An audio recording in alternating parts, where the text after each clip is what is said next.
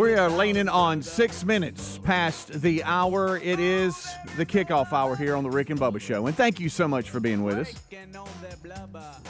Have a busy show indeed, as always. Always something happening around here. We got this crazy world we got to update you on, plus all of our individual lives and encounters the day before. That's always coming to air. What we go out. Our show prep is we go out, we live, and we come back and report. That's kind of what it is.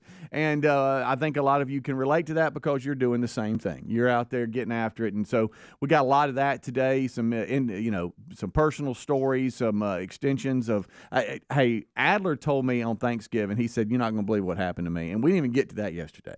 So we have some of that going on today. And let's bring in Mr. Greg Burgess. Today is scheduled to be day 3 and 4 of the 12 working days of Christmas. 2 on 1.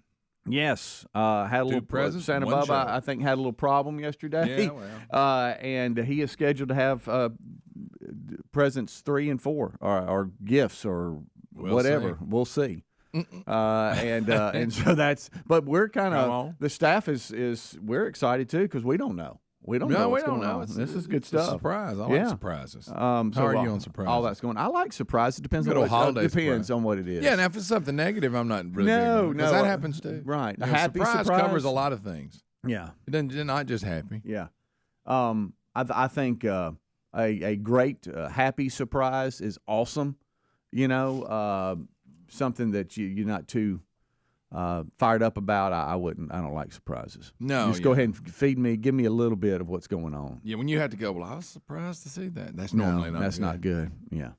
Surprise. Breaking that down. Surprise, Dad. You're not going to believe this. No, let's not do that. No, I don't believe it. So how was your day yesterday? It's good. Yeah. I'm trying to think what happened. Just a lot going on, huh? Yeah, you know how it is. Yeah. Well, yesterday was kind of a little bit of a catch-up day, even though I worked Black Friday and was able to get some things done around here. We had a lot of stuff just website-wise and getting things up on manchurch.com and Burgess Ministry. So went a little bit crazier than normal post-show, but it kind of got me out in the middle of some traffic yesterday, late afternoon. Oh, you missed your window, your normal Yeah, window? oh, yeah. Because, our window, we got a pretty good schedule when it comes to when we come in and when we leave. I mean, it's not fun, but it's kind of at the lull of the day on both ends. But yesterday on the back end, it was not. And got off in it. I don't see how some of you do it. I know some of you truckers and long haulers and others that stay on the road, we hear from you. I don't know how you do it, but those of you that are rush hour traffic people, I don't see how you do it. You just accept it, and you realize you're not going to go very far, very fast. Yeah. And you just it's a mindset. You go, this is what I do every day. I guess so. And then you'll have those days when there's something out of the ordinary, like a wreck or construction, that really then that pushes you out of your norm. Yeah. Those are miserable. No, sure it is. But just dealing, like I say, if you have to drive that just in the busy time, I guess you just do it. You just go, look, it's just too bad. Hey, you're going to go 4 miles an hour. That's what you're going to do. Yeah, and hey, I tell you, we're going 10 miles an hour, and then suddenly about 3 miles up, we speed up, and there's no wreck. There's nothing. Why did we even slow down? I know. It's very frustrating. What about when it messes with you and it starts moving good, and then you top a hill and you see nothing but red light, and you had to slam your brakes on? It's back. Yeah. For some reason. It's back. You go, now we're bunched up again. Yeah. I know. It's insane. Tonight we have the reveal show for this week. We'll see college football playoffs, what that looks like. The next week. Well, going into championship weekend, we'll see what the last regular season college football poll looks like, where everybody lands. And the matchups start Friday night. Western Kentucky at Jacksonville State. That's 6 p.m. On CBS Sports Network. Then this one's going to be kind of interesting on Fox on Friday night. UNLV and Boise State. Both teams really good in Mountain West. They're fighting for that spot that's reserved for the smaller conference or whatever it is. And congratulations to Army. Tulane at Army. That one is in West Point. That's going to be an interesting game. I saw Army's celebration on getting to the championship game and everything. But Tulane is at Army. Then Saturday, you have got 6 championship games. Really? 6. Wow. Starts with Iowa State and Arizona State. Then it goes to Ohio at Miami of Ohio. That's wild. Then you got Georgia at Texas. Yeah. And then you got Marshall at Louisiana, Penn State at Oregon, and Clemson at SMU. And so those are your championship games. And when I say like Georgia at Texas, that's the way it's written, but it's played like, at the Mercedes-Benz Dome in Atlanta. Yeah. But that's kind of the layout of the championship weekend, and then we'll see how it goes. Then when that happens, then I'll pay attention to the poll. Then because then we'll know the rankings, and then we'll know the seedings and how all that kind of. I Who's saw on the bubble? I saw some of the predictions on who will be the at-large bids, and but that's all it is just a prediction. Who knows? You don't know. Who knows? Who knows what that committee's thinking? But we are about to enter. It's the one kind of exciting thing. Besides the fact that if you follow a team and you're passionate about it and you're rooting for them, obviously you want that team to get in. You do. But as somebody that just loves college football and doesn't have a dog in the fight, it's going to be interesting to see. This is the first time we've ever gone into a playoff season. Oh yeah. Yeah. And what does that look like? Are we going going to get to the end of it and go, now that was cool? Or are we going to get to the end of it and go, well, I didn't. Well, we'll have to probably tweak a few things. Yeah. It's the first year. Yeah. You'll see it evolve. Mm-hmm. And I was looking at someone that's going to be the stadium guy for the Birmingham Bowl. Oh. I was looking at the lineup, and I think Arkansas is coming. It's Arkansas, and who was the? Was it Oklahoma? Maybe. What? That's a possibility. What I heard on the radio, I think Arkansas is a lock. Okay, but I thought possible. Okay. Oklahoma. No, I saw Arkansas playing either North Carolina or Memphis. That's who it was. Or North Memphis. Carolina. Back up. Where did I get that? It was North Carolina. Okay. Is the one I saw. Hey, now that's going to be awesome. That would be very good. Yeah. Hey, Greg, they've already Mac played. Brown stepped down. The two SECs who wouldn't be in there. I keep forgetting. Yeah, well, I got SEC. I was like really excited. I keep forgetting that. But yeah, I saw some of the. Yesterday, Rick started getting some texts from some of his Arkansas buddies saying, "Hey, we're going to the Birmingham Bowl." I don't know if anything's officially been announced, but in all the bowl predictions, because everybody's kind of. I did see Arkansas was a lock on all of who else would go, but it was down to like North Carolina or Memphis or somebody like that. I think the one I heard yesterday was North Carolina, but I don't know if that was maybe it was just a possibility. Yeah. Well, that's going to be a lot of fun, and for those you'll be hopping it up. Yes, I will. That's going to be a lot of fun. Now it's the 27th, and it has 11 a.m. or 3 p.m. I was told it was going to be at 11, but on the bowl deal, I don't know. Maybe. Sometimes when it comes to the TV time slots, it could be adjusted. But that's going to be on the 27th, which is a Friday. Well, considering that you've rested all year, didn't have to do UAB, you ought to be cranking. I'll be fired up. I'd like to see you high step from one end zone to the other, getting the crowd going. We'll see. But if you did. But you Razorback fans, I know y'all travel well. Oh, yeah. I get it. You probably wish, you were going, into the playoffs and all that. But for those that haven't, you go into a bowl and you're playing again, and as right. You hopefully get to come see Vulcan. You do on your tour, right? And so that'll be cool at Protective Stadium, downtown Birmingham. Oh yeah, right by Top Golf. I'll be there tomorrow night. Oh really? That's right. Oh wow, I didn't know that. Rick and Bubba. Amid holiday prep and gifts arriving on doorsteps, keeping your home and family safe has never been more critical. Why? Because FBI data shows that the holidays see a sharp rise in burglaries and theft. You need Simply Safe now. Right now, you can save up to 50% on a new Simply Safe system, their biggest deal of the year. Head to simplysafe.com/bigbox to save 50% on your new system with a select professional monitoring plan. That's simplysafe.com/bigbox or rickandbubba.com for a link. There's no safe like Simply Safe. This holiday season, surprise everyone on your nice list with Raycon's everyday earbuds. They already have tens of thousands of 5-star reviews, and their latest model's better than ever with active noise cancellation, a 32-hour battery life, and multi-point connectivity. Plus, Raycon's everyday earbuds start at just half the price of other premium audio brands. Save big for the holidays with up to 25% off site-wide at buyraycon.com/bigbox. That's buyraycon.com/bigbox, or find that link at rickandbubba.com RickandBubba.com under sponsors. A medical test can reveal your body's biological age, which can show if you're aging prematurely. Better nutrition has been shown to reverse one's bio-age. Now, my hope of living better and healthier is why I take Field of Greens. Field of Greens is an organic superfood fruit and vegetable drink backed by the Better Health Promise. At your next checkup, your doctor will notice your improved health or your money back. Join me in better health with 15% off and free shipping. Go to fieldofgreens.com, use the promo code BIGVOX, or rickandbubba.com for a link. No one wants to think about debt, but many of us will get deeper in debt during the holidays. PDS Debt has customized options for anyone struggling with credit cards, personal loans, collections, or medical bills. Everyone with $10,000 or more in eligible debt qualifies, and there is no minimum credit score required, bad, and fair credit accepted. Start planning today. Get a free debt analysis right now at pdsdebt.com/bigbox. It only takes 30 seconds. That's pdsdebt.com/bigbox, or find the link at rickandbubba.com under sponsors. If your approach to everyday aches and pains is to mask them, then repeat that cycle all over again. It's time to try Relief Factor. Instead of masking pain, Relief Factor helps eliminate it with a unique formula of ingredients that helps support your body's response to inflammation.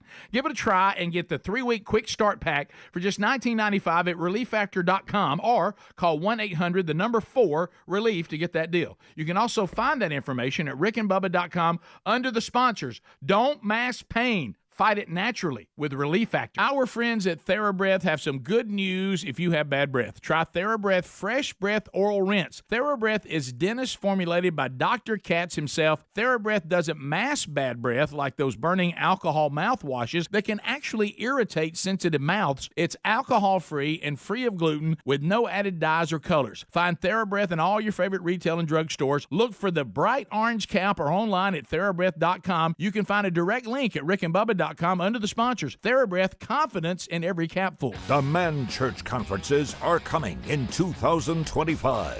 Inspiring speakers, powerful worship, great fellowship, and incredible resources designed for men's discipleship. Tickets are on sale now for Birmingham, Panama City, and Atlanta. Get your tickets and all the details now at themanchurch.com. Disciple men. Change everything.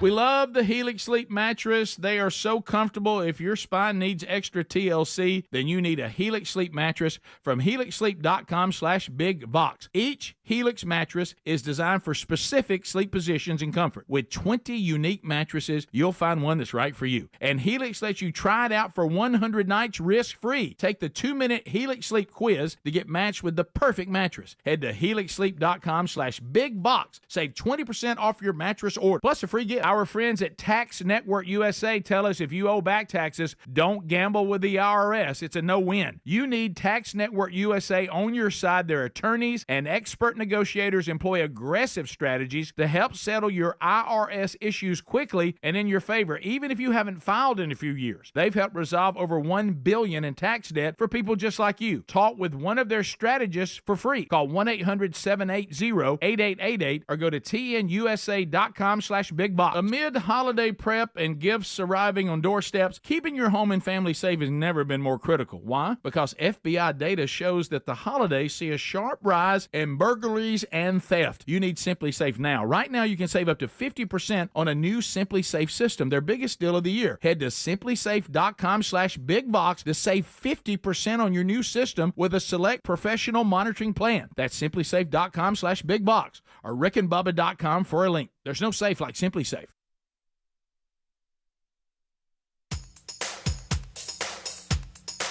Rick and Bubba's in Ohio. Rick and Bubba. Pass the gravy, please. Rick and Bubba. Ooh, it brings me to my knees. Rick and Bubba. I can't start another Rick and Bubba. day without 'em, brother. Rick and Bubba. 20 minutes past the hour. It's the kickoff hour. We just kind of been sitting around catching up with each other, looking at the college football playoff possibilities. I'm going to tell you, you want to know who's jumped to a front runner to make the at-large is Alabama. I saw in all of the predictions it had them, I think, at number 11. We'll see if that holds. That's where they are in the AP poll. Tonight, they will have the latest college football playoff rankings. And I think when it comes to the at-large, I know things could change depending on who wins the conference championship games.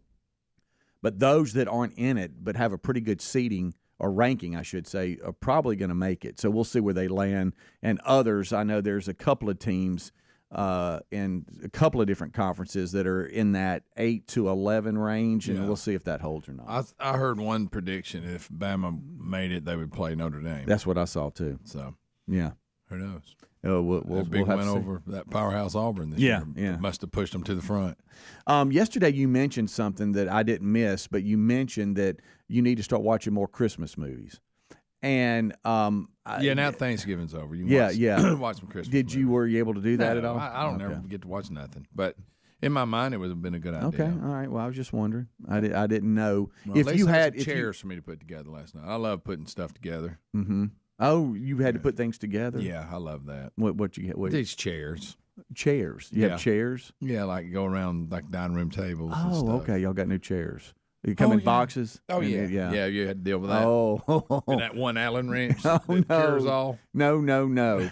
It starts hurting your fingers. Oh, yeah. Yes. Yeah. Oh, about chair 4? You don't have a bit for that? You can. I don't. I really don't. Dadgummit. Took you a while? Nice. Oh, yeah. Yeah. Well, once I got the hang of it. Down on your knees and bending over a lot? Oh, sure. Yeah. How'd that feel? What I do, though, I've kept this little plastic chair that Chandler had when she was a little girl. It was like went with this little table, like little tyke stuff, and I've kept it all these years because when I have to put stuff together, I'll sit in it.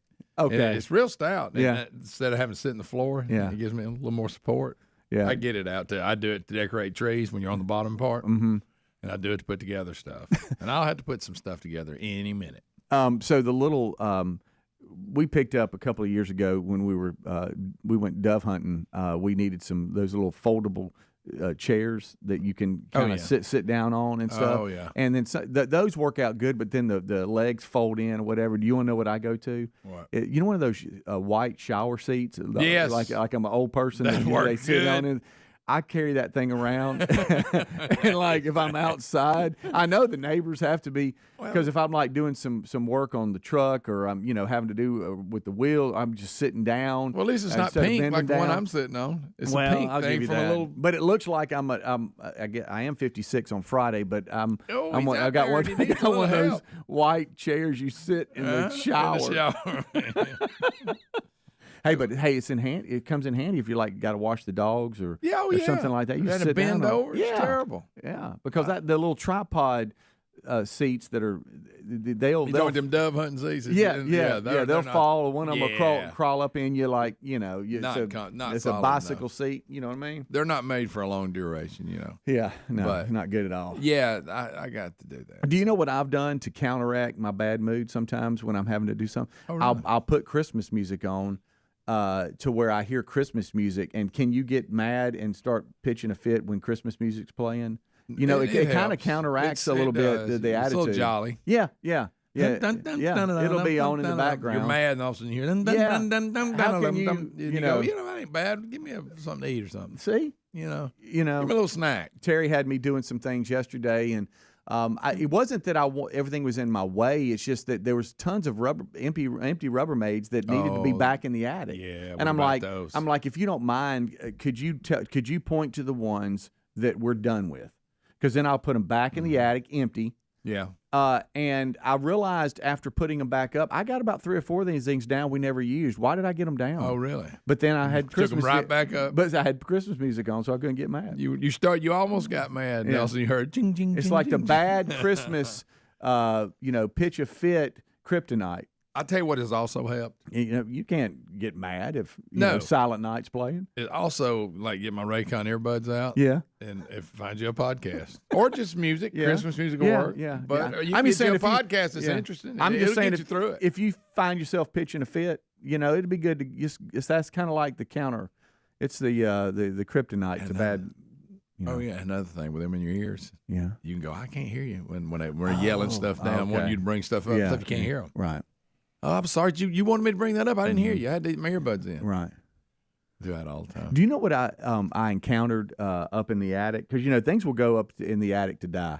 I told Terry there is one section of the attic that we hadn't even stepped into that we had to take with us when we moved 5 years ago. And we haven't opened one box or even gone into that area. And I said, so evidently you don't need so you make these bold statements. I'll tell you what, one day we need to go up there and get everything down. And you think we'll do that? No, the next time we move, we'll be like, why did we keep all this? I told you, I got to digging through trees of different sizes. Hey, can we get rid of some of these? No, I forgot about that one. Well, see, you forgot about it, so that means we probably don't need it. Yeah. No. I'm going to use that this year. I completely forgot about that. Because I was ready to cull about 4 or 5 small trees. Right. No. But do you remember in Christmas Vacation when he gets locked in the attic? And he finds the movie. Right. So yesterday I'm up in the attic, and I just picture that scene. And I come up on this bag, and it's a hunting bag. It's big, and I'm like, what in the world? So I unzip it, and it's all the boys' itty bitty youth hunting clothes that I kept for some reason. That now fits River. Say River can wear it. And I was like, oh wow, look at this! I remember this. when he wore that. He took his first deer in this. I remember. Oh, it was at night and it was illegal. Look at this little coat. Oh, look at these bibs. Here's a spotlight we held. Oh, and then now I start screaming like she can. Honey, I found some. You ain't gonna believe what I found. Yeah, I found some itty bitty boots that he can wear. Really? I'm so like, okay, this is that worked out. But I had one of those little moments. And you completely forgot it was up there. Yeah, then I forgot there was 6 Rubbermaids that were down at the base of but now you didn't get back use. up. Yeah. How about them Rubbermaids? But hey, I had a pretty cool moment. I found. I'm talking about a huge bag of stuff. So he's yeah, set and for Terry's claiming that she wants to go hunting with me this year to just kind of sit and hang out. Found some stuff that the boys used to wear that she can wear that's because she can't get cold. Good night, she can't get cold. And so she declares that she's going with me this year. So we'll see. Well, let me tell you one thing you'll never hear out of my mouth. Yeah. At least to declaring she's going. Yeah. She hates everything to do. She thinks it's barbaric. Really? Oh, yeah. So she wouldn't want to go just sit out? No. Okay. What if you said, hey, I'm not taking anything, you just want to go see some deer running around, and she'll sit with you? She'll say, I can see enough out She the window. thinks it's barbaric. She doesn't like it. No. Like gets upset? Well, she just don't want anything to do with it. Like if Taylor killed a deer, I remember one time he shot one across from the house, and he was out there in the truck, all proud of it. She wouldn't walk it. She wouldn't come out of the house. She said, I don't want nothing to do with that. Really? Yeah. You don't want to see it? You don't want to see it. Well, that's fine. It's her opinion. See, we go down the driveway, and they're out there every night. Yeah. And then in the day, you'll look late in the evening, here they come, and she thinks they're her pets. Yeah. So she can't imagine.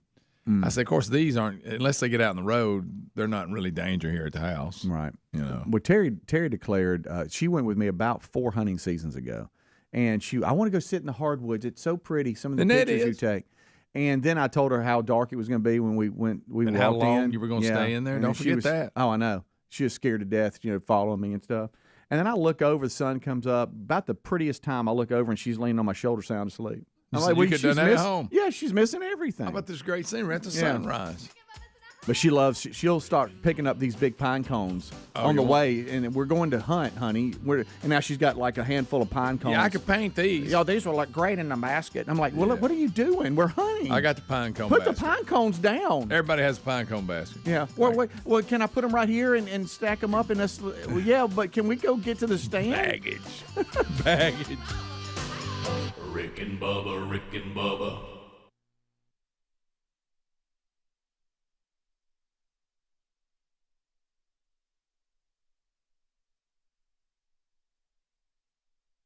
We all have 2 ages, our true age and our biological age. Our bio age suggests how healthy or unhealthy we are inside. You want your bio age years younger than your true age. Let me tell you how Field of Greens is helping me do that.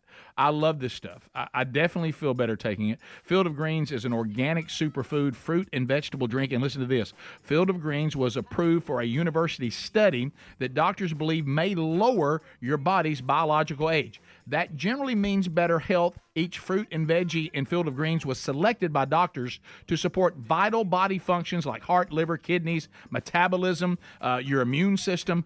Only Field of Greens is backed by the Better Health Promise. At your next physical or checkup, your doctor will notice your improved health or your money back. So why don't you join me in Better Health with 15% off and free shipping? Go to fieldofgreens.com, use the promo code BIGBOX, or go to rickandbubba.com, rickandbubba.com, find the link under the sponsors button. We love our Helix mattresses. If your spine needs extra TLC, you need a Helix Sleep mattress from helixsleep.com/bigbox. Everyone sleeps differently. Helix has several different mattress models to choose from, and each mattress is designed for specific sleep positions and comfort preferences. In fact, the Helix lineup has 20 unique mattresses, including the award-winning Luxe Collection, the Helix Elite Collection, a mattress designed for big and tall sleepers, even a mattress made just for kids. Nervous about buying a mattress online? Don't be. The Helix Sleep Quiz takes into account your individual sleep preferences to match you with the perfect mattress. It only takes a few minutes to answer a couple of questions,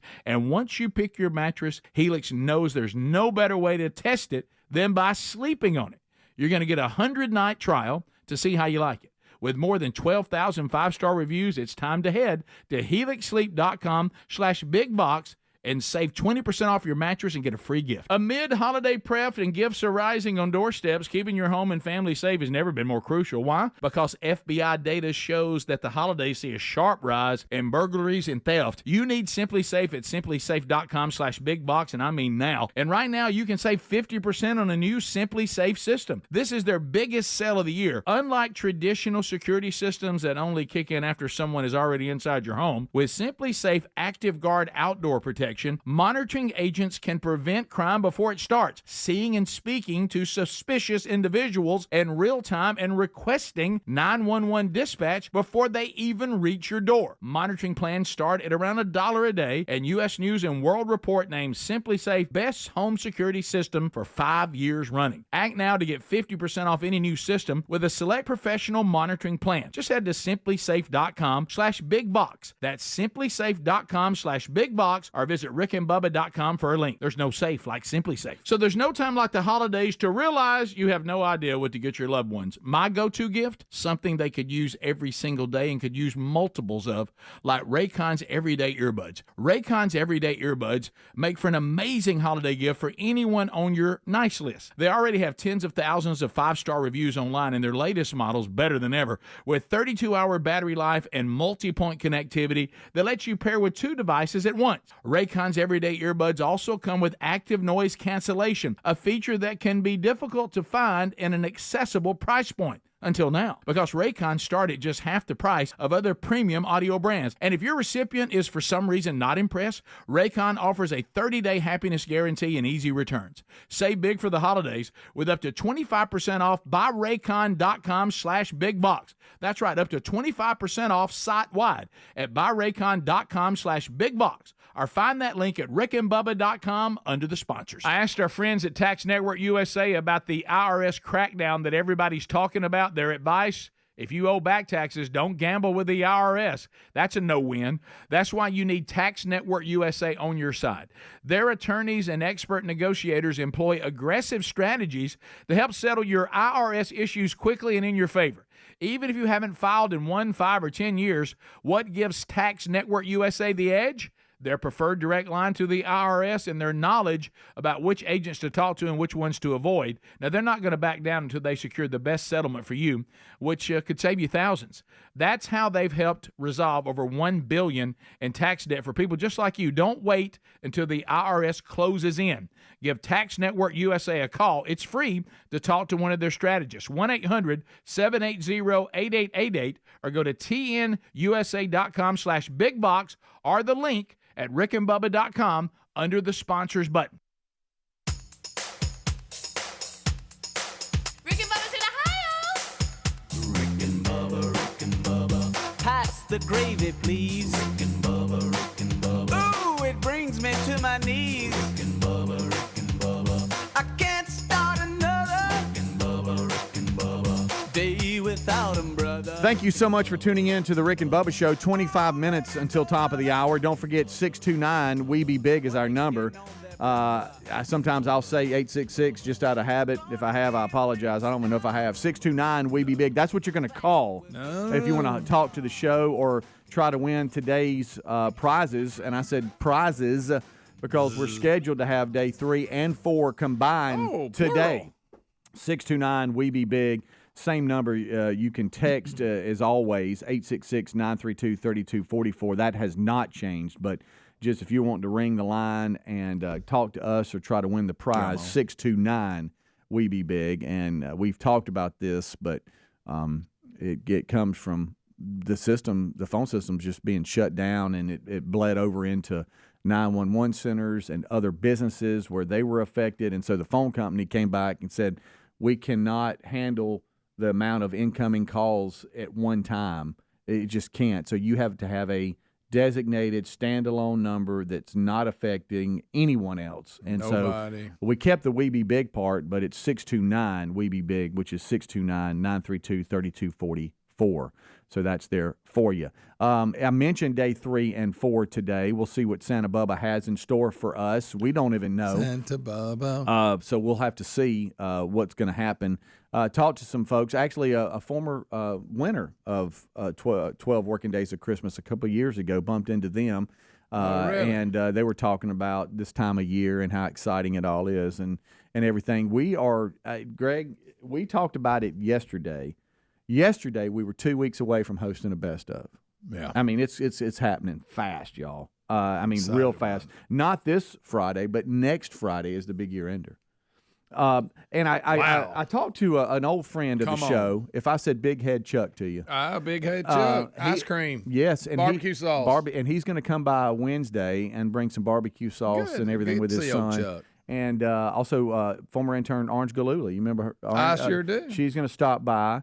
And see the guys, and I mentioned Blair and Karen and Hobie are coming by Thursday. That'd be awesome. And I understand Don Juan and Hobie were able to catch up and have lunch yesterday. But you remember they performed at Fat Fest with They Cassio sure did. Kid. Let's not forget that. Don Juan and Cassio. And a lot of you are asking, but is Cassio coming by? What's his deal kind of here? Conflict, isn't it? Yeah, and in one of the markets that we're on he also is in radio and has done really well. Not only has his little stand-up, I say little, but his stand-up Did you career. say little? I didn't mean to. I don't mean like, it's nothing. Oh, it's a cute little career. Yeah, that's not what I meant. But he has his stand-up career that's going on, and he does podcasts and stuff like that, but he's also on radio, and it's in one of our markets, which I think the companies would say that's a no-compete kind of thing. So I don't think that's going to work out. But I was talking to Don Juan about that. Cassio was like, no, I'll just take a day off and come.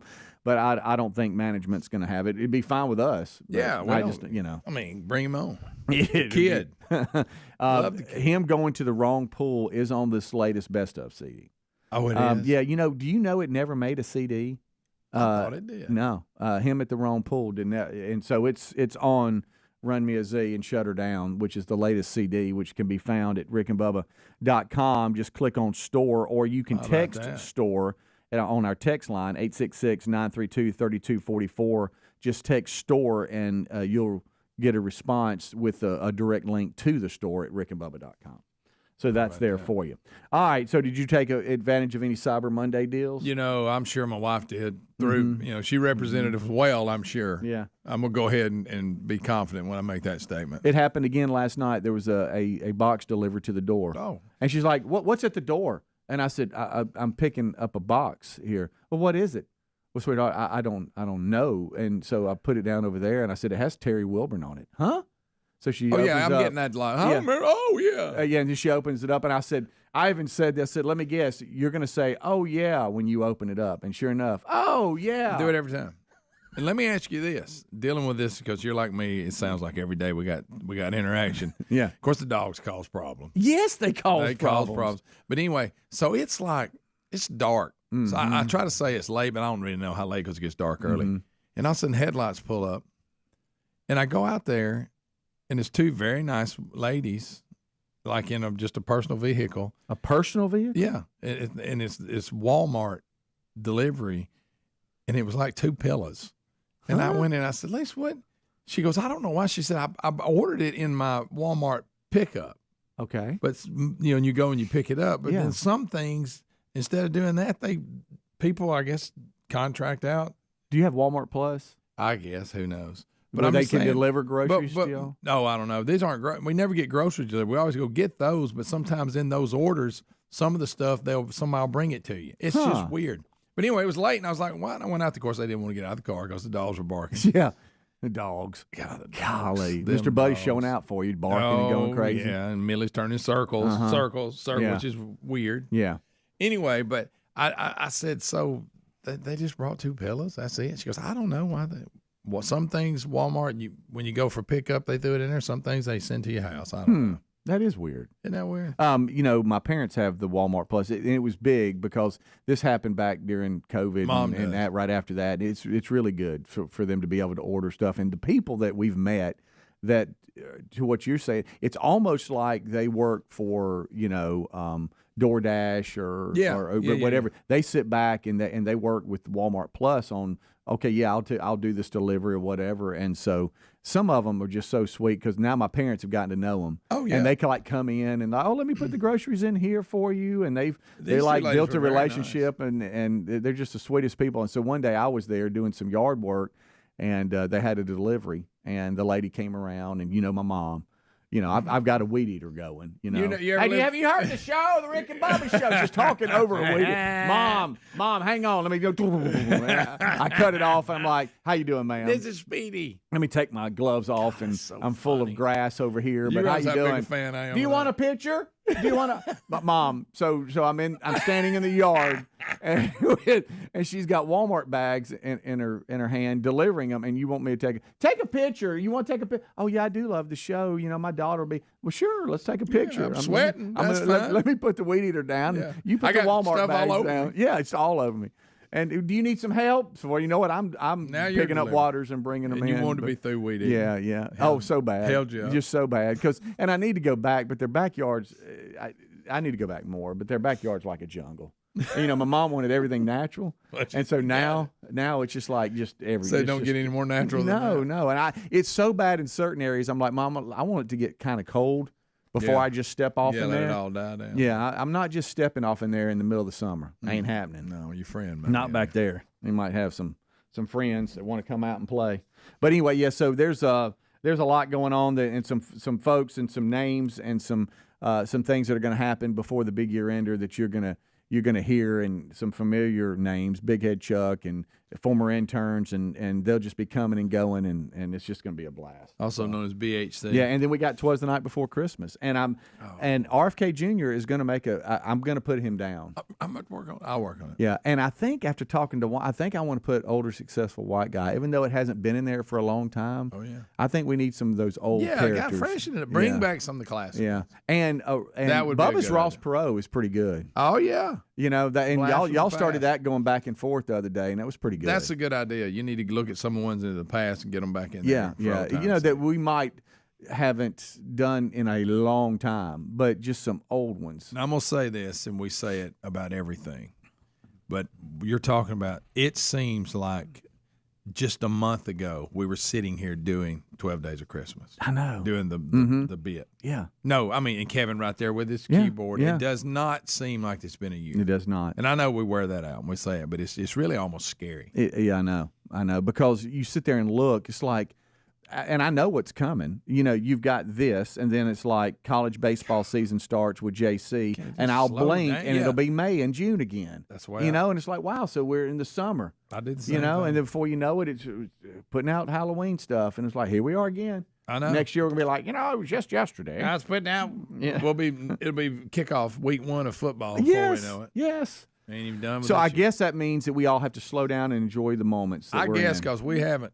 No. It's wide open. No, and I think we're always looking to the next thing. It's like, let's all be honest. We're already looking to the weekend of what we got or whatever. We don't enjoy where we are, I know. and it's just because life's busy. But especially this time of year, and I'm trying to do that with my parents. Who they're in their 80s, and I'll just try to enjoy the moments you have and not get so busy you I can't. know. Because you look, you blink, it's been a year. Yeah, exactly. I mean, so But we need to spend more time together, buddy. Just That's me right. and you. Me and you, Just you and me. Just go hunting. We ain't been hunting in years. Haven't. No. No, we went last year. Yeah, we did, but you know what I mean. That's just a saying. Sounded good. That's just a saying. But that was the first time in a long time. We haven't been hunting in a year, say that. That was the first time in a long time, Okay. though. Wasn't it? Nah, Yeah. I think we did the year before that. Rick and Bubba, Rick and Bubba.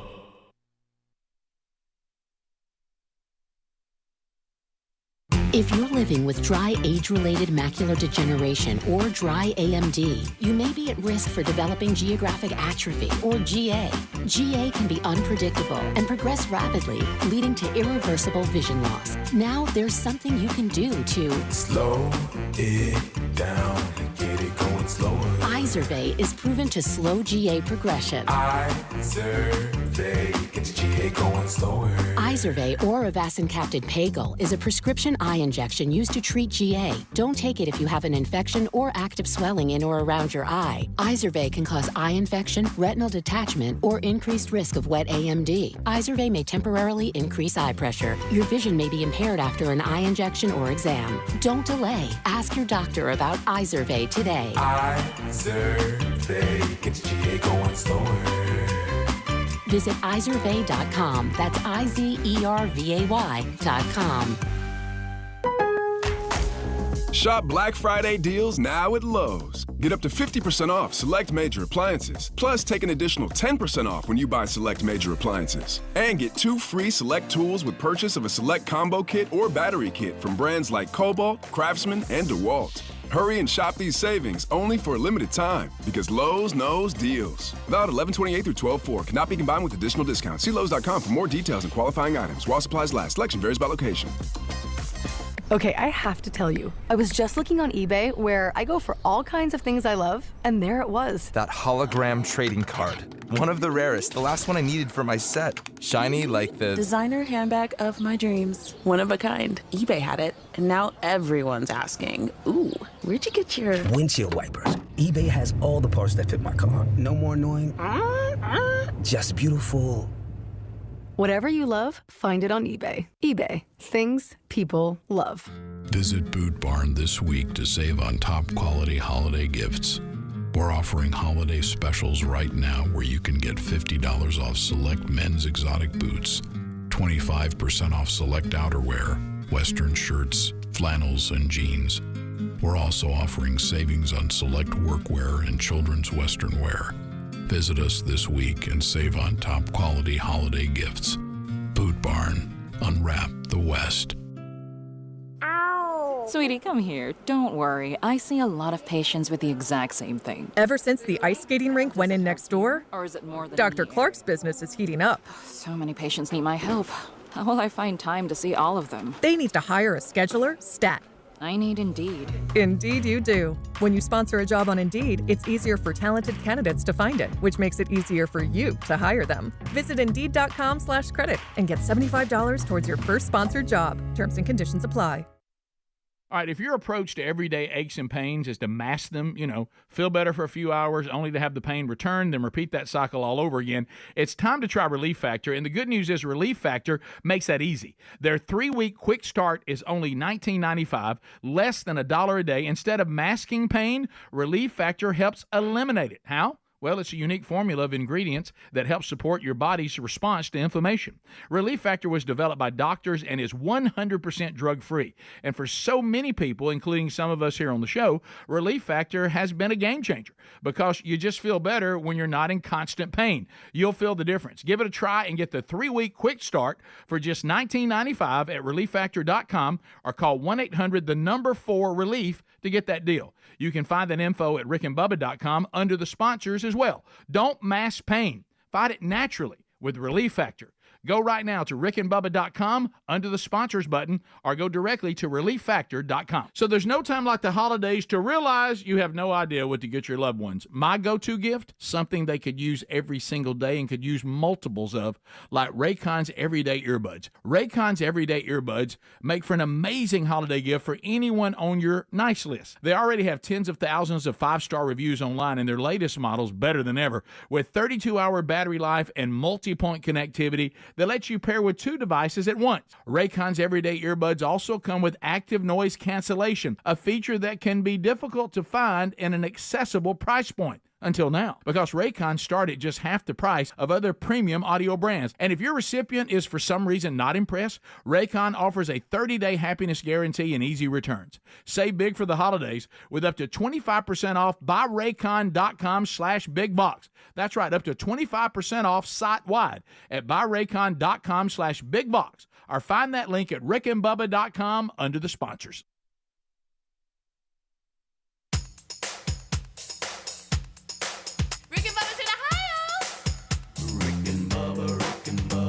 Pass the gravy, please. Rick and Bubba, Rick and Bubba. Ooh, it brings me to my knees. Rick and Bubba, Rick and Bubba. I can't start another. Rick and Bubba, Rick and Bubba. Day without 'em, brother. Rick and Bubba, Rick and Bubba. All right, 9 minutes until top of the hour. Greg and I are discussing in the break last time we hunted together, but anyway. Got to find out we hunt together a lot. I was just trying to have some nostalgia. We've hunted together probably the last 5 years. Yeah. No, and really in this calendar year, because of January we hunted together. Okay, all right. So what? I just made it up. We go in hunting seasons, right? Yeah, and I don't hunt much through the season, so I bet I won't go 3-4 times, but I enjoy it when I go. Yeah. So okay. Is that concerning? My dad's calling me during the show. That's never good. Huh? Hold on, watch this. Hello. Hey, I just want to say good morning. Oh, hey, Dad, how you doing? Well, thank you, Dad. We're live, and so everything's okay. Oh, you're live. Okay. Yes, sir. Yes, sir. I can call you at top of the hour. No. I was thinking it was 4:51, but it's 5:51. Yes, sir. Yes, sir. I hope you're enjoying time with Lynn. I see y'all went to the beach. Oh yeah, we had a great time. It was fun going out there, and it's beautiful out that way. And we wandered around. My dad called. Out there, and, yeah. A lot of fun. We're gonna run over and see Aunt Terry here. Yes, sir. Yes, sir. That's going to be a fun trip, and Reese got off to work, and the house is in good condition, so all good there. And I'll holler at you a little bit later. I love you. I love you. Tell Greg we said hello. Okay, I sure will. Wilburn. Yes, sir, I sure will. And he's got that poem he's going to read you. Oh, yes. Adios, Rick and Bubba. One more time. When? Man, sir? When is he reading it? I'm not sure. Probably next week. Oh, yeah. We got to end on it. Yes, sir. That's going to be a good one. All right. Well, tell Mom I love her, too, and we'll talk to y'all a little bit later. Enjoying some coffee right now. Okay. Yes, sir. We'll see you. All right. Bye-bye. Oh, sorry, I had to. You know what I just noticed? I had to answer. My dad called. I thought something was wrong. Well, yeah, you would think that. Yeah. So he got the hour mixed up. Yeah, he just wants to. Let me ask you this. I've never, until just now, your dad has a really good broadcast voice. Does he? He could have been. He could have been. But he, yeah, he really could have. Right. A lot better than what we got going on. That's right. No, I've never noticed that, but something about it, I could hear him. I thought, you know what? Yeah. I could hear him doing like a brought to you by or something. Apologize to the audience for answering that. Listen, but anytime your dad calls, yeah, and it's a weird time, then you go, maybe. Yeah. This portion of the program is brought to you by amac.us/bigbox. How about this? Hush. AMAC stands for the Association of Mature American Citizens. It's an organization with over 2.1 million patriots who are committed to saving the country we love. And hopefully with the way the election went, we can start seeing some changes that we're all anticipating. There's a simple way for you to unite with others and fight against the policies that are harming our beloved country and save big discounts, too, at the same time. And that's by joining amac.us/bigvox for just $1. Greg, that's $1. Makes you part of this powerful movement, saves you big time, too, on so many products and services.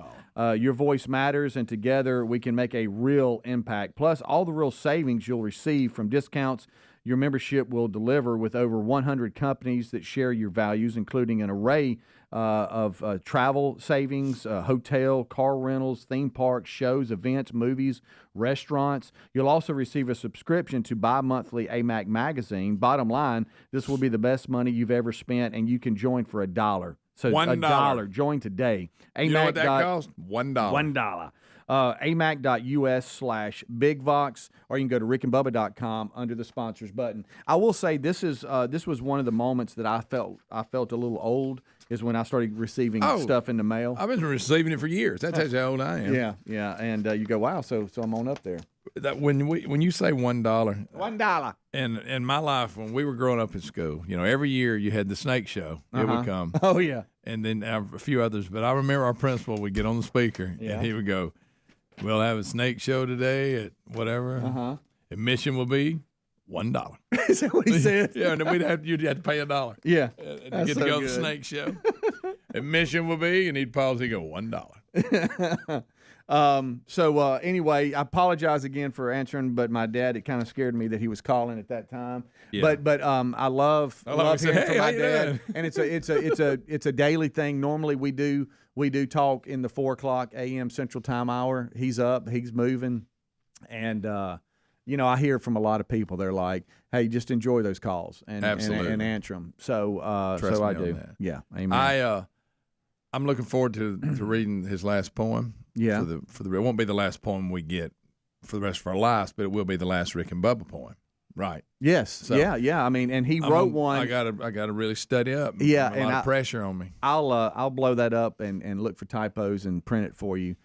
He asked me to do that, but it's everything from turkey toss to interns to you name it. It's all in there. I'm looking forward to it. Kind of wish we'd have done a turkey toss this year, one final one. That'd have been fun. That would have been a blast. I'd forgotten because you know how we just remember the handle part. Yeah. But when we were showing the video the other day of all the ones, it was really fun. Yeah. Anything we do, when you say, "Oh, we got to deal with that," when we would go on the road and do shows on the road, that was some of my favorite shows. Some of the planning was exhausting, but man, it was a fun thing. And then you get out there and you're in it, and it's like once they start, they just kind of feed itself. But those were always fun. Oh, we used to have a great time. We've been a lot of places. Yeah.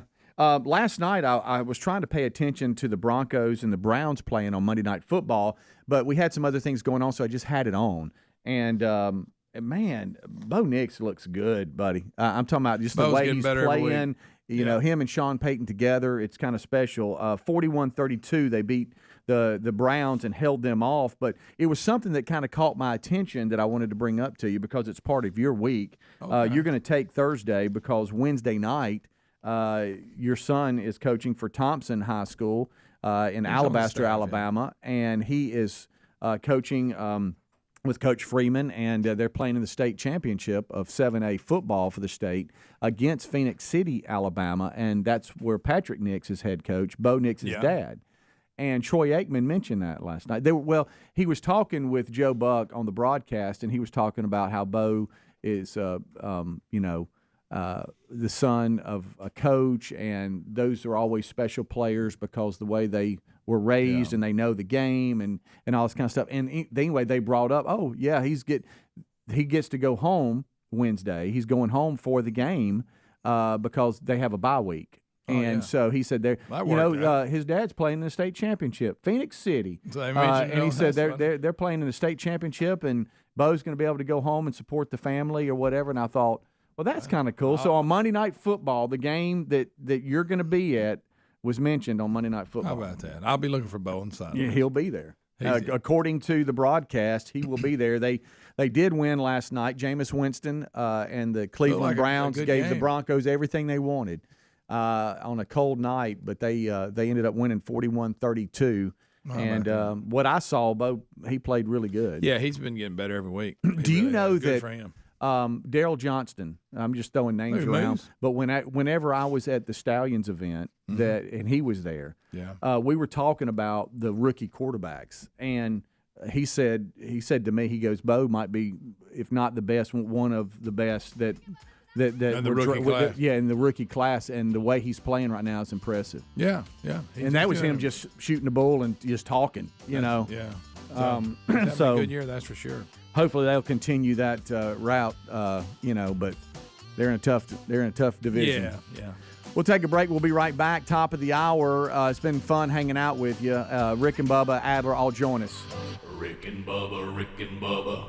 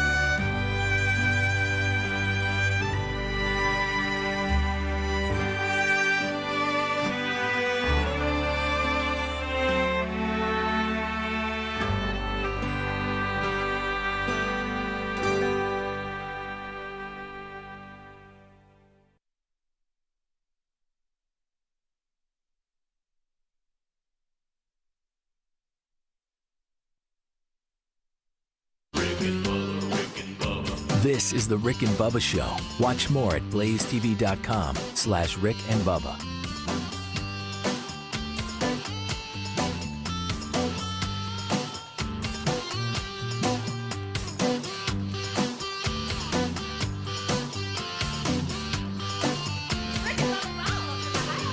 Rick and Bubba, Rick and Bubba.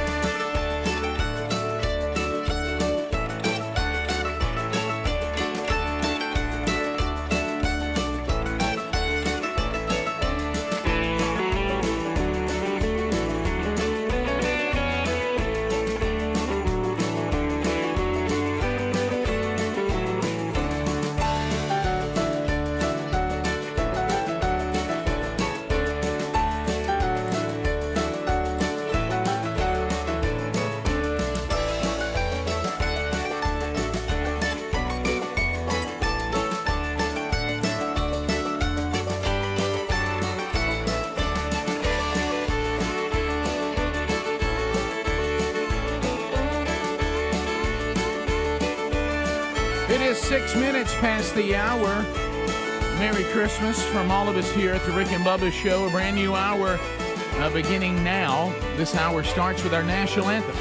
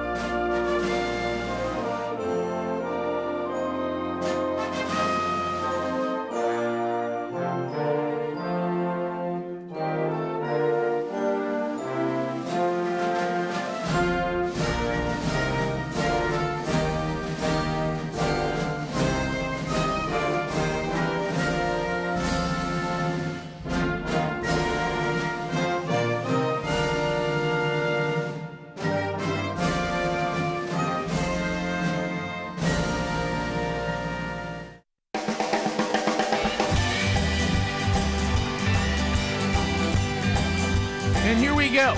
A brand new hour on the Rick and Bubba Show.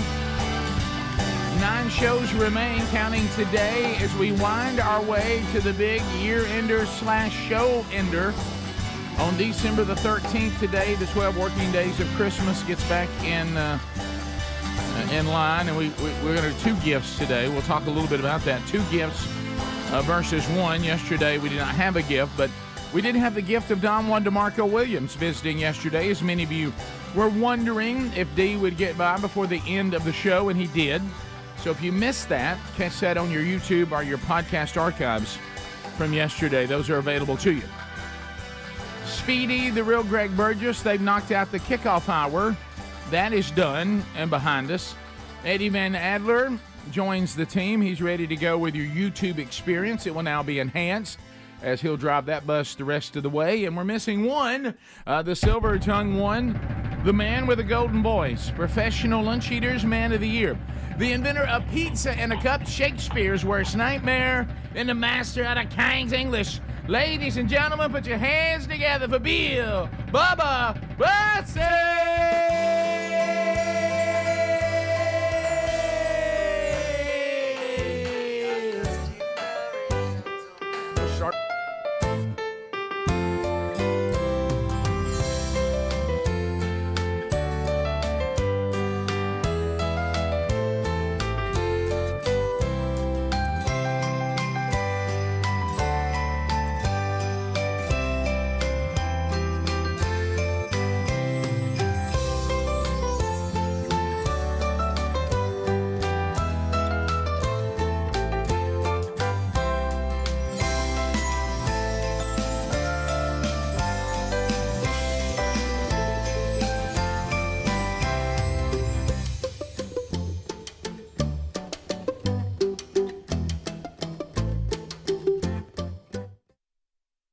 comfort and joy. There is Brother Kane. Bubba, how do? Everybody there. Hope everybody's doing well today. That's that Brother Kane. That's that Christmas music we played for many years that no one can find anywhere. So these were some special compilation CDs from years past, and a lot of these things are hard to find. So you ask every year, and you have for a long time, but they're hard to find. So good luck. You got to know somebody. You got to know somebody. You got to find somebody. It was we've said this most every year. It was actually a fundraiser. Today's Giving Tuesday too. It was a fundraiser for cerebral palsy, and a lot of artists from our part of the world got together and did these CDs for 2-3 years in a row. So they did their own version of Christmas songs, and not many of them ever recorded them on their own. So they don't have them in their libraries or anything. They're just only on those CDs, and of course, those CDs don't exist anymore, and not all of them were put out into the old world of streaming. So you can get out there and hunt for them. Sure. You might find them, you might not. Every now and then you can go to the artist, and they've got some recording on their website or something. So sometimes that works. But that's Brother Kane. You might can find that with Damon Johnson's library, their version of God Rest You Merry Gentlemen. Well, a lot to cover today. Yep. We have to double up on our working days of Christmas. Yes. We'll do that today. A lot on tap. Rick, I'm very honored to be serving as the Grand Marshal of the Jacksonville Christmas Parade tonight. Come on. Along with my beautiful wife, Betty. And we're looking forward to that today. And, we just got a lot going on this week. A lot of moving parts. Is it still a country Christmas? or I don't know exactly what the theme is. Yeah, I know that was a running theme in Jacksonville. Yeah, we pulled that one down a few times here, but no, we're very honored, excited about it, and we'll see a lot of folks tonight and celebrate Christmas. Yep, should be a beautiful night. Going to be a little chilly, but it should be this time. Yeah, it's December. It's almost Christmas. Y'all can bundle up, look all Christmassy. So enjoy that tonight in Jacksonville, as the Bussies will be the honored guests leading that festive parade tonight. And so that'll be fun. Also, Bubba, as you mentioned, 2 gifts today in the 12 working days of Christmas. We had a weird situation yesterday, but today we double up and catch up. Yeah, I might even try to explain that today. That was really strange because, we may have secret information out there that somebody can share with us. Yeah, it was a strange happening. So we'll recap that today. Looking at some of the things to cover today, just right out of the gate, I see the headline. We'll get to the story later, but sometimes the headlines, I guess you can tell these are people who we love Babylon Bee. So sometimes the headline's all we really need. Britney Spears sparks concern bringing a grill lighter onto a plane. She had to have the grill lighter. Okay, so now why would you have a grill lighter except if you were at the grill? We'll unpack that. Everybody knows that a grill lighter is always going to be welcome on a plane. Yeah. So anyway, that's and you have to think, where is Brittany going? What is she doing on the plane? There's so much to look into. So this you were talking about fire. We fired up our fireplace this past week. You did. You had it just like you liked it. And the good news is we got a lot of wood laying around that was cut up after the tornado. Sure. So, it might not necessarily be the best to burn, but we're going to burn it anyway. What difference does it make if it's burning? No. But I love the smell of a fire. Yeah. Yeah. Oh, it's just the best. Number one. Yeah. Did you? So this one now straight up. I mean, real wood. It's not the Texas bonfire gas. This is the real deal. This is the real deal. And sometimes the real deal takes a little time to get going. It does. It does. Get there. It ain't a flip of a switch. No. You got to work with it a little bit. Little mess with it, but it's worth it. We got to get back in fireplace mode because a lot of my wood's outside, and I don't want to get wet, and I got to get all that squared away. But I sure did enjoy it. Oh, a fireplace? What are you talking about? Huh? Peaceful. Joe just sitting there, just like you like popping, You had the Georgia Tech jumping, game going. You had the ball game going. Yeah. Propped up. Yeah. The beautiful lake with a little mist on it. What else did you want? Oh, couldn't get any better. There it was. So we'll Except getting up early. Right. And Hunter Biden, that continues to be. Oh, there's more just a coming bizarre out about story. a lot Good of that. gracious. He apparently hadn't paid rent. No. Owes a L.A. landlord over $300,000. Sounds like he's learned his lesson. Well, I was about to say he seems such like an up and up guy. That surprises me. Well, he's lived a privileged life and he acts like it. Yeah. And the thing is, I don't think he's probably the biggest issue in the Biden family. I think the brother and some of them. I mean, the press is going to have to pardon a lot of people before he gets out. Yeah, and like we just said, it looks like Hunter may never learn that lesson since the one time he was in trouble. Now he's been pardoned. Oh yeah, you know, yeah. So he always beats the man, doesn't he? First, we were told that wasn't going to happen. By we'll be back. A lot to uncover. 15 minutes past the hour. We'll get your phone calls in. Don't forget, we're 629 We Be Big for the rest of the year, and also including the 12 working days of Christmas. More Rick and Bubba coming up right after this. Rick and Bubba, Rick and Bubba.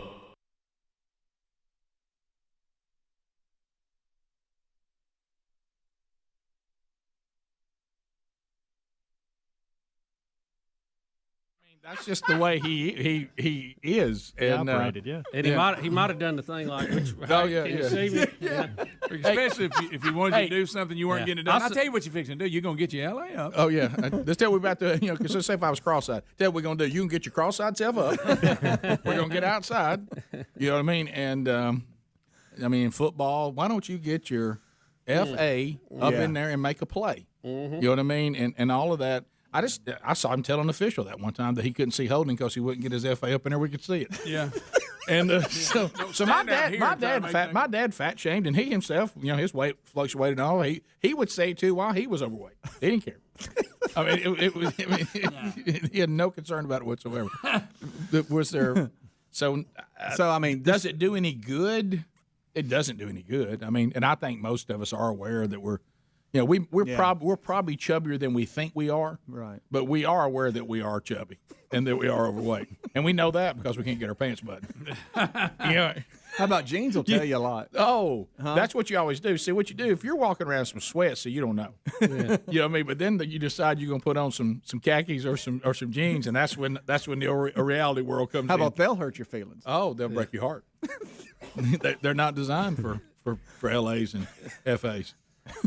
You know what I mean? How about when you don't realize that until you're getting dressed to go somewhere and you didn't account for them not fitting, so you just wear them and then you struggle the entire time. And remember this too. Speedy, that's assuming you can get them buttoned. Right. I'll tell you another one that's you can do the rubber band trick. I have swings that you go, hey, what am I going to wear? Hey, let's go back to this. I'll tell them I'm sick. There's another famous update that we have now more than ever, and they're pretty much on demand, and that's pictures. Yeah. If you're ever delusional, just take a look at a picture of yourself. Oh, yeah. It'll be a huge wake-up call. Yeah. My goodness, look at this picture here. I'm a lot bigger than I thought I was. It happened to me this week, Rick. Really? I did a side-by-side of me and Braden at a Jacksonville State game 9 years ago and today, and wow, a lot of difference. Oh, if you can get a lot of difference. Not a side-by-side. Listen, if you can get a side-by-side, because they show up. Bad. You know why side-by-sides work? They put them in commercials. Yeah. So they could use this one. Yeah, it's never good when you look at a picture and you go, "Oh, so I'm the before picture." I have not graduated to the other side. Mm-hmm. I'm before. I'm not after. It's it is what it is. And then people does it help? It doesn't really help. And then people come to the golden ticket seats and they bring pictures. Hey, I was here 2 years ago. I was here 4. And that's kind of revealing as well. Wow, look at me. It's very revealing. I know a person. I know a person who's like in really big. I saw this. Yes. I liked that. They're in really good shape now, and they said it was a picture. They said they kind of lost sight that that's what got them. How bad it got, and somebody came in and said, "Look," and they did what this says not to do. They didn't call them fat. They just said, "I want you to look at this picture." And he looked at it and he said, "Is that what I really look like?" And they said, "Affirmative." And he was like, "Wow. That's not how I thought I looked," and he made adjustments. Yeah, it's look. I don't think it's helpful because I think most people know.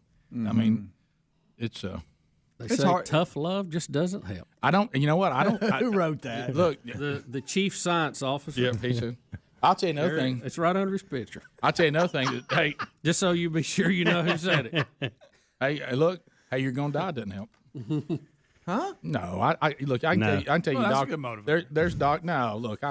We all been there. The doctors will sit there and look at you, and they'll do the I don't have my. Let me pull out my file of overweight old people. Oh, wait a minute, I don't have one. Yeah, we've all had all that. Well, when you're sitting in the lobby, Rick, you kind of scan around. You know, you go, Where is that? Kind of skinny and frail. Skinny and frail. Skinny and frail. How old are you, sir? 81, skinny and frail. How old are you? 85. 51, L.A. Anybody L.A. and 80? Anybody L.A. and 80? No, 75. Can I get a 70? Do I hear any offers? What's the 65. oldest L.A. in here? Oh, you always said. Hey, sir, you in the back? 62. Dang it. So yeah, it's so it's a tough road, you know. It's I'm not looking at y'all like that. Yeah, I you just are. like y'all just in the room. I feel the heat. I'm not looking. Are you already scanning for tomorrow's fat story? I think he has a Google search engine out there. No, and he gets notifications and alerts. He don't even.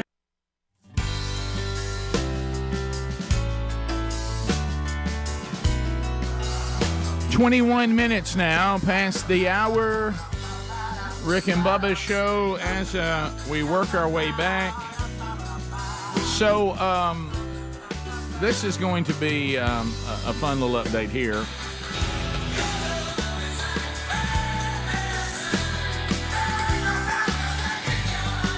I don't remember the product, but we've referenced it many times here on the show. It depicted a conference room, a boardroom, where a company was making decisions and trying to come up with ideas, and the guy in charge heard an idea that he thought was great, and he just repeated it again, and the guy was like, that's what I said. He said, yeah, but I did this. Yeah, but I moved my arm. You're about to hear a House committee that has been working on the origin of COVID, the worldwide pandemic. And when we read through their findings, you're going to think, you're like, well, isn't that what we were not allowed to say? Everything that we were not allowed to say is, and all the real common sense, you know, Jon Stewart with his famous line when he was, you know, of course, barred from all things left, when he said, I think the virus likely originated from the institute there that studies viruses. It actually has virus on the sign. In English, but you were not allowed to say that. Remember, Bubba, it was from animals, it was from bats, it was natural. The bat sandwich. It was it was the big bat sandwich theory. Now, I want you to remember this because this is not a fairy tale. We all lived that we were not allowed and were canceled for saying that it came from Wuhan and that it was an outbreak, human to human, from a lab where they were testing and mutating viruses. Rick, Okay. this report, okay, if it had come out in 21 or 22, it would have been banned. You You can't say it. You couldn't have it on a newscast. You couldn't have it on social media. Now we at least have X that will allow some of the stuff without going through the filter. Right. So the House committee, 2 years, 2-year investigation. They have given us a government report that concluded the dangerous virus research in China is most likely the origin of the COVID-19 pandemic. They go on to say in the details that there are biological characteristics of the virus that are not found in nature. There is evidence that supports a single introduction of the virus to humans, not multiple. And they use the word zoonotic. I guess that's animals.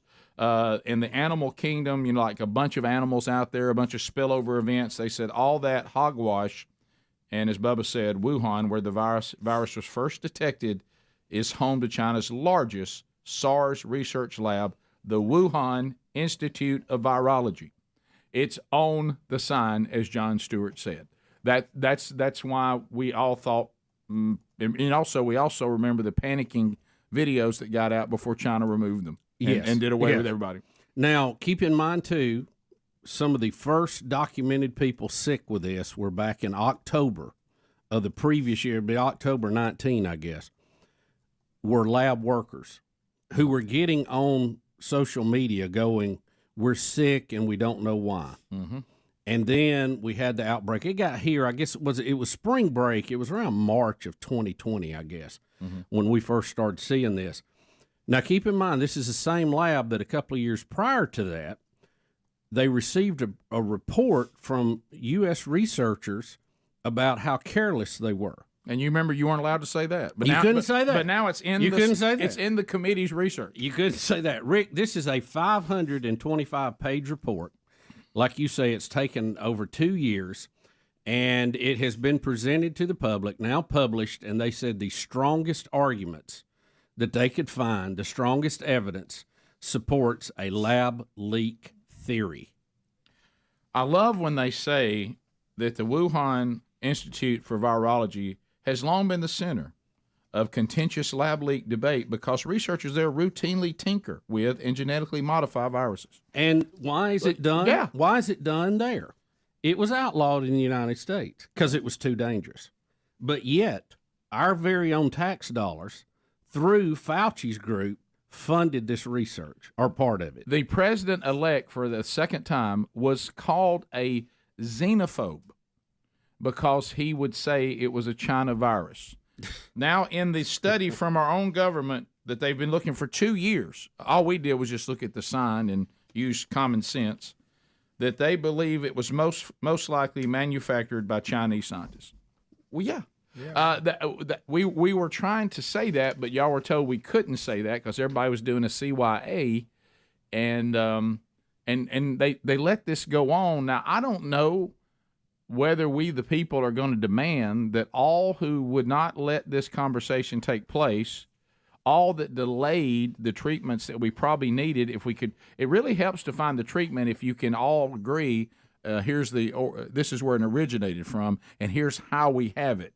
You know, you realize we chased naturally occurring in nature. That was time wasted, and who knows how many lives it cost.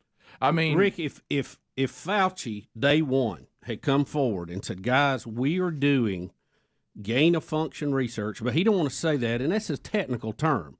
They were monkeying with a virus no matter what you call it, okay? Right. If he would have come out and said, we are doing that research in Wuhan, the first people sick were in Wuhan, it looks like it came from Wuhan, but we know what they were doing. We know the research they were doing. We know the viruses that it was dealing with, and we could have started right then working on a vaccine. Give us all the information you have. As opposed to a year later of CYA, there's no telling how much more effective it could be. You know, and we talked about it on the show. We have whistleblowers that send us information from time to time, and I brought that to you guys right after that. We had a guy who said, you know, I'm working with the Pentagon. I'm in the labs. This thing is 6 steps ahead of where it should be in nature. That cannot happen. Right. It has to evolve over time, and it's 6 steps ahead. That's why our immune systems cannot deal with it. Right. If it had been 1 step ahead, we might have been sick, but we could deal with it. 2 steps ahead might have been more serious, but we still could have dealt with it. When you get that many steps ahead, our immune system has nothing to base it off of. It has nothing, a pattern to attack it. So, again, the information we had on the show was correct. I hate it, Rick, that we were right. I do hate that but at least I know what it feels like to be Kreskin now. Right. Well, and again, the subcommittee is just saying everything that was not allowed to be said as if they're saying it, so now it's okay. A little late now, but also the other thing is, and we've got to get to where if your logic is working, no matter what people scream at you, we have to be able to go, that just is logically not correct. And there was another thing that was brought up. Xi is not going to be walking through the wet market with a cloth mask on. No. Okay, if they think that it originated from the wet market. So they're going to take the imperial whatever he is. Right. I know they call him a president. He's a dictator. And we're going to walk him through a wet market, and there's a chance that the virus came from these animals there. You remember pointing that out? There's no way they would let him do that. Rick, they knew where it came from, and it was all a show, and it wasn't even a good show. But because we were forbidden to say other things, and then the medical field got involved and wouldn't let us say it either, Think about how many people we interviewed from hospitals in our own city that told us we were not allowed to say it originated in Wuhan. They were all lying to us. It was all hogwash. Bottom of the hour. Rick and Bubba, Rick and Bubba.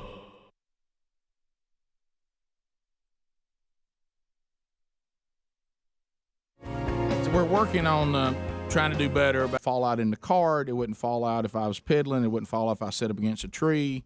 Wouldn't fall out while I was fishing. You know, because, hey, I want to be sure I don't lose my farm keys, right? Yeah, I mean, you don't want to lose that. I mean, then you can't get around anywhere. Right. So, So anyway, so the day goes on, and Gary is going to call later, and he'll tell you what it was like. We did do an afternoon turkey hunt, and he, all that. So we'll discuss that later. But so, keep in mind too, this is getting, close to springtime.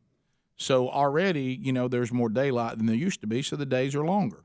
Mm-hmm. And so, you can get to pedaling around and look down. You can't believe that it's 7 o'clock. I mean, you can't even believe it. And so I've just had a great day because I literally ended the turkey hunt because Gary, hey, all you can think about is fishing. Let's just quit.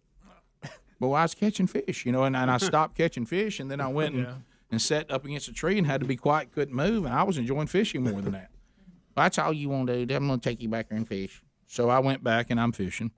Well, I'm just fishing, and there's some great shots that Drooby Dooby Doo has. I mean, you can literally see the sun setting, and I'm catching fish and holding them up where you can see the sun. Oh, no. And I'm just having it. Look at that. I'm just having a banner day. And Sherry's already said, hey, I've already handled eating. Just whatever you want to eat on your own. Just come on back whenever you want to. I'm still doing stuff in the house and doing this, doing that. So you know what she was doing? Peddling at the house. Peddling. So I said, well, all right, that's it. Time to wrap up. Now it's getting dark now. Okay, time to put stuff up. So I go and I put everything up, and I start heading up to Camp House, and I'm like, man, what do I do with my keys? Oh, no. And I think then on a so that's where you need a fishing buddy to go, hey, Rick, I know where you put that. Well, you were bragging about your pocket. In a goofy moment, I think to myself, this is how bad it is, guys. I don't even think I brought them with me. Whoa, you went that blank? Yeah, I think I even left. No, I think I left Camp House open, and I just got the stuff because I can see Camp House. You didn't even. No, I said I don't even think I have them. So I go up to the door, and then there's that terrible moment where the door's locked.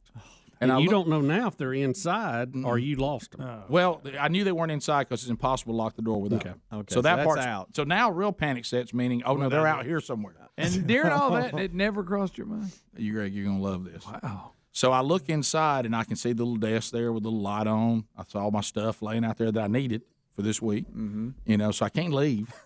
And I do have my truck key, so I can leave, but I'm leaving. Stuff you There's need. stuff in there I need. Yeah. I'm standing there in camo. My clothes are in there. Okay, and that's minor, but still, the other stuff's not minor. I'm going to have to go back if I don't get it.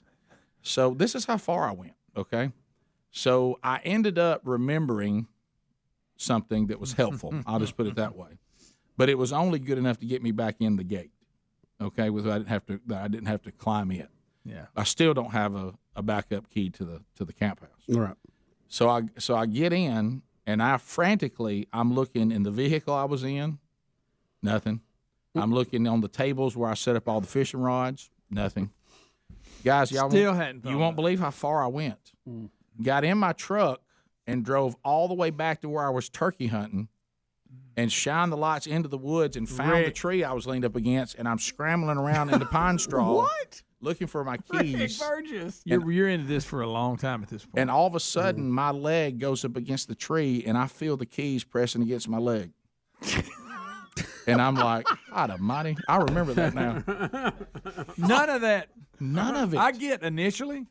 Guys, I had no recollection. But at some point. No recollection of putting those keys I'm sorry, Rick. None. Wow.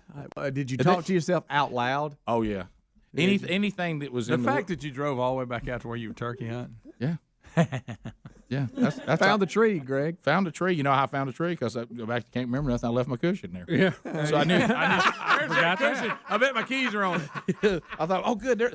Then I thought I was sharp. Look at me. I've gone back and found a tree. I'm going to be laying right there by that cushion because I was leaned up against that tree and I couldn't get comfortable. Good thing I left my cushion. Good thing I left my cushion. Now, I know exactly the tree I was on.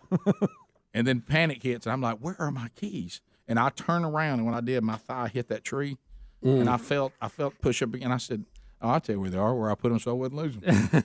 My little side pocket. But I couldn't remember it. I closed And up. Greg, I got on myself so hard that Scotty Van Pelt would have got bad text about it. I got so mad at myself. I said, you are an absolute idiot. You idiot.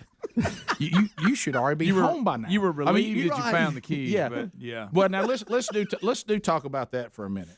Is there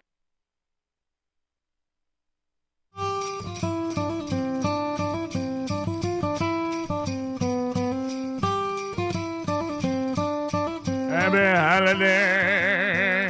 All right, so we're back. Thanks for being with us. Relief Factor, all natural, baby. If you've got pain, discomfort, and its foundation is going to be inflammation, this is what you need.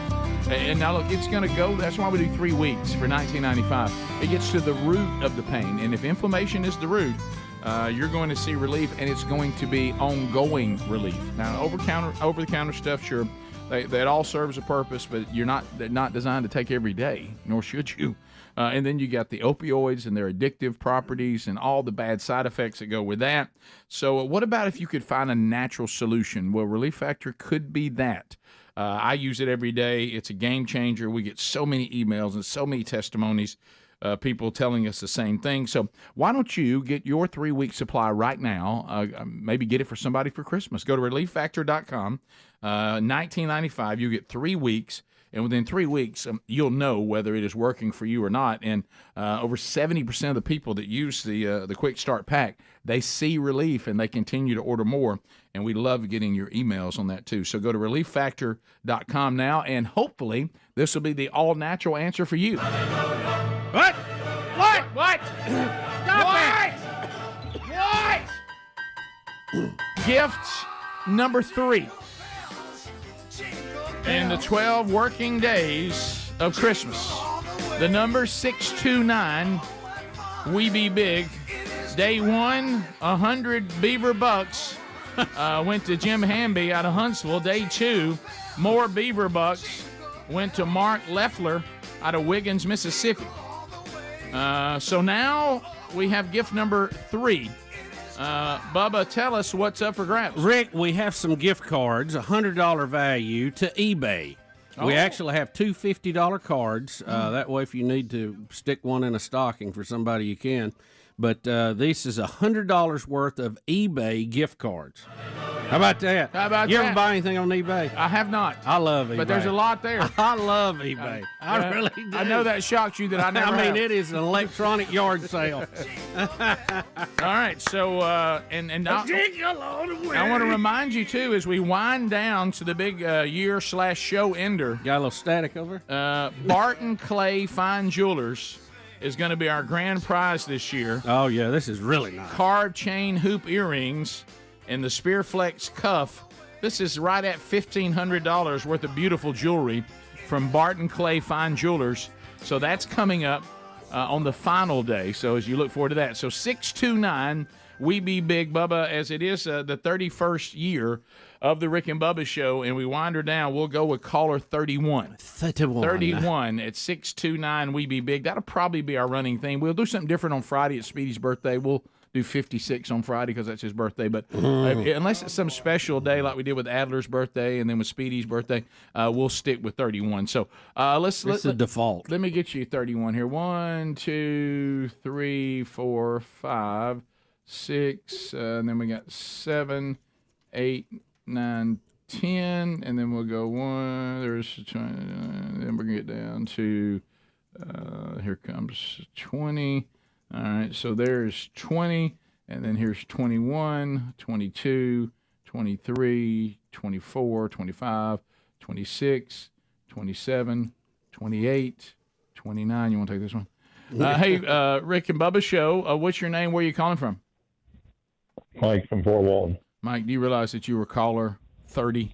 One off. Oh, you were one off. Oh, but what a great phone you got. Yeah, I got a great phone. Kind of wish you'd have won. Greg, what did he win, Greg? Well, Rick, him being the number 30, we're gonna go ahead and reach into the bag and pull out nothing. Oh, sorry, Mike. Oh my goodness, so Mike, sorry. Zip. Hi, Rick and Bubba Show. What's your name? Where are you calling from? John from Stuart, Florida. John from Stuart, Florida. Your caller 31. Johnny, you did it. You're the winner. The pride of Stuart, Florida. John, you done it. You have done it. You got you $100 worth of eBay cards. How about that, buddy? One card, so many options. So it many, says, Rick. So many options. All right, so John, how do you get the show in Stuart, Florida? YouTube. YouTube. Watch on you. Hey, John, let's wave to John.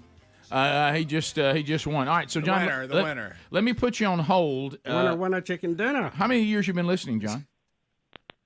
Oh gosh, probably close the whole time. Okay, good. 30s. All right, good. Thank you, man. We'll We put you on appreciate hold, and Speedy will get all your information, and then those cards will be shipped to you. Okay.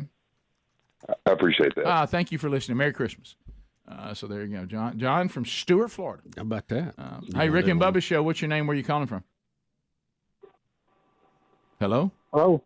Yes, this is the Rick and Bubba Show. Who's calling? Oh yeah, this is William. This is William. What's that name again? Will. Will, where are you from? Lawrenceburg, Tennessee. Oh, from Lawrenceburg, Tennessee. How about that? Caller 32. Missed it by one call. Sorry, Wayne. I'm honored and privileged. Well, Hey, thank what you, a brother. great So are attitude. we. What a great So are we. attitude, Rick. Greg, what did he win? Nothing. Greg. I there you got go. right to it. Hey, thanks, Will. So, do you want to do one more? Rick, I beat Yeah, Zip. sure. Are you doing another one? Yeah. Hey, Rick and Bubba Show. What's your name? Where are you calling from? Jennifer, Nashville. Jennifer from Nashville. Boy, Tennessee tried today, didn't Yeah, they? they did. Man, they They tried. did. Well, it's cold, I Yeah, bet. your caller 33. You missed it by two calls. Okay, thank y'all. Hey, thanks Thank for you. listening. Thank you. Everybody has a Home good of the coldest turkey toss You didn't ever. win Jack, but I hope you enjoy it. Greg. Well, you got close, Rick. A lot of people Rick, want I- close. I Think was about trying- that. I Put was- that in your pipe and smoke it. I was having to explain to somebody yesterday about how cold that show was. Do you use any analogies? Rick, well, I don't even think a well digger would put up with that. You know what I mean? It was right there on the banks of the river, and that wind was blowing off of it. Greg, oh my gosh! Huh? As if it wasn't bad enough. It was like being cut to your soul. It's miserable. You know? No, there's Rick, when Greg, the microphones wouldn't work. The headsets wouldn't. We had to unplug them and go take them and put them in a car during the break. Shut so the they'd show warm up. down. It was so cold it actually made the equipment quit working. Well, there was a time where you just kind of go, all right, I wondered how long I could sit in cold. Yeah. And Yeah. today I found out. I'm glid I wouldn't with the show then. Hey, Greg, you ever got to where you're just so cold? Oh. I've even had it happen Oh. sometimes. I'm going to admit it at ball games and, Yes. and hunting. You go, I can't take it anymore. You start picturing what it's going to be like when you're done. Most of You the know, like- time, I get through it, but there's been once or twice I thought I ain't gonna make it. Yeah. Most You know, of the you just time, that I'm was one. prepared. Yeah. I'm prepared for it. Well, I got enough. and- But and then ju- there's those times where you go, boy, I should have brought more. And then just about the time you think I got it, a wind will pick up. You get a little. Oh, you talking about a difference maker? You get a breeze. Let me tell you. You mean the beast that steals your breath? Hey, let me That tell one? you. You know, I'm on record. I can control my body temperature. Yeah, but when I've the heard wind that. starts blowing, Yeah. so it changes the whole game. No. Every time somebody says it's going to be cold, I say check the wind. Is there going to be wind? Yeah. Because if it's still, I'm good. I can layer up and be okay. Yeah. But let me tell you, if that wind's blowing, there's only so Well, much. it's the difference in being in a shooting house or being out of it. 100%. And I remember one time, I can't remember if it was opening day. It was early in the year because we wasn't really acclimated to the cold weather yet. Yeah. But I was in a shooting house and it had a propane heater in it. Oh yeah. And I just opened the window and said, I'm sorry, I don't even care anymore. And I fired that heater up. And I took my boots and my socks off and put my feet by the heater And to you try to did warm not. up. Yes, I did, man. They were like icicles. There is nothing worse than your feet when they're cold. Oh. That's it. I'm okay until the feet freeze. Mine was we were invited on hunting. We were invited to come to somebody else's place. Okay. Now I did not know that they were like Speedy apparently because they were definitely cutting cost on heat, and hey, it was Arctic cold. Okay. Oh, yeah. And so we went out for the morning hunt, and I went up a ladder stand, no shooting house option. And when I went to sit down, the chair was covered in ice. I was literally sitting on a block of ice. No. And I started And trying that was to get, probably warmer than the stuff I around was it. like, what do you do here? And that wind started blowing across my face, and I thought to myself, that was the trip that the wives were invited. Now they didn't hunt, but they were all going to visit while the boys and the dads went out, and for some reason they wouldn't cut the heat on in the house for some reason. I don't know, because I remember walking out of the woods expecting to walk in. There was no heat on in the house. Well, they wouldn't run it very much, and Sherry and I went to bed that first night, and she looked at me and she goes, "What do we?" I said, "I'm afraid to go to sleep because I'm afraid I won't wake up." Well, freeze, be like they discover you laying out in the and we had cover, look, right over the top of our face. I said, "I'm afraid to doze off. I think I won't ever come back." You know, too, we went on one hunting trip. I like to froze to death. You speaking of that in the bed, and that was that one that we were in that metal building. Oh my! That was attached to the house. It had no insulation. What were we doing? And I could see it had some cracks in it, Greg. You could see outside from where I was laying. And a lean-to. No, Greg, you could see it. Do you remember? You could see movement outside. You know, they have like. You know, I bet that was a good night. You have like yard barns now, right? Yeah. Well, you remember before then when we were kids, like Sears sold one. Yeah. Oh, with sliding doors. Yeah. It was just a metal frame. I know exactly what you're talking about. We were in that, and it was connected to the house, and it had like a connection around it, but it wasn't good. And then there was some rusty places that you How'd could y'all see get so through. lucky to get that? Well, Greg, you know how sometimes drug addicts and drunks will say, "This was the day I woke up." Yeah, I realized I had a problem. When Bubba and I were willing to do that, we both. Go hunt. I hope it was good hunting. I hope that. I don't remember us bringing back any wall hanging. So all for nothing. Is that what you're telling me? Greg, but then you would rather go. Look, we made it through the night, but man, I've never seen so many deer I in got my life. under more cover than I'd ever been in my life. The tip of I your mean, hand. it was so heavy I couldn't move. If there'd have been a fire, I couldn't have got out. Greg, I would have already been asleep, but the people standing outside talking. Oh yeah, don't you hate that? I was like, I hope they go to bed here in a minute. We'll be right back. Rick and Bubba. Anything quite like the elation of finding something you thought you lost? Because I lose a lot of things. Because I'm the kind of person. I deal with it a lot. Yeah, me too. I lose a lot of things, so I immediately go into what this loss means. Yeah. You know what I mean? How you replace. Sherry's got some of her keys. She's gonna get mad that I got to get her keys and get copies made. You know, I go into the mode of what it really means. I thought about me riding home in camo. I thought about I've got to come back now and get all the stuff for Wednesday because I left it all in there on the desk. All that's. I got to come. You know, I go that far because I've lost stuff so many times. I know that you have to run the list of what this loss means. Wow. Well, see, I try to be a slave to the routine. And that way I'll know where the keys are because I don't have to think about it. I always lay them in the same place at night and all that. When I hunt, I know I have a place in my backpack. But see, turkey hunting is different. I don't carry that backpack. So I'd been in the same boat. What I do with my keys. What I've got to do, Bubba, you got to carry your wallet with you to have your hunting license on it. Well, here it goes back to this again. Here's what has to happen. And you just hit on it. And this is sadly where we are. Sad. And Bubba's got a real sad situation where we are. But I'm going to have to now, when I go to the farm, I'm going to have to put the farm keys in the same place every single time. Every time. Yeah. You have to have a hook in a certain place. You have to have a pocket. So that leg pocket thing just left your mind and never came back. Didn't remember it at all. Greg, think about this. I thought I had become sharp and responsible by putting them in a pocket they couldn't fall out of. You did that. Hey, I got a great idea. Tell you what I'm going to do. Tell you what's That's what these style here. pockets are for. And once I shut that button, ain't no way it's going to get out. And so I don't have to worry because a lot of Proud of times, yourself. especially when you're shaped like we are, if you put stuff in your front pockets, you could just be sitting in a vehicle and they fall out. I mean, you certainly can't be out in the woods sitting up against trees and all that with stuff just in these front pockets. I know. So I thought about all that. Yeah. And said, well, I tell you what I'm going to do to be sure I don't lose them.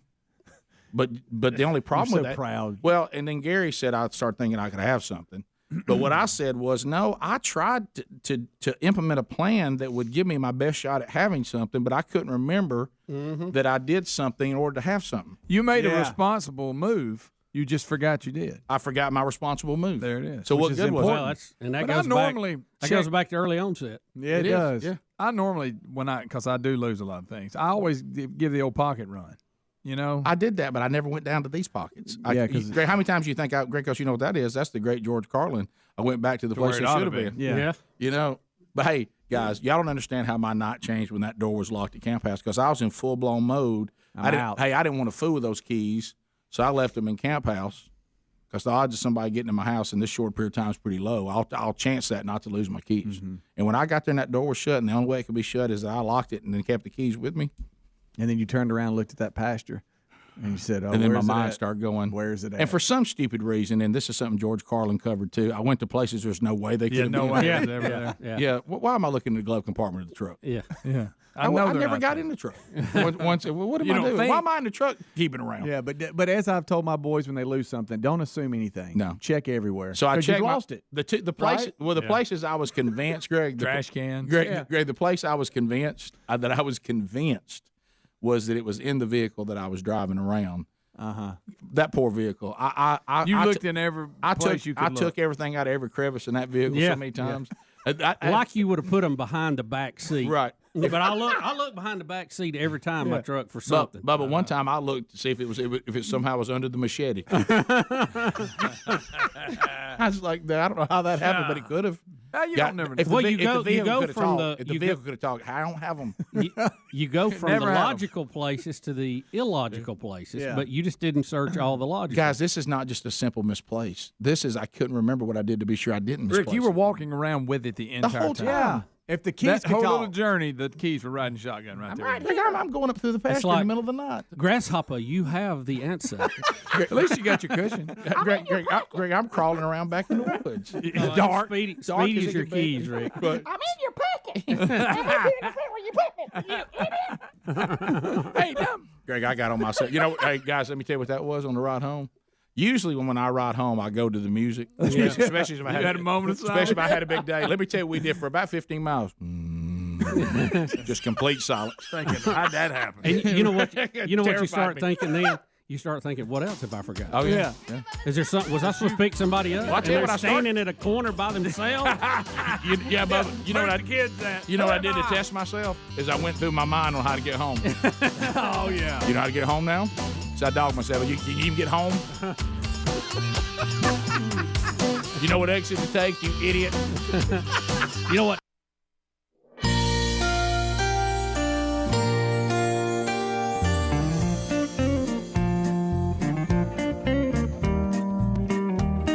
Nine minutes to the top of the hour, so we've given away gift number 3, and so we continue to move forward. And we got another gift that we will give away before today's show is done, so that'll catch us up to 4. John Boswell, our latest winner out of Port St. Lucie, Florida. So congratulations, and we'll give you another opportunity before today is done. Hey, also don't forget, the last Rick and Bubba University, the podcast, is coming up this weekend, Lord willing. We'll record that on Thursday, and it's going to be the letters from the audience. So if you had things you always want to ask us about before the show ends on December the 13th, this will be your last shot. Send those letters to speedy@rickandbubba.com. Looking at the text line, Bubba, we just mentioned being very, very cold. From Piedmont, Alabama, he says, I am in an elevated stand right now. He's deer hunting. Now, he's saying that the wind is blowing 67 miles an hour. Right? I know it feels like that. I think he means the wind is really, and it was blowing. Or 6 to 7. Yeah. Maybe, is that what it says? No, that's probably what he means. I bet it feels 67. Yeah, he's probably saying 6. Yeah, he said, my head's freezing, but I'm listening to Rick and Bubba. Thanks, you guys are for trying to keep me warm today. Well, when it comes to hunting, sometimes you just move. Do we have a sound effect of a fireplace? That might help him out if you had that. No, but because as Greg knows, if you think warm, it will make you warm. Yeah, it will. Now, wind can. I mean, we got that in our Navy SEAL training. Yeah, exactly. Control your body all I've got is Everybody knows fireworks. Would that help? I don't think so. Really. Yeah, that won't be much good. I have a fire truck. I don't know. We need like the cracking and popping. Yeah, well, if he could see the picture behind us, see, it looks like we're on fire. I love that. I felt warm. Did you feel the heat coming off for just a second? I want to back up to it. Yeah, that's well. Catch your jeans on fire. So you ever get too close, they heat them hot up and they burn you. Yeah. Also, we got an email too that you were going to answer too. Yeah, got an email. I thought this is a good question. I've heard this talked about with a lot of people. This comes from Nikki. Nikki. Yeah, I knew you was going to say that. All right. I respect and trust y'all's explanation of things I don't completely understand. I have a few good luck with that. friends on Facebook complaining about new tariffs that will be implemented by Trump and how these will make our economy worse. Can you explain, and please keep it simple, for a good old blue-collar girl, love from Kentucky, Nikki? Well, Nikki, here's the thing. Countries place tariffs on other countries and things all the time. As a matter of fact, we're probably paying tariffs in other countries right now. That's one of the things Trump is unhappy about. Right. The deals are not fair. Right. Like if you go, and I don't know exactly the numbers on any of them. You can look them up. But China, I guarantee you, is putting tariffs on stuff coming from the U.S., unfair. We've had this in Europe for a long time. Trump screams, hey, it's not fair, and it's not. So what does a tariff do? It slows down the amount of things coming into your country because they cost more, so less people will buy it. And then the things that do come in, you get money off of it. So can a tariff make the economy worse? Yeah, over time it certainly could. But the key, tariffs are kind of like having a big dog in the yard. You want to cause the other side to make a change in what they're doing before the dog has to go out and bite them. That's right. So just the sight of the dog a lot of times will cause people to go, well, I'm not going to go up there and ring that doorbell. Right. You know, I ain't going to do that. So the idea is that if Trump is willing to increase these tariffs, other countries will be forced to lower theirs. Thus, we will sell more American products abroad. That means more jobs. And it's also a way, especially with Mexico, to get them involved. They could stop this train of people coming from Mexico. They don't want to because they come here, they work, and they send their money home, and they love that. But they have to realize the problem that it's causing us now, the billions of dollars. It's taxing on our welfare system, and we've got to shut that down. We need to have legal immigration, not illegal. Mexico can help with that, and Trump is going to use that to get them involved in this process. So ideally, you get another country to do what you want to do without putting the tariff on them. It's the threat of the tariff that gets the job done. Now, occasionally you may have to do it for a period of time, but they usually don't last long because whatever the desired outcome is usually comes around. Well, and then one more thing, it also is a threat to companies trying to leave our country and then sell their product back to us. Right. And matter of fact, he's done that, and a lot of people think the threat of it has saved American jobs. When he tells a company, I tell you what, you take your automotive industry and you go to Mexico and try to sell it back to us, you'll never sell another truck here. So and many times that causes that company to stay in America. Right. Well. It protects American jobs. It protects American wages because, you know, if you're putting trucks together, you can go 10 miles over the border into Mexico and build it for a whole lot less. Right. But you have Americans lose their job over it. So there's a point. The flip side of that is Americans can't want to make, they can't make $100 an hour either to do some of this stuff. So it'll all balance out in the free market. It just takes a little time. I would not be overly concerned about it. There may be a few items that gets a stiff tariff for a short amount of time, but I think they'll all go away. And good news for Nikki. He's talking about not taxing tips. That's right. Oh, great. That's a fact. Right. So, That's Nikki, great. there's some good news for you. There you go. I don't know the deal you got with the club. What they get based as off far as Greg's tax. theory about everybody named Nikki. So I love what Trump said to Trudeau, who came down and met with him. And we don't have enough time now, but on 4, Who, Fidel Jr.? Peter Ducey reported what Trump told him, and it's hilarious. I mean, it really is, and that's kind of what he said. You know, it's like, no, this is what's going to happen, and deal with it or change what you're doing. I mean, well, that's back what Bubba was telling. We were trying to tell is into this answer to Nikki is that needs to be your response. These are bargaining tools. Yeah, it's a bargaining chip. To get America better deals, right, and to protect American workers. Eventually, when it's worked out, it will help our economy. It might not in the beginning, but it's kind of like a lot of other things. It's not a quick fix. It takes a little time, but eventually it will work out. Yeah, just like you're seeing, we reported a lot of those winding down this year. Companies that are now doing away with all this woke pressure they were put under, because they will tolerate it for a while until they can't do business. Right. And when they start losing tons of money and it won't work, it's an incentive for them to get back to doing business. And I'm reading 75% of Canada's exports go to the U.S., so we account for 75% of theirs and almost 80% of Mexico's. So that's quite a bit of leverage, and it's nice to have a president that's actually using that leverage. Mm-hmm. Leverage it is. Top of the hour. More Rick and Bubba coming up, and we'll get that Trudeau report coming up. Rick and Bubba, Rick and Bubba.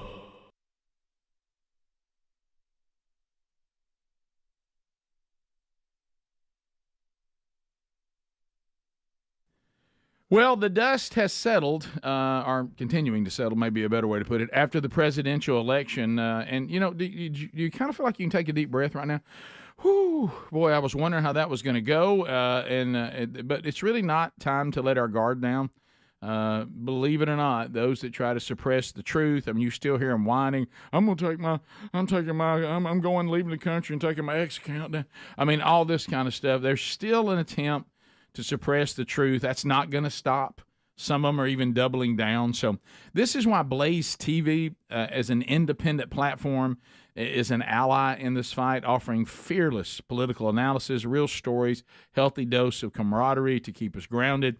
We do some funny documentaries or mockumentaries that are funny too.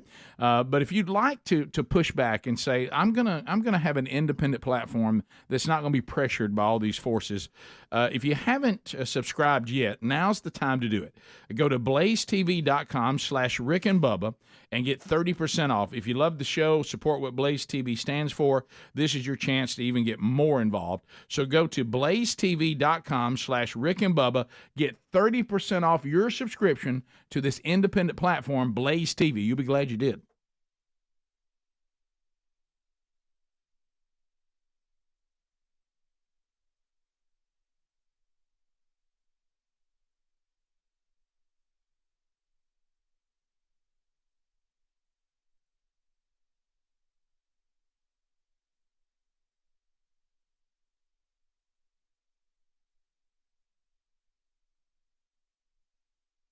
So wrapping up the weekend, we talked about all the things, Frenchie. We went axe throwing, fishing. He tried the spiral dog.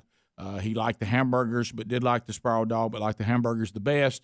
Did a little grilling. So now picture at the scene that we have here at the farm features Sherry, me, Tasmo, and Frenchie. That's our group because Big Love's gone to the lake with some friends.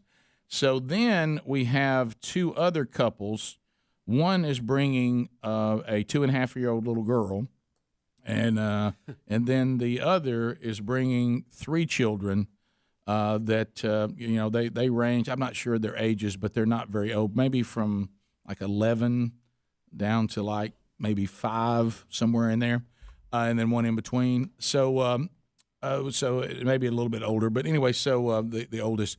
So that's the scene, and so what we have is the 2.5-year-old has never been fishing, and of course, Mom and Dad, would love for that moment to take place. Mm-hmm. So I'm needing the bluegill to work for me, and we have the little kid rods set up, and 2.5-year-olds cannot cast that well, and so one of the dads was like going to try to show her how to cast, and it was her dad. And his first cast was so horrifying. Oh, no. He thought to himself, he said, so that's what I just showed my daughter how I cast. And I said, that had to hurt. And I said, so what I did is, and I've done this enough time. I've had enough little kids come down and catch their first fish, including my own. So I know what to do. And if the bluegill will cooperate. So I do the deal where you grab the rod from the kid. Say, hey, let me make sure this is working. Mm-hmm. I just want to make sure it's working, baby. Hang on just a minute. And then I give it the presentation it needs. A bluegill gets on there, and you don't make any scene about it. You go, okay, here you go. I think you're ready. And then all of a sudden they start reeling, and then hey, they got one. So so I was like, please let this work, because they're stacked up on the bank, and there's just skid rods everywhere. And the very first time that I threw it in there, hey, let me check on it. I could feel it. And I said, we're good. So they probably caught 50 bluegill, and it was literally just one after another. So it turned out to be all that's good. We didn't have anybody get hooked real bad. So so once this happens, it's good when the fish are cooperating. Yeah. Well, then you become a guide.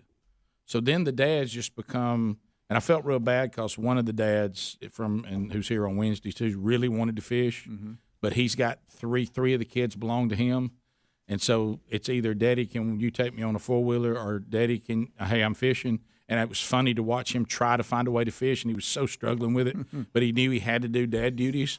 So then, and Bubba, you taught me this. We have one vehicle at the farm, and it's a diesel, and Bubba, this is so funny. So I was ready to get out the. By the way, he was right. He said his kids are 12 to 6, so I was close. Yeah. So I said 11 to 5, so I missed it by 1 year going down. So anyway, so I said, let me get this, ladies, because all the moms are kind of gathering, clamoring. They want to ride around, look at the place. And the only thing that can get everybody in it is this vehicle, because it has the 2 seats. I said, ladies, y'all stand back before I crank this, because there's a sound you about to hear. and who knows where I'm going? Sherry's going, what? I said, you know what this is? I said, that sounds somebody means business. That's right. And you smell the diesel. You hear that diesel and hear that baby rumble, somebody means business. So I say to Sherry, as Gary has tried to say, go out and have a good time, but this is not an ATV. This is a work vehicle. It's not an ATV. It can certainly take y'all around. It just cruise around. Everybody have a time. It's not look at that. It's not an ATV. Hey, you need 10 boys. That ain't an ATV. So the ladies all get in, and we're going, and really when the ladies take off on a vehicle like this to go out into the woods, you really just need to go ahead and take your phone off silent and off vibrate where you can hear it, because you're going to get a call. Yeah.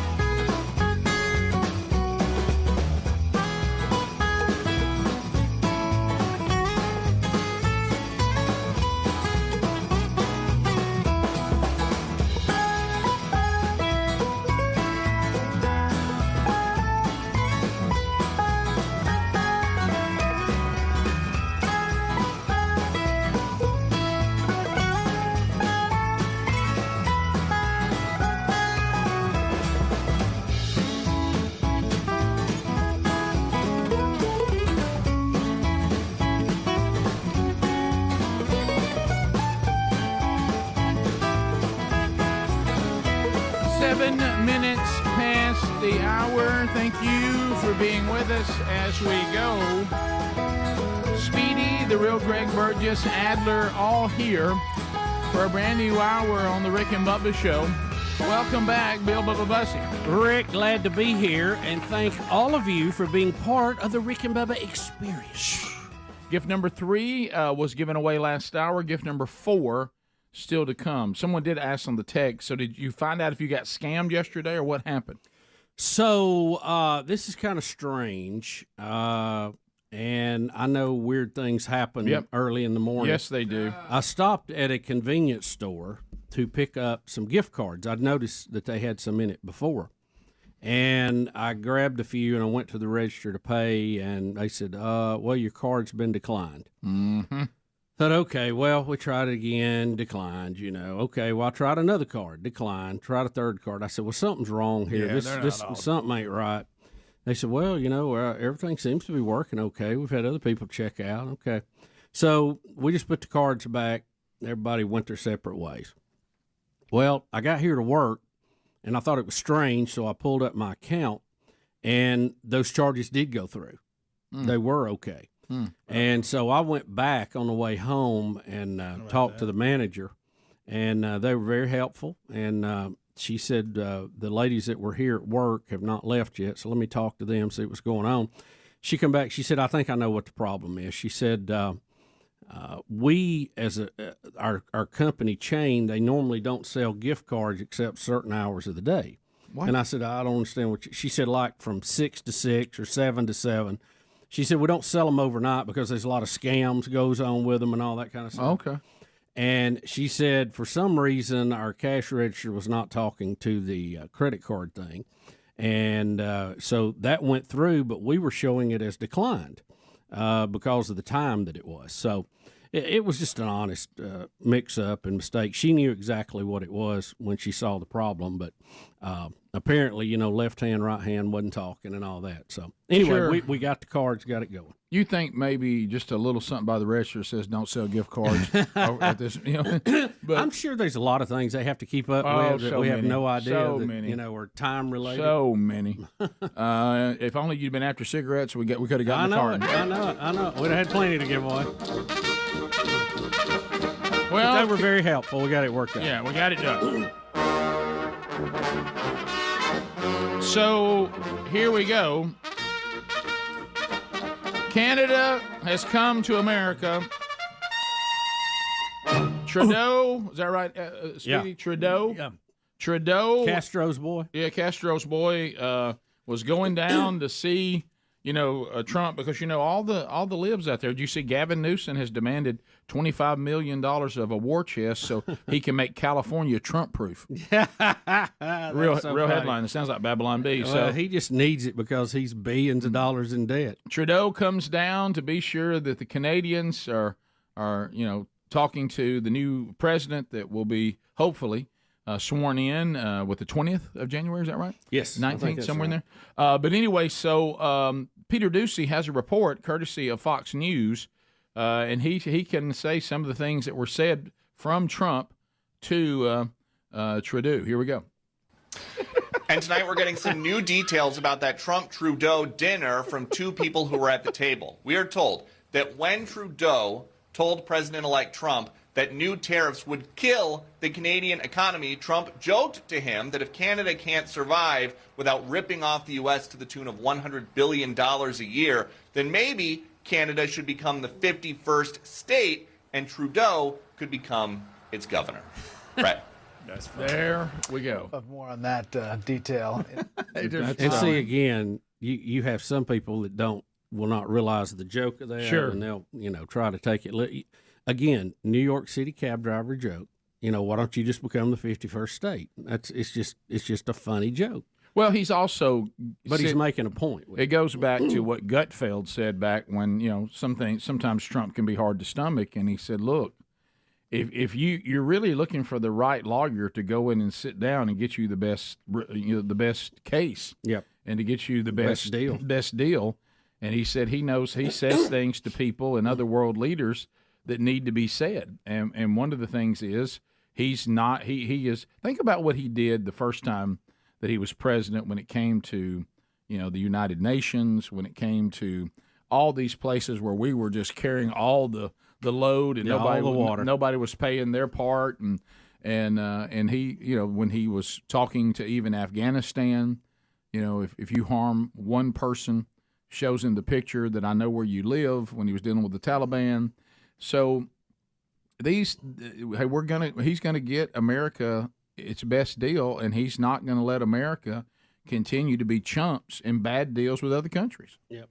And he'll say things like that to show, hey, I mean it. I'm immovable on Well, this. if you let other people take advantage of you, they will, Right. and they have, and we've let them get away with it because we always talk about we're the richest country on the planet, but we're really not. We're the biggest in debt country on the planet. Correct, So yeah. if you look at net, that's not always correct. Now, can we produce? Can we do this? Can we do that? Yes, but we've got to get our house in order, and right now it's out of control.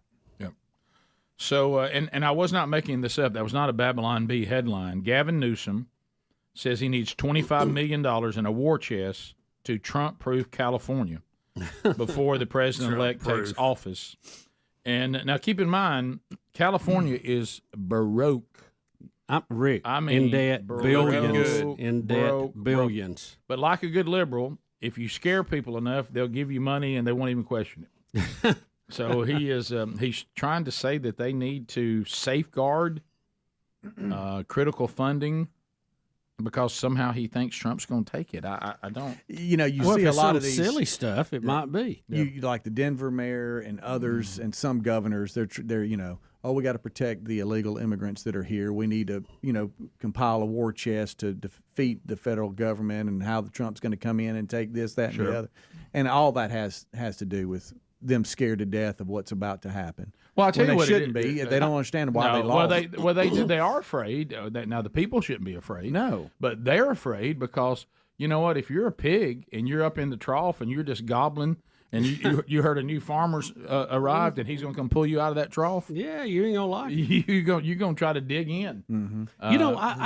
I don't for the life of me understand if you are, let's say, a mayor, and you have a town and you have a large illegal immigrant population that is burdening your system. You're living on the streets, crime up, hospital bills, police stopping drunk drivers all the time that never show up for court. How that is somehow something that you would want, or anybody else who lives in your town would want. I don't get that. Now, if it is strictly you want to help people, I got that, but there's a way to do it. It's through legal immigration, because it doesn't matter what you want or how big your heart is. You can't flood the system because the system breaks down. Yep. And you have to bring people in and let them, work their way into the general population. If not, you end up with countries inside a country, and that's what we've already got, sadly. Yep. We'll come back. Phone calls are next on any topic you want to talk about. Gift number 4 still to come, but that's right now we're just going to take phone calls at 629 We Be Big. 629 We Be Big. And lines are available, and we'll chat with you when we come back. Again, we're not giving away the next gift right now. We're just chatting with you. 629 We Be Big. Rick and Bubba, Rick and Bubba.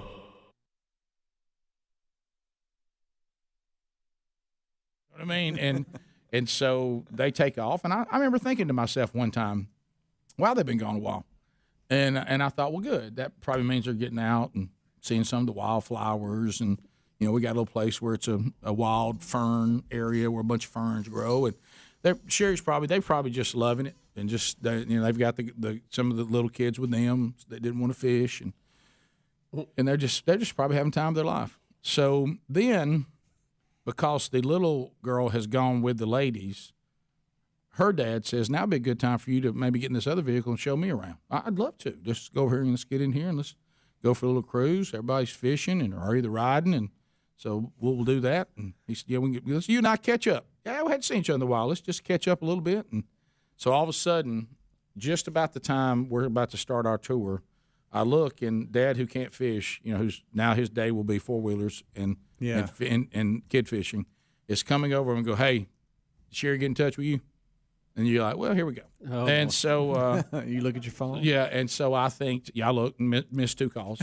And that's I said you should take it off silent. When you did, huh? But when I did, I guess I would have heard it. So I call and I hear just franticness.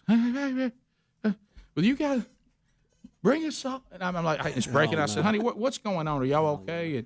And then finally, the other dad says, I think I heard laughing, so I don't think they're, And I said, where are you? So she starts complaining that she can't believe that I haven't been there to clean the trails out. Well, I know that Tasmo and Frenchie have already been all over the whole land. Right. Because the first thing you do when you drop there, if you couldn't get down there a few days before, somebody ride the trails and be sure we don't have anything in the way. And limbs hanging. Yeah, whatever. And so I get a report back from them. Trees down. If there's a few things down, but there's nothing you can't ride over. Yeah. Okay. So she's acting like she's stopped by some major. I can't believe y'all hadn't got. You've just let these trails go, and I'm like, honey, I don't know what you're talking about. Where are you? Oh no. And then finally honesty. I'm not sure I'm even on the trail. Okay. Well, that's a different. Turn right here. That's a different game. Okay. And I said, did you by any chance go past this shooting house? Yes. Where did you go, left or right there? I went left. Yeah. Well, you up in the woods is where you are. Yeah. Well, it looked like a trail when we first started. Yeah, it was back when we bought the land. They were trying to develop it, and they made a road through there. But several years ago, we decided that the other road that's down, we would clear it out and leave that one because we don't really need it the way the place is set up. Cutting down on. So you're you're in the woods, baby. You've just taken a really big diesel work vehicle and you've driven it into the woods. And well, we can't get out. Yeah, probably not. I mean, you have to reverse because this is not the kind of vehicle that can cut around young pine trees, and we can't get. We're and so we take off to try to go find them. Now the rain starts. The only time we had rain is now when the women are stuck out in the woods. And now the rain starts, and I'm like, this is just perfect. I mean, this couldn't be any better. And should have told her to pull a Dawson and make her own trail. Is it storming? Do you have lightning? No storm. Too? No, just rain. No thunder. So as we're going, in my mind, I think, well, there's no way she got far up this non-road. Yeah. No, there's no way. So for me to see them where I am, it means they've almost made it, which means they've come away. Right. So I go by. He goes, "Hey, I think I just saw him." I said, "Nah, you silly person. You don't know this land. There's no way. There's no way they're up here. I'm telling you, I see clothing in those woods. I think I see them, and I'm like, if they're there, it's not possible they're there." And I look, and I'm like, "You're right. They had. I don't know how Sherry." And you get there, and you can tell women are scared, kids are upset. Sherry has plowed them through trees, and the vehicle is covered in wet seeds and pine straw, and limbs are hanging off of it. And I said, "Sherry, how did?" She goes, "Well, I just kept thinking it was going to open up." And I'm like, "Honey, I don't know how you how." Well, hey, and then so you know how the ladies are. I said, "Well, let me see if I can't get it out. We're getting wet. We're leaving. We're getting wet, honey. Y'all can't leave me. You know what I mean? And then what if I can't get it out?" And I was. And look, and later the guy came back. He said, "Look, they were all upset and they were all ready to go." I said, "You left me." I said, "Y'all don't even know if I could get out." And he said, "Well, Sherry said it was taking too long." Well, it's taking too long because I'm stuck.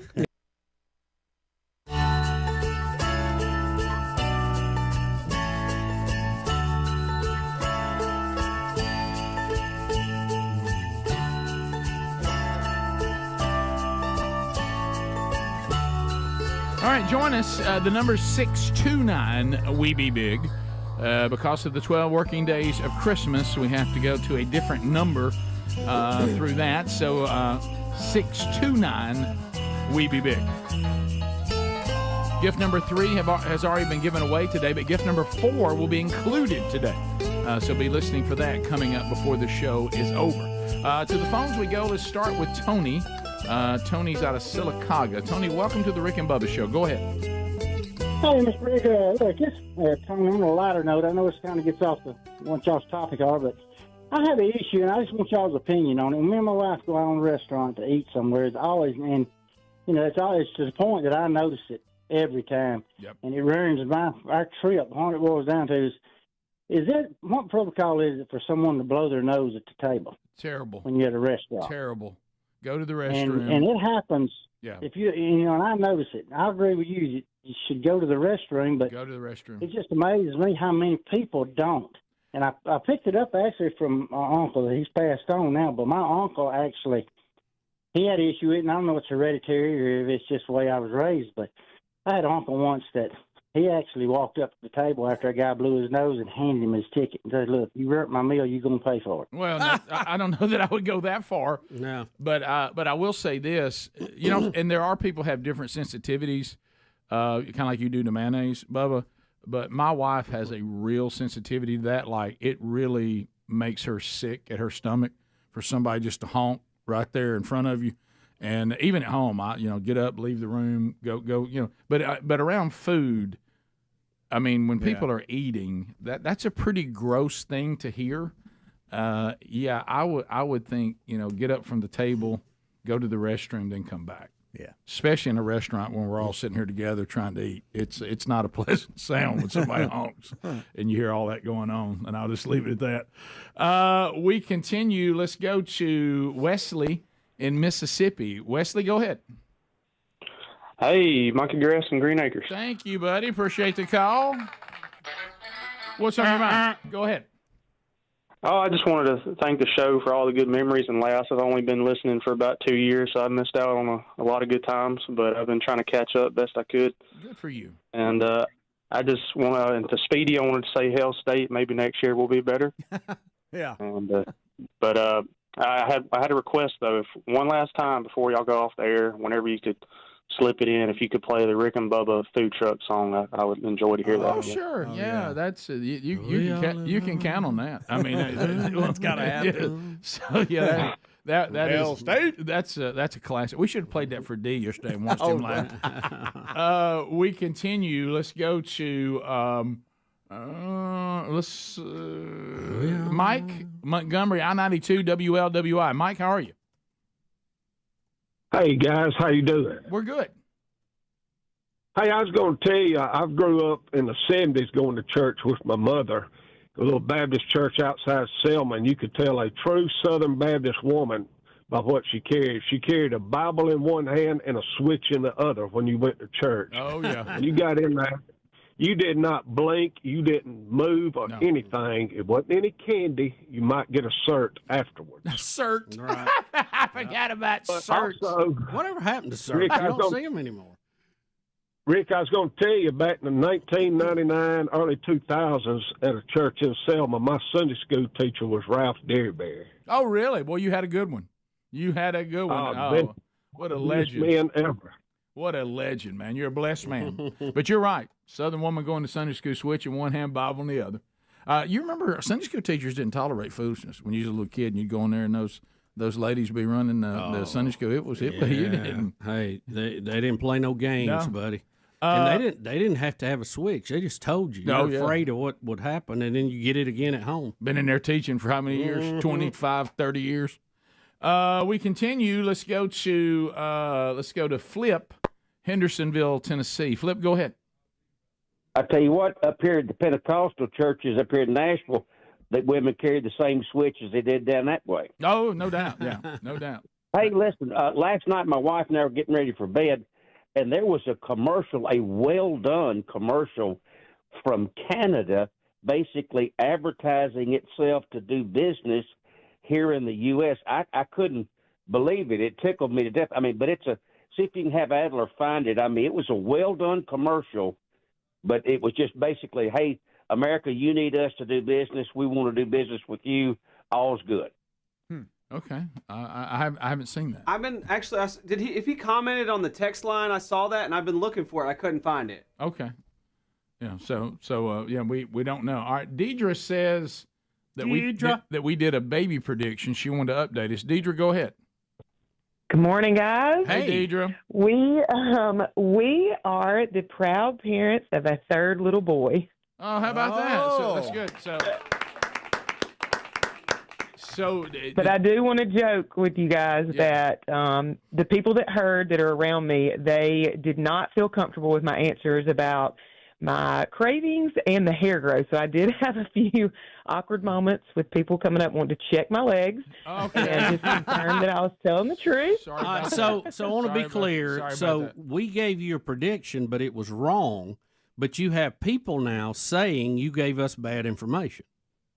That's what the people are claiming. They're claiming that my prediction. Yeah, that's what I was That's all we can do is compute the information that we're given. Yeah, I mean, you know the old computer saying, "Junk in, junk out." That's right. You know, Congratulations.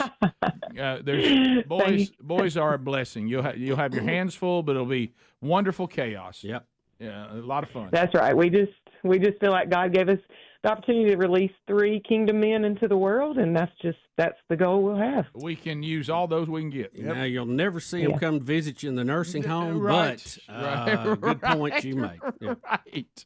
And of course, the holidays will revolve around whatever their wives set up, but that's fine. Sure. And this picture that we got on the text line right now, got a lot of that in email today. The mobile assault broadcast vehicle apparently appeared in the Scottsboro Christmas parade. Yes, it lives on. There was a lot of great pictures sent. Right. Of course, I know they still haven't painted it. But that's all right. The other side's really faded. But they had the side. They had the side door open. We're all hanging out. Little pale. Looks great. A lot of sun. Looks great. So it's good to see it out there. And in Jacksonville, don't forget tonight, Bill and Betty Bussey, Grand Marshals. Come on. Jacksonville Christmas Parade tonight, Jacksonville, Alabama. Let's go to Everything rolls at 6:30. 6:30. Release the bands. Michael in Alabama. You know, just hearing the bands is I enough to love go it. to the Yeah. parade. Yeah. God, Yes, I sir. hearing the Southern- Go ahead, Michael. Good morning. Hey. buddy. Good morning. Go ahead. Good night. Hey, I was just calling to tell you how much I've enjoyed listening to you for the past 24 or 5 years. I used to live in Hattiesburg, Mississippi, and commute down to Stennis Space Center. And in 2001, one of those Navy guys was talking to me and said, "Hey, you got to listen to these two country guys on the radio, Rick and Bubba." So I started listening to it, and it was great. And now I live in Gadsden. I commute to Birmingham, and I listen to you here, and I'm gonna miss you. In a world with so much craziness, it's so nice just to have some down-home, good conversation. Well, thank you, brother. What a nice thing to say. Yeah, very kind of you. You're actually where it all began now. You've come full circle. Yeah. Bottom of the hour. We'll be right back. Rick and Bubba, Rick and Bubba.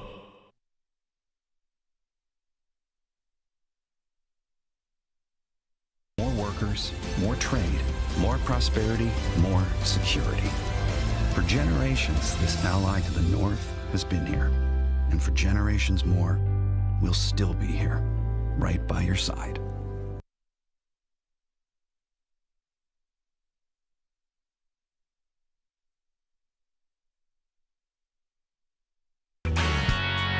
Hey, this is Tim Tebow, and you're listening to Rick and Bubba Show. Just two amazing guys. Eddie Van Adler, however you're going to. To everyone listening and working out their journey with us. Hey, this is Tim Tebow, and you're listening to Rick and Bubba Show. Just two amazing guys. I realized, too, I need to give that line a little more volume. But it's and see, this is how it'll always be remembered now. Hey, this is Tim Tebow, and you're listening to Rick and Bubba Show. Just two amazing guys. No, it won't, because y'all have distorted it over the last Always gonna remember that. 30 minutes. There's something Until something we missing? Until we do "Twas Night Before Christmas" in December. When I got news for you, and I'm gonna hear that one. No, again. it'll be back then. Absolutely. Well, I need to write it down so I don't forget exactly. What have you got going over there? Are you responding to? No, it's all good. Okay. No, he just got the same email I got. It's all good. It's good. You okay? Yeah, I'm good. I'm fine. You had a concerned Home Keys face. No. Okay. No, not the concerned Home Keys face. face. Well, I look down at emails, then you see me looking at an email. You know what I mean? It's one thing for me to be casual, then you see me engaged, and you're in little bubbles. Right. You can't Actually, even know I anything's had just a bit of panic over here when I realized I had more ketchup than sausage balls to Wow. go around. Bubba, please And, go in there and grab a handful. I got enough for two left over. I'm gonna have to even that out. Yeah. So get an intern on that. All right. So there we go. We have that. It was a great interview. It's been a long time. The liner, obviously, we've now fixed. Yeah. And look, it's. I will say this. Because you know how we always have to go back. Now we're analyzing every part of it. Me as the role of coach, I did coach Tim to say, "This is Tim Tebow, and you're listening to the Rick and Bubba Show." Rick, I don't think we ought to talk about it anymore. Right. And then what Tim did, because he's a gamer, he's a shot caller. He didn't want something so generic. He didn't want anything that generic. And he said, "No, I'm going to give more because I'm going to show how much I Exactly. enjoyed this day," which I appreciate. That's all it was. That's all it was. He was thinking, anybody can say, "Hey, you're listening to Rick and Bubba Right. Show." You're right, Yeah. Greg. Thank you. So, all right. So, what else do we have? Celebrity liners have been a big part of the show, not playing them back, but getting them recorded over the years. Well, and again, the best one ever is Tom Landry. Well- you won't top it. All right. So, I don't care how old it is. This is Tom Landry, but you're listening to the Rick and Bubba Show. I mean, that, That'll do it. Doesn't get any better, worse than that. And again, Rick, and we've you know- discussed it before as a show. Y'all heard that, and we go, "That's a take." We're not going to tell Tom Landry to do it again. We can't say do it again. Have you ever had to Can't say stop do it anybody again. and tell them to do it again? Yeah, we've had Uh-huh, a few. Yeah. Have we? Can't remember, but I can't- believe so. I can't remember. Did we get that and go, "Thanks, Coach, that's great"? Yes, we did. Probably. Yeah. This is Tom Landry, but you're listening to the Rick and Bubba Show.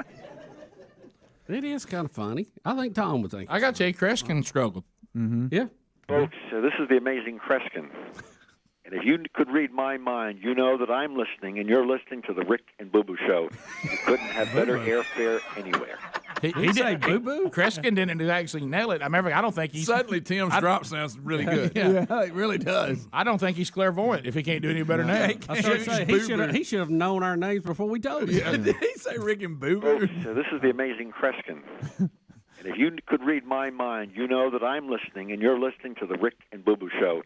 You couldn't have better airfare anywhere. So I think I've ever heard that. I can read people's minds except what their names are. Right. I don't think I've ever heard that. Yeah. Well, again, listen, even though we can't say this about Tom Landry because he tried to keep it simple, but I think Kreskin fell into what you talked about a minute ago. He wanted to give us more because, listen, he comes See, but I like when they do that. This is the amazing I do Kreskin. too. And if you could read my mind, Now he's in you know trouble. that I'm listening, and you're listening to the Rick and Boo Boo Show. Yeah. The name Bubba isn't a weird name. You want me to give you my favorite liner that we currently play? Yes. Phil Robertson. Oh, yeah. He nailed it. Yes. I like he gives you some attitude. He gives the show some attitude. Yeah. Hey, this is Phil Robinson out of Duck Dynasty. You're listening to Rick and Bubba. Pay attention. See, he gives us a little edge. I like it. He gives us a little edge. Arlie Ermy is the best. Arlie Ermy. Now we have two from Ermy. Which one do you like? Both. You like the long one? Both. Yeah, because Hurrah, Semper Fi, do or die, hold 'em high at 8th and I. Gunnery Sergeant Arlie Ermy here. Hey, you had best be listening to Rick and Bubba. Don't make me have to come over to your house, knock your door down, and drop you down for push-ups. Just to get that knob adjusted right now, sweetheart. A little long. The fact he said sweetheart made it fact work. that he come up with that. Pass the gravy, please. Rick and Bubba. Ooh, it brings me to my knees. all right, we're back. Thanks for being with us. I can't start another. I want to pass along. I mean, nobody likes to talk about debt, but sometimes the holiday season, with all the different holidays, Thanksgiving, like Greg said. I mean, you got money for food, but at least nobody expects a gift. But then you start getting into all the different Christmas, and then you get into Christmas Eve and New Year's, and my goodness, if you celebrate Hanukkah, my goodness, the list just goes on and on.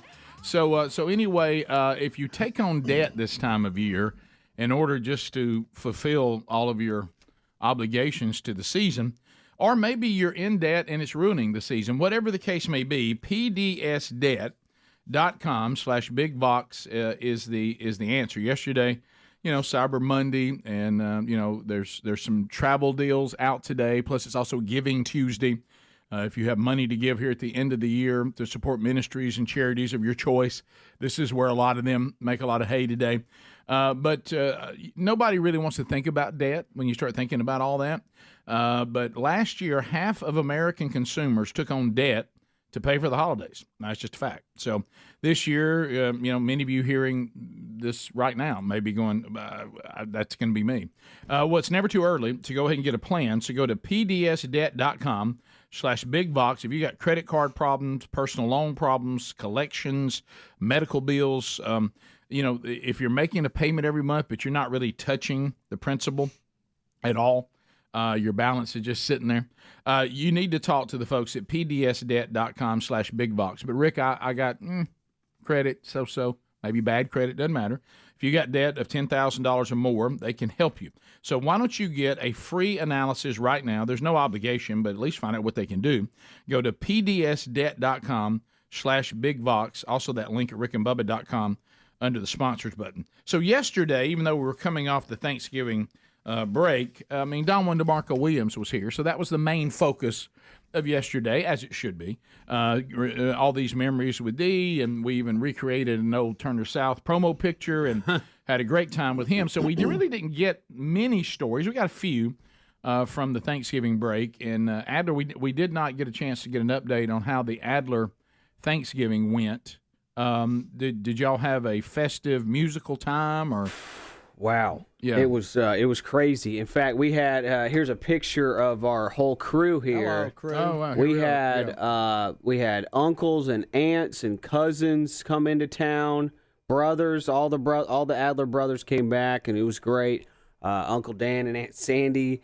We got to meet little Jack, which was great. Little guy here. He's a wild man. Awesome. I'm counting 20 Adler. Yeah, we had 20 Adlers in the Adler house, and this was my second Thanksgiving because we figured out that my wife's family they're normal, so we do their Thanksgiving and festivities first. Okay. So because it's like a normal thing, right? And to go from like a normal Thanksgiving to like Thanksgiving at the circus is different. Right, You know? yes, that's you a want good- to end with the circus. You don't want that to be first. Yeah, because then, you get. Then traditional Thanksgiving takes a hit, takes a little hit there. You sit down on that couch and you're like, whoa, it's quiet in here. I might fall asleep. So we figured that out. So I go to a dog? That's a dog. Yep. We've got kids. We got dogs. We got cats living together. It's chaos. Yeah. Please look at my little 1-year-old son just looking right at the camera and smiling. Yeah, great picture. What a buddy. Got a football. What a buddy. He's a wild man, by the way. He's just getting crazier every day. And so I go to the Goldens, and I'm like, okay, I've got 2 Thanksgivings that I need to be smart here. Long day. Long day. I don't want to have to go to the hospital. Get my stomach pumped. No offense, Bob. No offense to anyone Right, yeah. who's that's happened to. Right. And so I made the mistake. I was like, I'll get small plates, but I went 3 times. Uh-oh. 3 plates at the Goldens. Oh. That's Thanksgiving number 1, and I was full. Hungry. I was in Completely trouble. full. Yes. We go home. We get some naps for some kids so they can actually power through. And I took a quick one myself. It was great. So you had a Thanksgiving lunch, and then now you're going to have a Thanksgiving dinner. Now I'm going to have a Thanksgiving dinner. Or as we call it, supper. Yes, supper. And so we get there, and my brother is a fantastic cook. He goes hard. Which one? Luke. Okay. My older brother Luke.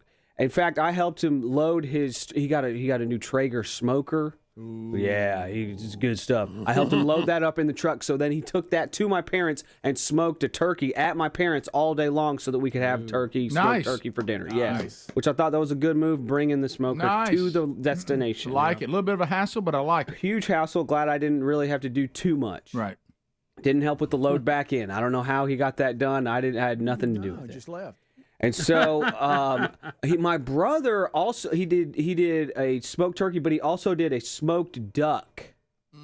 Smoked duck, and he had a don't make that face. Well, I'm not crazy about duck. Okay, well it was good. It was really good. Okay. But he made this Which is key, by the way. Not everybody can cook it. It'll dry. He did a good job.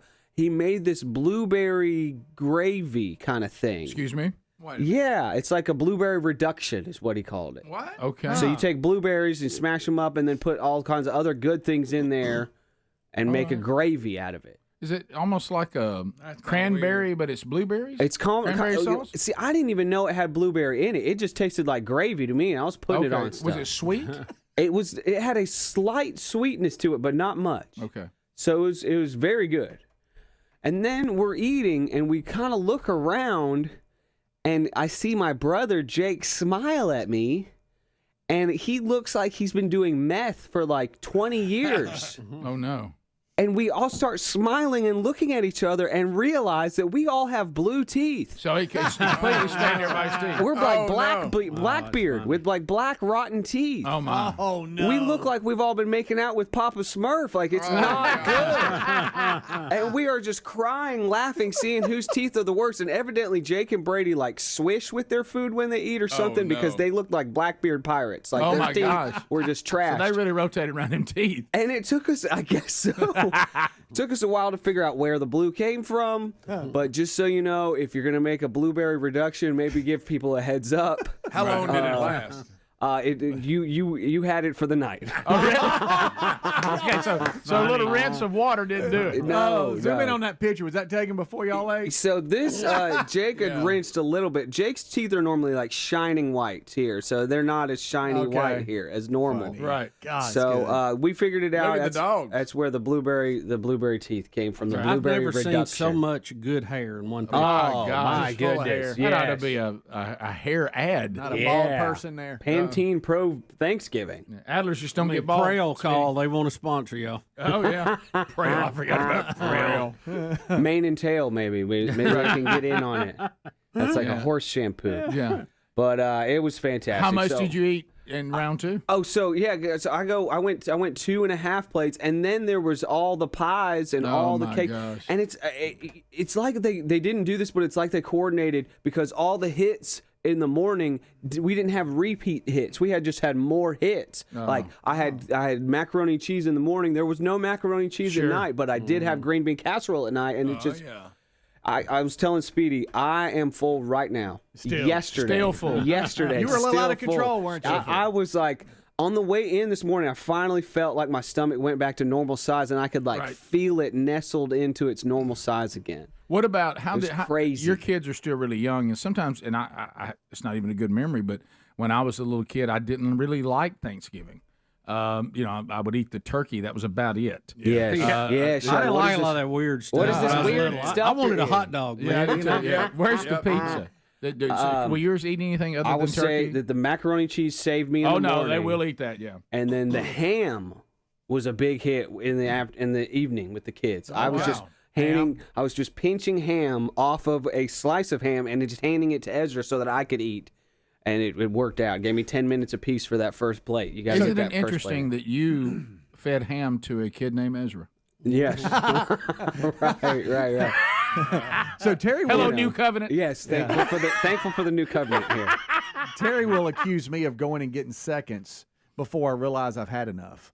She's like, no, just hang. Chill for a second because you're probably full and you don't know it. But we're not eating for any other reason than taste. You rush to go back for seconds and you don't even know you're full yet. So you kept doing that all day. I did. And were you miserable going to bed, or was it the next day? The rest of I understand you kept eating the next day. Yeah, a little hard to eat. Hard to sleep. And then the next day. Yeah, I did have an Iron Bowl party, and then wow. It was a bad. It was weekend. a wreck, yeah, man. The Thanksgiving weekend is not a good. It's an enjoying weekend. You just enjoy food, and then you worry about it on Monday, and you just try to adjust on Monday. Yes, I was cleaning up after the Iron Bowl party, and I had 2 pieces of pizza left, and you're like, that's too much pizza to put in the fridge. Yeah, just go ahead and eat it. Yeah. And I had 4 wings. I'm like, I can't just put 4 wings in the fridge. And I had half a bowl of queso. I'm like, it's half a bowl of queso. Right. So I just made myself miserable again. Wow. You know I did it again. Would make that picture perfect is right there by Grandma and the guy with the dog. That's Brady. He was an intern. Is that Brady? He's got a beard now. Oh, my gosh. Yeah, he's a grown man. He really is. He's a man now. Well, sorry, Brady. I would have recognized you in person. But anyway, right there between him, Chris Wood's head. Golly. If he could have had Chris Wood there, Black Friday, if he was there. We had Grandma Jerry, who's Brady. Who's in her 90s. Yeah, that's Brady. Brady always grabs the dog. He always sneaks the dog into the picture. I see At first, I thought, well, no offense, but that's the ugliest baby I've ever seen. It's a dog. It's a Chihuahua. It's a Chihuahua. We had 90-year-old Grandma Jerry. We had Grandma Pat, who survived the hurricanes in North Carolina. It was just a wonderful Thanksgiving. Yeah. We'll be right back. Rick and Bubba, Rick and Bubba.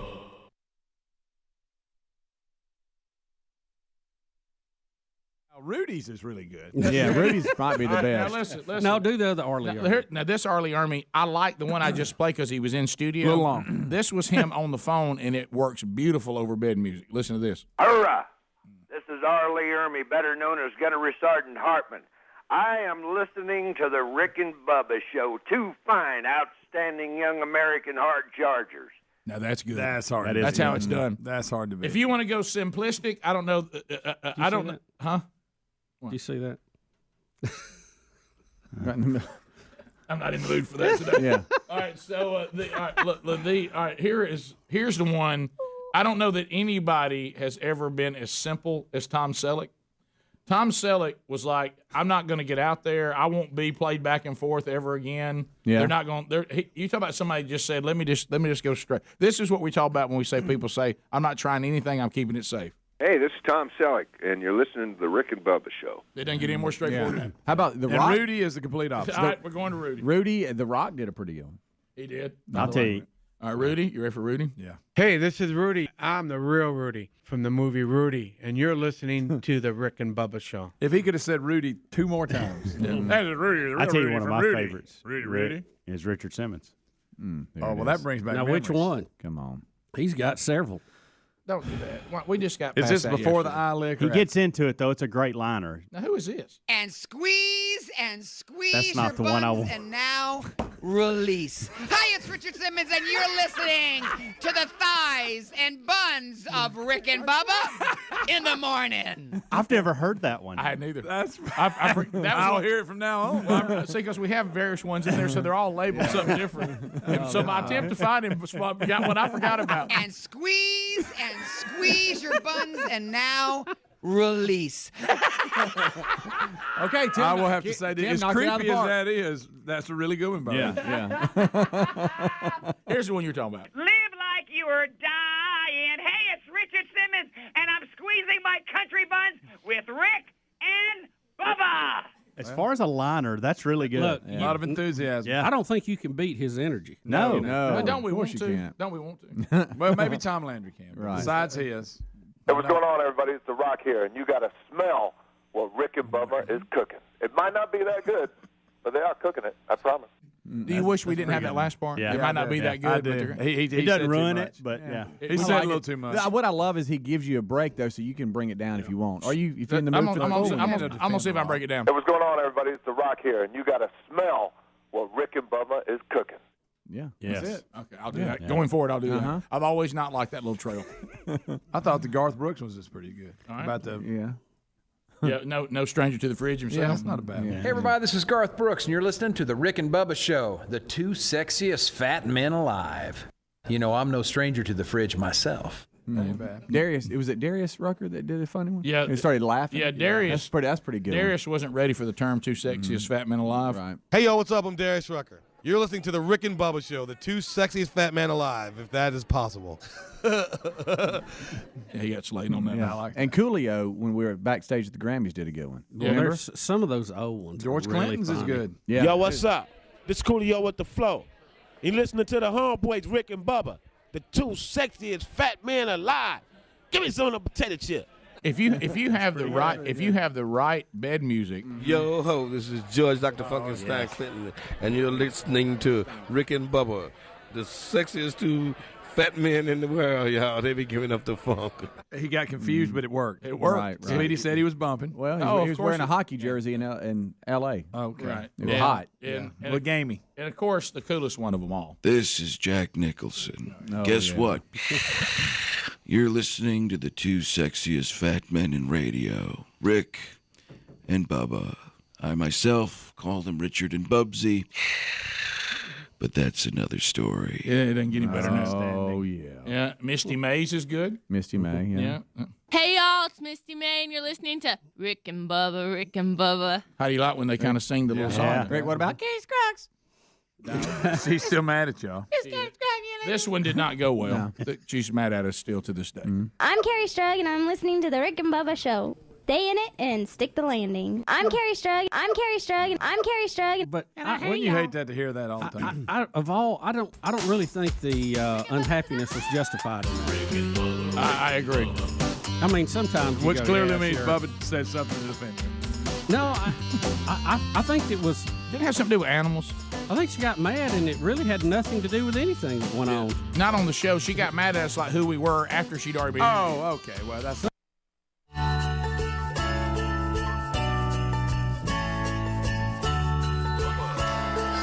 9 minutes now to the top of the hour. Gift number 4 in the 12 working days of Christmas still to come today. Gift number 3, we caught back up, gave that away in hour number 1. So we've been kicking along here. Also, don't forget, so tomorrow, for those of you that may be thinking about 2025 going to one of the Man Church conferences, either in Birmingham, Atlanta, or Panama City, or maybe giving those as gifts. We got great lineups. All 3 weekends are going to be powerful. Find all the details at themanchurch.com. Early bird ticket price specials will end tomorrow. They will end tomorrow.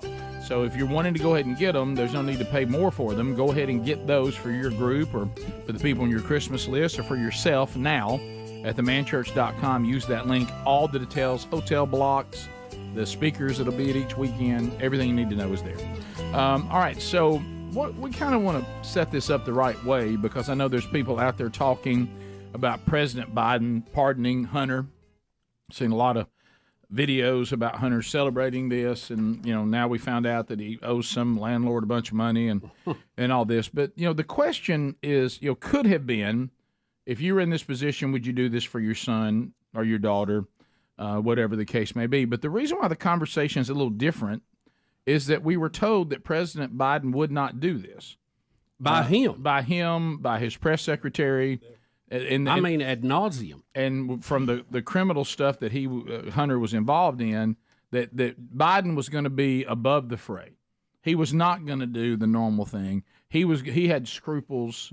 He has character, and he's not going to do this because right is right and wrong is wrong, and might even teach Hunter a lesson. Yeah. And then, of course, he pardons him. Now, are we making this up? No. We actually have all kinds of people, 9 minutes worth. We're not going to do all 9 minutes, but of people talking about how President Biden won't pardon Hunter. Rick, most of the time when we have a clip, it's 30 seconds, a minute, every now and then 2 minutes. Right. We got 9 minutes of this. Yeah, so here we go. I said I abide by the jury decision. I will do that, and I will not pardon him. Letting the world know that he will not wipe away the decision of 12 of his son's peers. Was asked directly, and he has said he wouldn't pardon his son if he gets convicted. Let's wait and see what happens if he loses. Yeah, but he said it. He's going to get pardoned by his dad. There's no question about that. The president has ruled out pardoning his son. Major commitment from the president, accepting the outcome of the trial and also pledging not to pardon his son. So the challenge for him is really to continue to live up to his values when it was really personal, and he did that today. It seems like a pretty normal, straightforward answer, but it takes new weight when we see what Trump is saying about the outcome of his trial, what we're hearing from other Republicans who say they don't accept the jury's verdict here in New York. The contrast is profound. To sit there and say, well, I'm not going to intervene in the legal process, and I wouldn't pardon my son. One side, Democrats and Joe Biden protecting the justice system. And on the other, Republicans and Trump protecting Trump. Our current president of the United States has so much respect for the law that he has said he would not pardon his son. I mean, what, again, it's all about the contrast. President Biden saying, I will respect whatever this jury decides, versus right. Donald Trump after he was convicted on 34 counts, saying the entire system is rigged against him. Their latest attack has been that Joe Biden has politicized and weaponized the DOJ, right? That was the whole argument around Donald Trump's conviction. And this week, of course, Hunter Biden was found guilty, and Joe Biden has very clearly said he would not pardon his son, he would not commute his sentence. How stark is this difference? I mean, how can... Wow. There you go. You're going to need a pressure washer to get the egg off all those faces. Yeah. I want to know how they feel today. Yeah. Well, like we both said, the man of great character basically cut your legs out from under you. In all fairness, there's no way Joe Biden remembers saying all those things. That's a great point. That's a fact.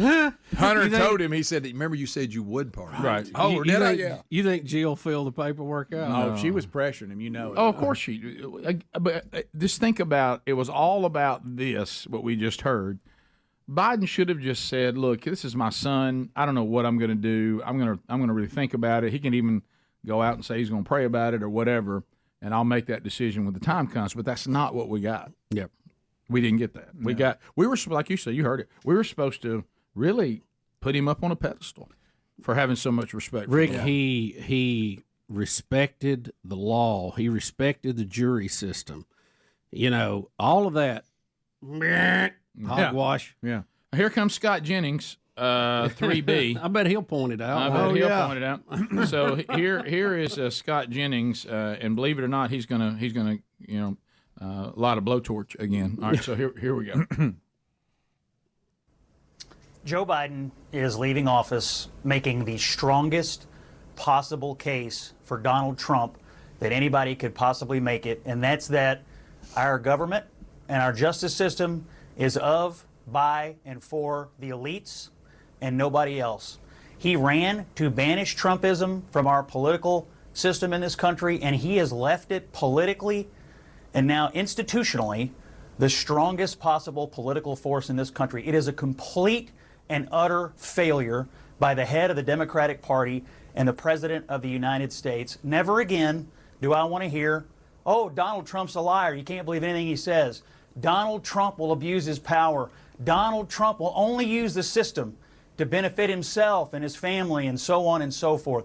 Never again. I have one question for Karen, and that is, why did he need an 11-year blanket pardon going back to 2014 when Joe Biden was the vice president? We are sitting on the biggest cover-up of who knows what crimes, and Joe Biden amazingly knows exactly, roughly, when it started. He knows just about when it all started. He's leaving office in complete and total disgrace. He is a liar. And there is no other way to spin this today. This has nothing to do with Trump and everything to do with the character of Joe Biden. Boom. Wow. Mic drop. Yeah, it is kind of funny how you knew exactly where to go back. Oh yeah, yeah. You can trace that back. That's a lot like when the CEOs became responsible for the paperwork they filled out. The ones that started resigning. Right, you went something's wrong here. Well, what do you think about?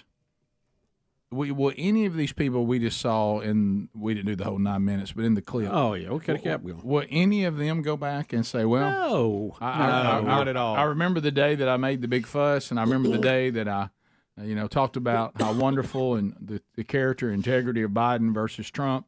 And today I have to come back and say, well, I guess I was wrong about that. He did exactly what we thought he wasn't going to do. Rick, they're just going to shut down, give them 90 days. They'll be back singing the same choir again.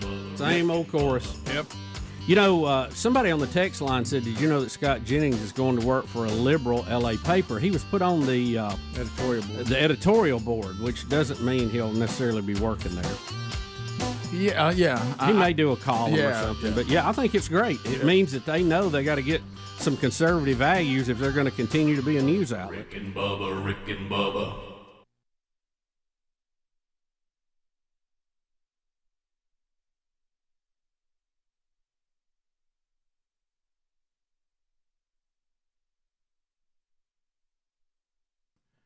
Okay, so everyone knows college, major investment. It's important to do your homework, pun intended. You want to find out, find a school that shares maybe your values. You ever got a lot of money and you spend it, and all of a sudden for your kid to be indoctrinated in everything that you would be against. But who has the time to dig through all the websites and find what really matters? Well, today, kind of fired up to share a new online resource with you that does the work for you. It's called ChristianCollege.com. This online directory, over 250 Christian colleges, it's like a one-stop shop. Like any other college guide, you can view all those basic, acceptance rates, tuition costs, academic majors, etc. But here's what makes it different. This is what makes ChristianCollegeGuide.com very special. You can use this guide to learn about a school's faith tradition, its campus policies, and, yes, its spiritual life. All that info shows you, if the college has the kind of character that you're looking for. You'll find answers to over 150 questions for every school profile, making this the definitive guide to Christian higher education. Best part, this college guide is free to the public. That's right, free. All you do is just go to ChristianCollegeGuide.com, create a user profile, and get started today. That's ChristianCollegeGuide.com, an incredible resource.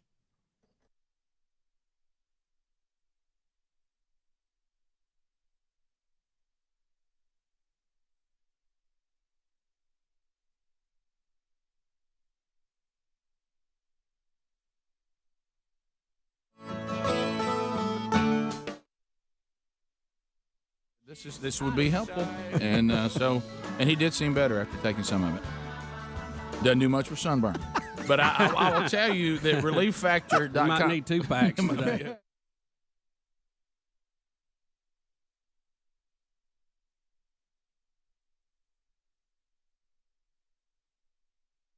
Bubba, there's 2 things that'll stop Bubba on the pontoon: lack of fuel and lack of food. And so now we were excited because look, French, but Rick, the French love food. I did have it strategically planned, so we would go to eat at 5. Yep. We would beat the crowd and stay on my nursing home schedule. It was perfect. That's it. Like I say, like Bubba and I say, we live the life of senior citizens. We're on their schedule. We eat when they eat. We sleep when they sleep. We go to see entertainment when they do. It'll make the eventual transition easier. Yeah, we won't even know the difference. Nope. So y'all were able to float up on the boat to the restaurant? Oh, yeah. Hey, look, if you're going to be at the lake and you're going to eat at the lake, you're going to park the boat, not a car. Right. You're going to park the boat. That's part of it. Yeah. So you know where we went, don't you? Oh, no. Famous restaurant at Lake Martin. Elijah was a wooden Indian standing by the door. Elijah was. Bringing it up. How did y'all get in to put that on? Was that some talking into right there? Totally different. Hey, she's supposed to. So she could never answer yes or no. Say it.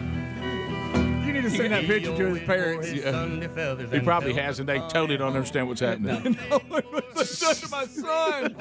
They look. Why's his They're leg gonna go burn? look. That's what we had to make you do. So listen to that chorus. Rick, he was so red, he looked like an Indian. Well, Greg. You know what that looks Buddy, you like? can't Adam say that. Goldberg went to eat at Kallaja. Yeah. That's what it looks like. You know what? And I think I want to say another thing too. And this happens to us. I think you thought you could put that headdress on. You remember what we were told about the headdress? I don't think we're supposed to be putting it on. Hey, Bubba's got a headdress, got all it wants right there. There's Skipper. Them feathers are hanging in there. All right. Hello? Yeah. I'm not sure because remember when the woman came over. look at Frenchie's and then look at that. The difference in square footage. People keep saying. That's like a guard shack versus a den. Listen, let me tell you what's funny. People keep calling and emailing saying it looks like Skipper and Gilligan. Hey, little buddy. Rick, he's got his little buddy with him. Hey, Skipper. Guys, I got to go to the headdress again. Was it on the wall? Did y'all All just right, take here's it off the the thing. wall? And Bubba, I went with what you said. I went with what you said. I've used it before. A person uncomfortably very kind walks over because the person's glad we're there.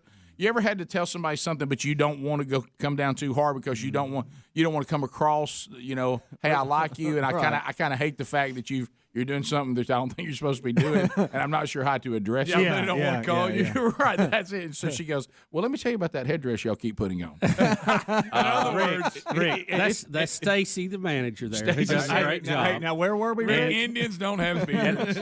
I tell you where we were.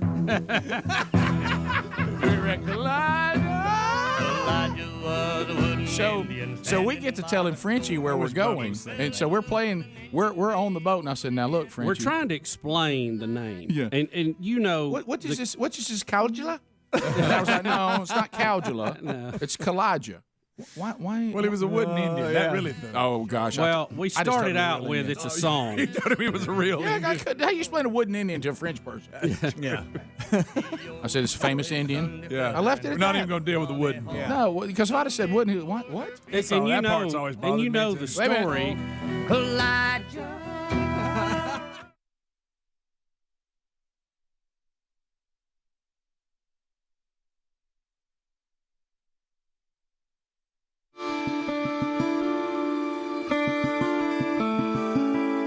Thanks for being with us as we roll through another one. Merry Christmas from everybody here at Rick and Bubba. Gift number 4 in the 12 working days of Christmas coming up before the show is done today. Gift number 3 has already happened. So be paying attention for that as we move through another gift today. Speedy Greg Adler here. Say hello to Bill Bubba Buster. Rick, glad to be here, and thank all of you for joining us. It is Giving Tuesday all across America today, and there's great opportunities for a lot of you already know what you're going to be doing today. You've got ministries and charities that you support, but if you're kind of still thinking about what could you do today, Perrin Carroll is here with us today, and of course Perrin's been on the show a number of times, executive director of the Jimmy Hill Mission, and also representing the Christian missions all over our country. We can give you the details on to find one near you as well through the Citygate Network. So, Perrin, Merry Christmas and welcome back to Rick and Bubba. Good morning. Merry Christmas. Good to see you. Great to see you, too. So, when you think about Jimmy Hill, those of you that may not know, give a brief update. Say somebody's tuning into the show, they just found it. We say Jimmy Hill Mission. We all think they know that everybody should know, but they don't. Give kind of a brief introduction to the services of Jimmy Hill Mission. Well, Rick, we just at Jimmy Hill Mission served our 80th Thanksgiving dinner. Wow. And so for the last 80 years, we've been providing hope and transformation to those who have lost their way. We do that through our residential programs at 3 facilities. And I love that you're doing the different gifts on the 12 working days of Christmas, but we're really focused on the ultimate gift, the gift that God gave us through his son, Jesus Christ. So it's transformational. We're not talking about, putting Band-Aids on. We're not talking about, you're getting to the root of trying the problem. to buy gift cards, right? Yeah. Well, the root of the problem for all of us is we're fallen. And if we don't fix that, it's got to be foundational. So some of the problems, obviously, it can be approached in different ways, and you do that through job training and accountability and all that. But this is something that says if you really, the author of New Beginnings has always been Jesus.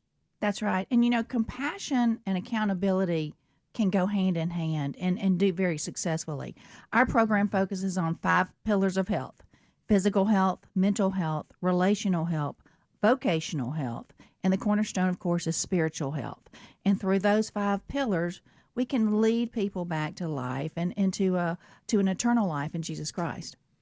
Yeah, Bubba and I remember so well a friend, Bill Searcy, and Bill was just went out the last part of his life just telling the whole world about how Jesus was the only thing that ever transformed him, and he struggled with drug addiction, and he struggled with being homeless because of his addictions.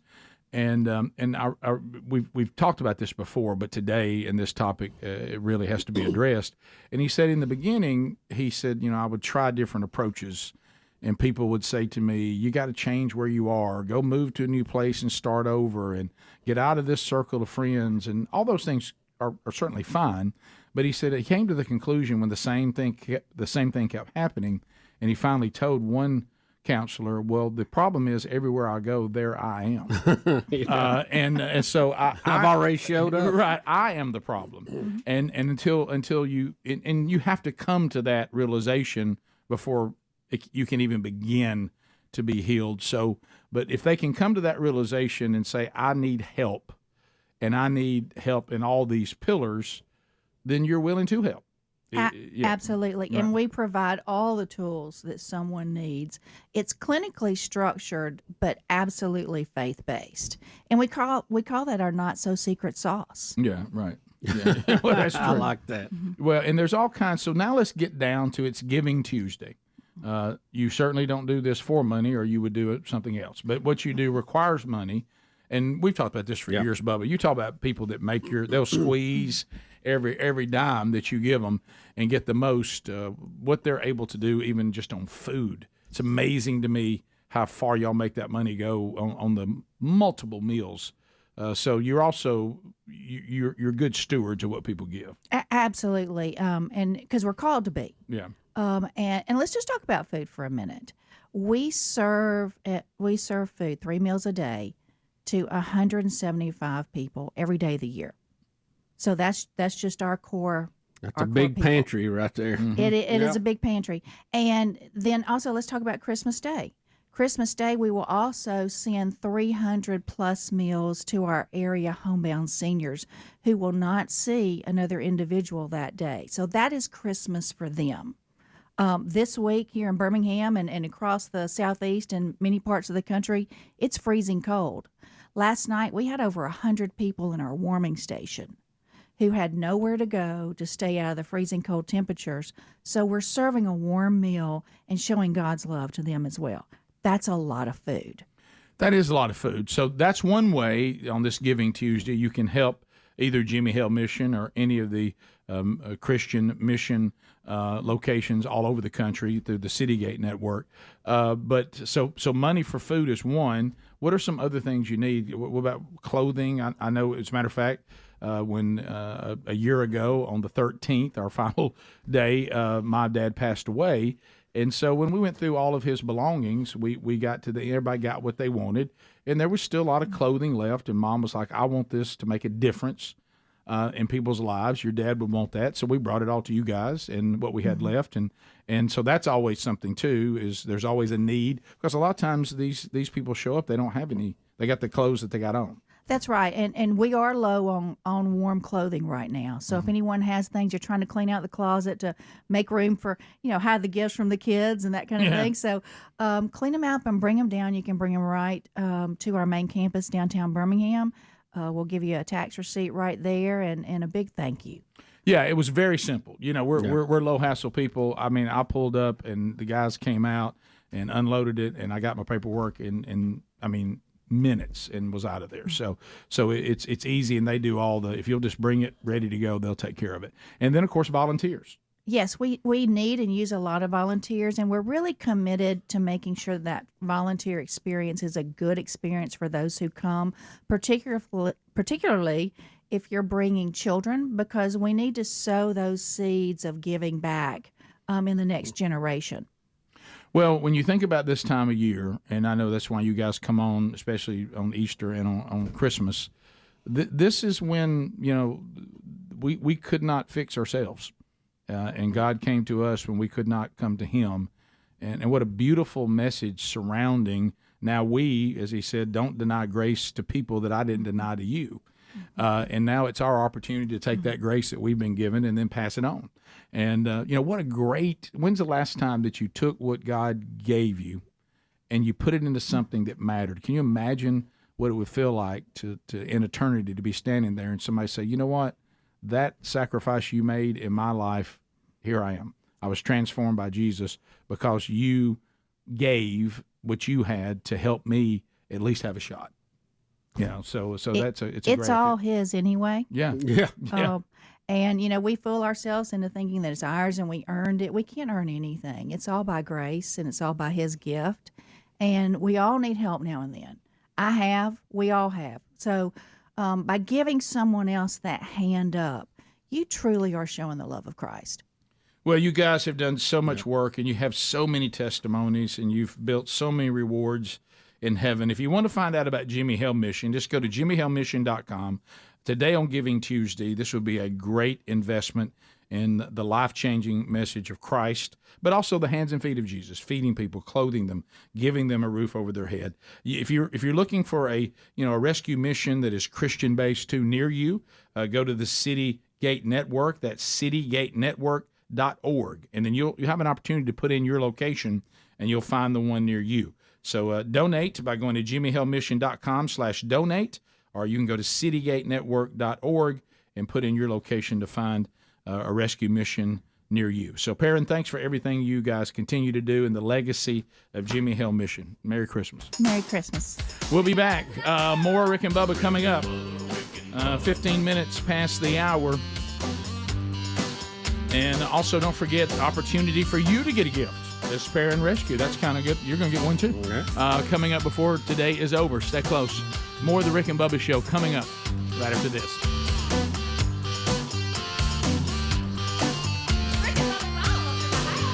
Rick and Bubba, Rick and Bubba.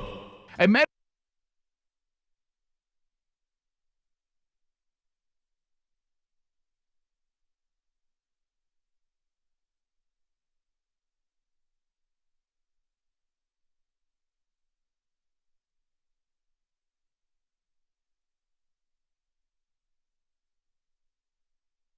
Donald Trump Jr. is the author, and he joins us now. Don Jr., welcome to Rick and Bubba. Good to be with you guys. How you doing? Well, you know what? We're fired up. And we're ready to go, and we're stoked. Glad that you've come. We're lucky enough to be across most of the country, but glad you're in our hometown, and looking forward to the people of Birmingham getting out and seeing you in person tonight at Books A Million, 7 to 8:30 local time, to get a copy of the book and to shake your hand. Well, I'm looking forward to it as well, guys. It's going to be a fun event. We're glad to have you on. This is Bubba, Don. And, other than us being in a ladder stand this morning, hunting deer, this is where we'd rather be. You're in the news today. Yep. You tweeted the whistleblower's name. Tell us a little bit about that. Why did you go ahead and take that step? Well, first of all, I would much rather be in a tree stand right now during the rut than I would be doing a book tour, but my publisher had a little something to say about that, so I lost that battle. Knowing you and Eric and how you love to hunt, how did you let a book tour be now? I know, dude. It was so ridiculous. When they got married, it was the same thing, like November 12th. I'm like, I know, it's brutal. I keep doing that, but it's okay. We'll get at it after the book tour. But no, listen. The reality is this, and that's what's funny. That's exactly why I wrote the book. The hypocrisy of the media. I literally tweeted out. I quote tweeted an article from Breitbart that had the guy's name allegedly in the title of the article. So I literally responded to an article that was out. The guy's name was on Drudge a few days ago. And even Drudge was like, Don Jr. out some. I'm like, it was literally, I saw it on your webpage a few days ago. It was on Real Clear Politics. But because I did it, that's the end. They lose their minds because, now you realize, now that, the name is supposed, and I assume based on the reaction that is the actual whistleblower because the outrage is so extreme, so nuts. So I quote tweet an article that has the guy's name in the title of the article that's already out. And it's like, I outed him. I'm like, I don't know, probably millions of people have literally seen this stuff. It's been out for a few days. This is no surprise. But because I do it, it creates outrage. And, there's a big theory, this thesis of the book, which is, talking about the media bias and all of that nonsense. But, the reality is they don't want they don't want the whistleblower's name out there because now you can say, oh, he's in that picture with, Susan Rice and all the people when they're crying when Trump visited Obama, a couple days after he won. His lawyer's the guy saying, in January of 17, the coup has started. Impeachment will be next. I mean, does anyone believe that this is not a setup? I mean, this guy worked for Brennan, apparently. He was John Brennan's confidant and aide. Anyone believe after the Russia hoax, after 3 years of being sold that garbage, that this is anything but a continuation of the same garbage? I mean, what a joke. And they'll keep selling it, and they will, because the mainstream media will be the marketing wing of the DNC, and, obviously Trump's terrible. And, that's the environment in which we live today. And that was a big part of why I wrote the book. I mean, I got to see it from a campaign perspective, being a part of the greatest political upset in history. I then got to see it being the number 2 target, of the Mueller hoax, which everyone knew was a hoax. And frankly, it's why I dedicate the book to the deplorables, because those guys were the ones that stuck with us. They stuck with us in 16. That was a little bit of a troll too, but they stuck with us in 16, and they stuck with us through all that. They never wavered. They never doubted. And everyone sees that it's just the same thing going on again. They'll never let him do his job. They'll do whatever they can to resist. They won't pass things like the USMCA, which has been sitting on Nancy Pelosi's desk and would pass with bipartisan colors in about 30 seconds, because that would be good for Americans, but it would also give Trump a win. So we can't do what's good for Americans if Trump also gets a win, because they said they could never be renegotiated. Renegotiating the failed NAFTA deal that's done more about sending jobs abroad than any legislation probably in American history. So that's the environment in which we live. And I said, I got a front row seat to all of that. Maybe now it's time to write the book. Don, we're in historically good economic times. Why do you think there's so many people who are dead set and have gone to such lengths to get your father out of office? Because we're just, we're in an age of, outrage. We're in an age where the Democrat Party is literally the party of socialism and communism. I mean, I write about that in the book because my mother escaped communism, so I have strong theories on this stuff. I got to grow up and spend summers in communist Czechoslovakia. I waited in those bread lines. I have a grandmother that has been through, as she calls me, in tears, seeing CNN over there because they don't have. We're here. Merry Christmas from the Rick and Bubba Show. Gift number 4 coming up a little bit later on in the program today. So, Bubba, I meant to ask you this because you talked about these documentaries that you've seen, and we covered that yesterday. Where are you? I know that we're only a few days into December, but where are you on your Christmas movies? Have you watched any of them yet? No. I'm behind on pretty much everything in my life right now. Right, just everything. You're chasing shopping. I caught up over the holidays with the documentaries on D.B. Cooper, on John Benet Ramsey, and the movie Reagan. Right. So I thought I did good. You did great. As a matter of fact, I watched all those in one day. Yeah, absolutely. My legs were numb. Yeah, right. And so it was good to catch up on some of that. And mustard too. I feel like I'm out completely out of control. Ketchup and mustard. I think I'm out. My pace to me is it's too quick.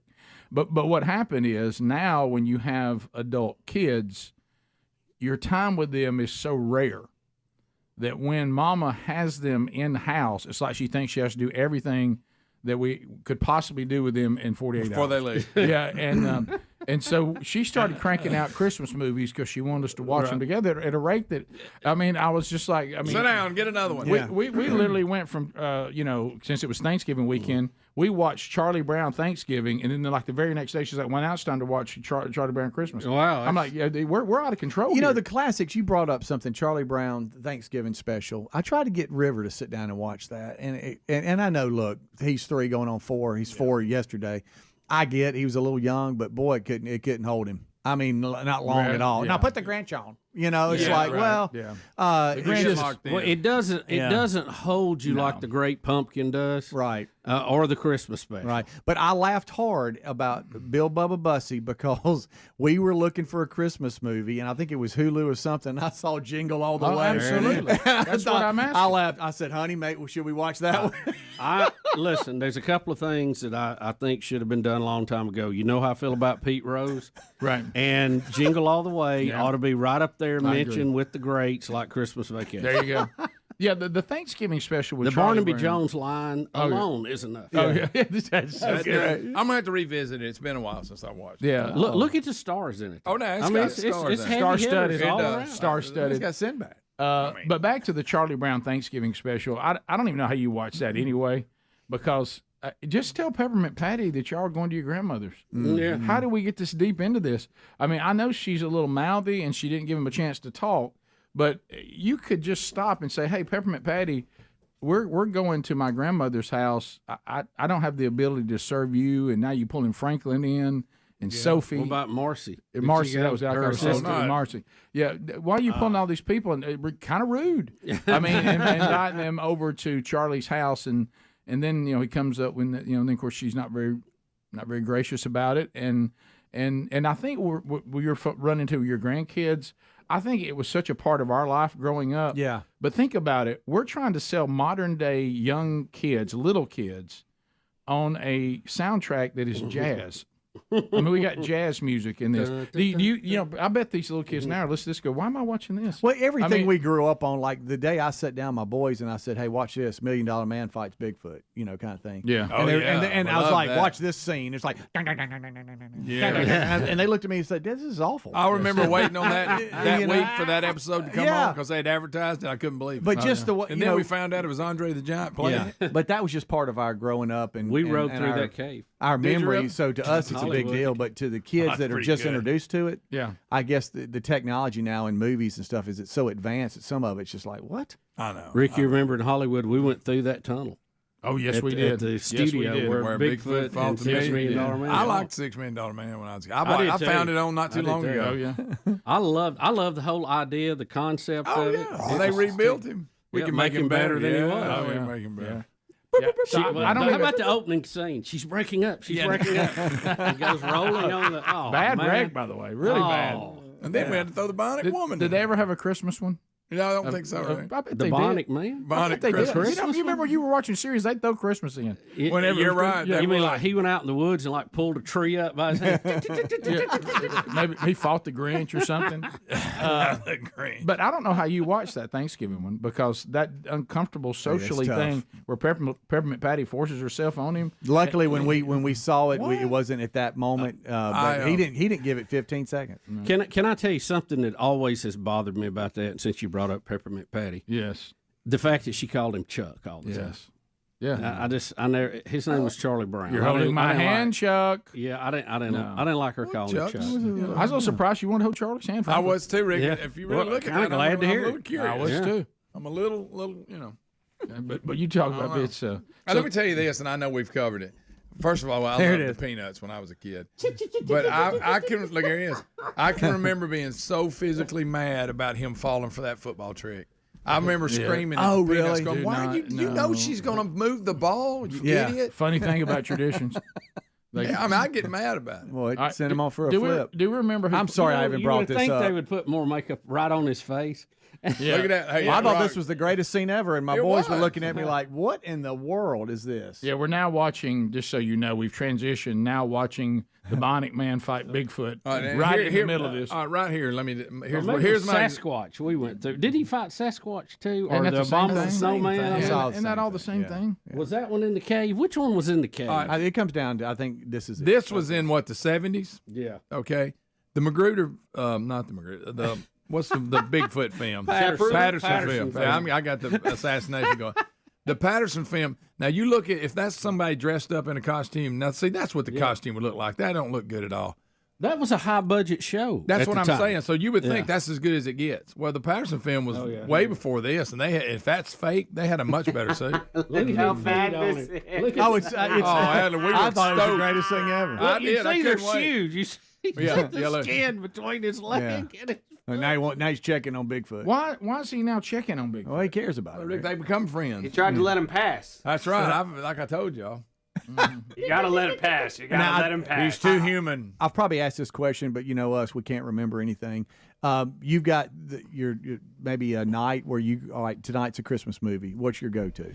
Your number one. What that I want to see or I'm forced to watch? Well, let's say you choose. Die Hard. There you go. Oh boy, here we go again. Or Rambo. It is a Christmas movie. There's a Christmas tree in one scene. Yep, you're right. There When he smashes out of the police station, mad there is. when he You see leaves. some holly when he smashes out of That's there. true. Yeah, probably. I like Charlie Brown Christmas. You're gonna go classic. When those little kids start singing, it's Christmas to me. Oh, Now, are you talking about a movie or a cartoon? Just whatever, a yeah, show. just a show. Yeah, whatever. Yeah, you're gonna sit down and it's Christmas movie time, show time, and you've got the remote. Yeah, that's Christmas Vacation's always hard to beat, but Scrooge is pretty good too. Yeah, Jingle All the This Way. Christmas or I can't remember which one it's called. Right, wasn't Danny Glover in it? That's a good one. That is not bad. a Christmas Story is probably my number one. Oh, if it's you so get away good. from cartoons, Okay. that I want to watch. Now I know what happened last night. I've already watched It's a Wonderful Life. You did. Yeah, that's That'll every get year. That's another frustrating. Very frustrating. Can we not go on a vacation?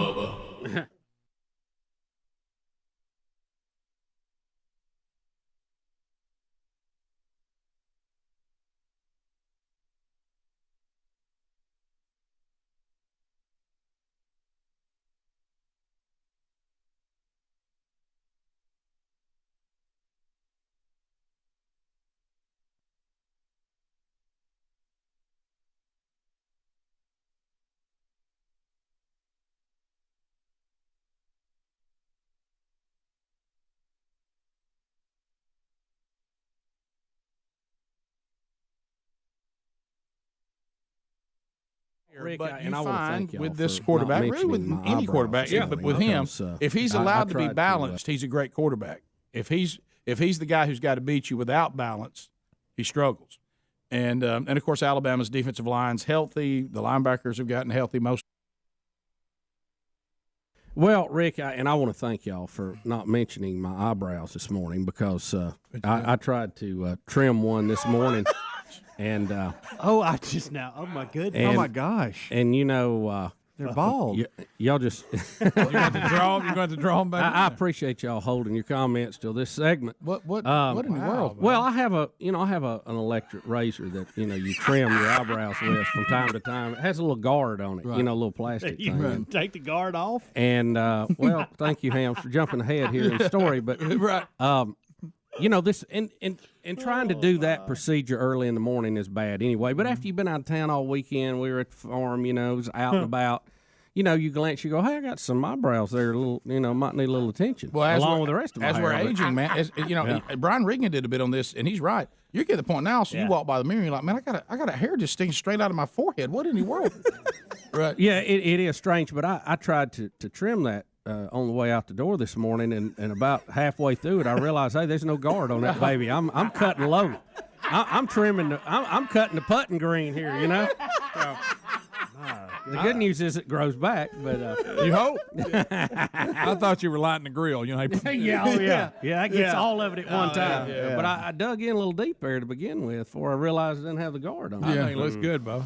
Yeah. Well, you won't have that long, tangled up hair sticking out there. Hey, how about them pencils and draw it on there? Bubba, let me tell you what happened. They don't sell a lot of gray pencils. I'll go military with you because I know how you love the military. You wanted to do a precise strike, and sadly, innocent people were killed. Yeah, you know what I mean. I mean, it should have been a surgical strike. Ended up being a carpet bomber. Right. That looks good. I see there's one long one over on the I see far it from left. I see exactly where you stop. Well, that's the only one I see from here. Yeah. Well, I quit. I just quit. That's you can't really tell. You can't. Yeah. I get sunburned now right that you've brought it up, I can really tell. Yeah, that's all I'm be looking at. Yeah, now. that was the. And that one hair, I want to come get it. I can't. Yeah, just let it go. Right. I mean, I skin her in there pretty good. Look, he's paid a big enough price already. Do they ask y'all when you get your hair cut, do you want that trim? Yeah. They've started doing that where I Really? go. Yeah, that's the first time. And so I figured it's just, this is the first time they've gotten away from me. Now, when you get older, what is funny, your hairline will starting to. I know. It'll start to recede, and Greg's made that point to us several times. But but your hair, your eyebrows, the hair in your nose and your ear, it like tries to make up for it. And I'm like, hey, you're in the wrong spot. My nose is ridiculous. You're in the wrong spot. Crazy. You know, it gets out of hand in my nose. At the barbershop, when I was just a kid, and y'all tell me this because I don't know. Mr. Kelly, they used to do something with a match or something. And Mr. burn Kelly? it. Match? Yeah. Where were you at? They Who's burned Mr. it. Kelly? No, this is back in Jacksonville Up your 100 years nose? ago when I was just a Who's tot. Mr. Kelly? Well, he was the barber. Oh, there. barber. Okay. Yeah. And I remember he'd do some kind of flash fire and burn that out of people's nose. What was that? Are you serious? Now, I think you're Bubba, right. That's you sparking serious? something. I don't know if I'm right or Oh not. yeah. I'd like to see. I would too. I do too. In well, the kitchen. but here's the thing, Brian He'd Regan. be like, poof, and there it went. You know, I'm like, hey, he just your tried to nose would burn be that all- guy. Bubba, you sure that your barber didn't smoke crack? No, but- Mr. Kelly didn't. Right, but It wouldn't grow back as fast. Mr. Henderson was my first barber, and then Mr. Kelly. what was our guy, Greg? Mr. Craven? Yeah, the Roffler shop. That's right. No, not the Roffler Razor's shop. Edge. Razor's Edge. But let's go back to this. Down there at Quintard Mall. And Brian Regan talked about it. These hairs that start growing out of your head as you get older, and Brian Regan does a great bit about it because, and I agree with him, it's like Jack and the Beanstalk. Oh, it's real. I mean, they go from zero to hero. Yeah. I mean, you go, I didn't have a hair here yesterday. No way that hair got that long that quick. It's Where like did it come from? It's like you get one follicle that tries to make up for the failure of a bunch of others. Yeah. And it's in the wrong place. Yeah, Wow, there is articles It's like about magic how beans. to burn your nose hairs. Yeah, it's some flash fire. We're they used to doing do. it. It We're scared doing me it. to death when I was a remember kid. I go, Dad, I don't want that. They didn't do that at the Razor's Huh? Edge. No. I said, Dad, I don't want Oh, that. Dad.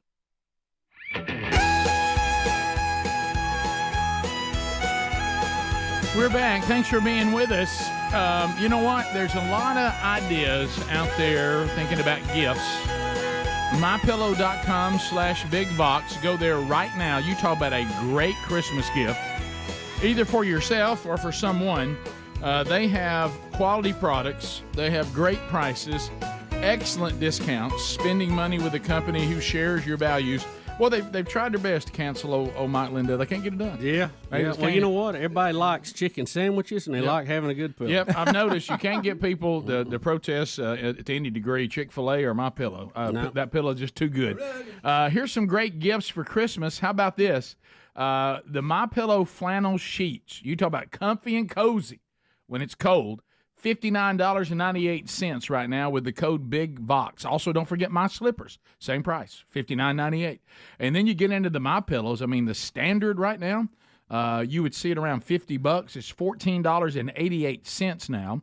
The queens are $18.88 and the kings $19.88.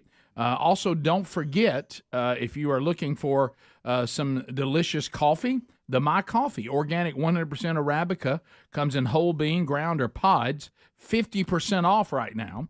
And then if you want to pick up some socks, $3.75 a pair, a little closeout sale. Got some items there up to 80% off. So go to mypillow.com/BigVox. Use that code BigVox and enjoy the savings right now. Also, if you get over $75, shipping is going to be free. Couple of items, Bubba, we haven't gotten to. And first, let's go to video 2. So we talked earlier about how everybody is weighing in that Joe Biden has just done something that he told everyone he would not do because of his incredible integrity and his respect for the justice system.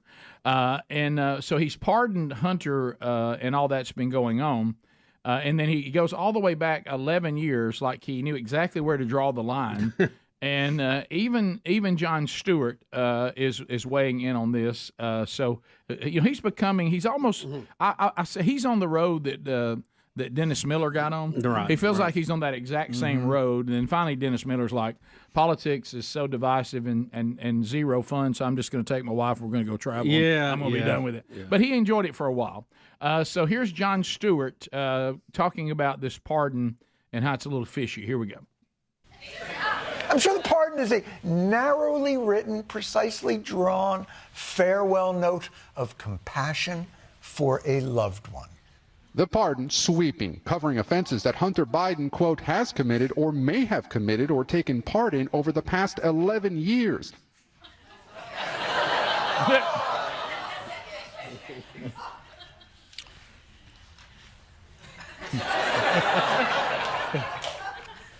11 years is a very specific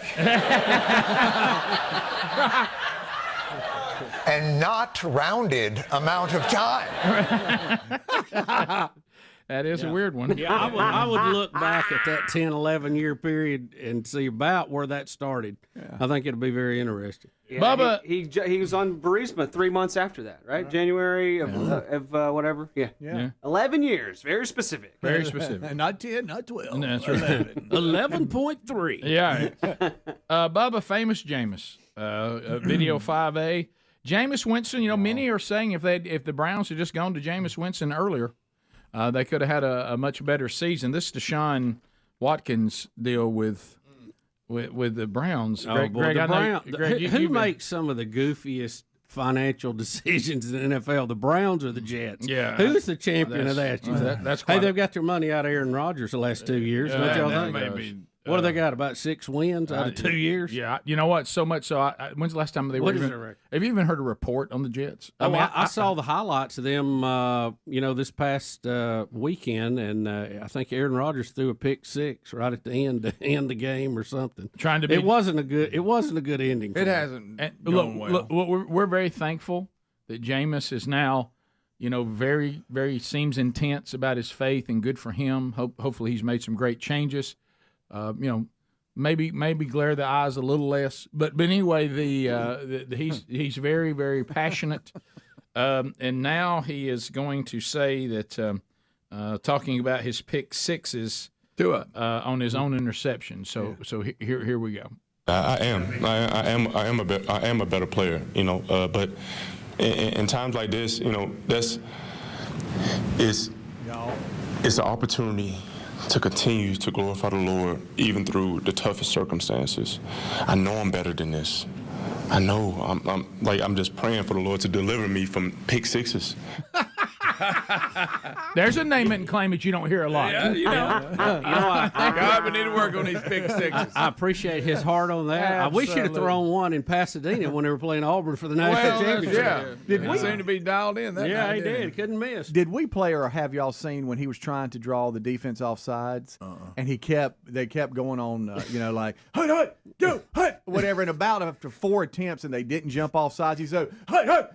Here, will y'all just jump off sides? And whatever, he was mic'd up. He was talking to the defense, and they were either trying to get to the 2-minute warning or they were trying to get him jump off sides on 4th down. But he kept trying to hard count him, and nobody would move. And then would y'all just jump off sides? Those plays are funny, and they work sometimes. Here it is. Okay, you found it. Good job. Yeah. What's the hot? 180? What's the hot? 180? What's the hot? Yeah! 180! What's that? Hot! Turbo, what's that? Somebody jump on sides, damn!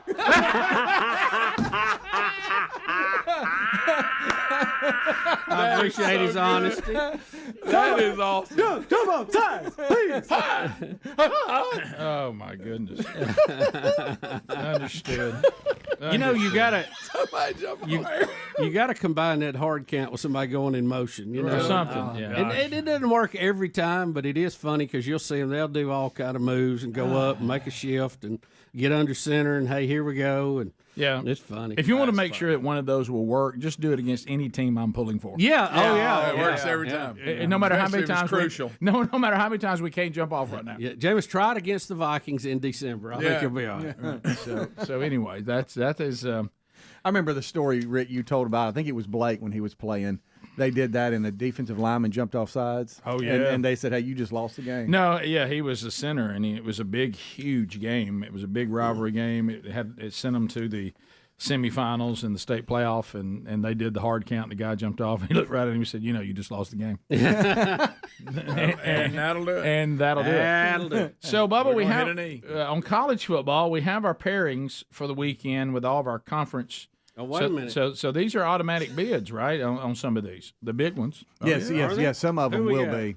So you got. You mean the matchup? Yeah, the conference championship. Yeah, we got UNLV will play Boise State. I don't know if you know this. Boise's, they're and UNLV's had a good year. So one of those will be in. Out of the Mountain West. So they're one of the ones that gets an automatic bid. Tulane and Army.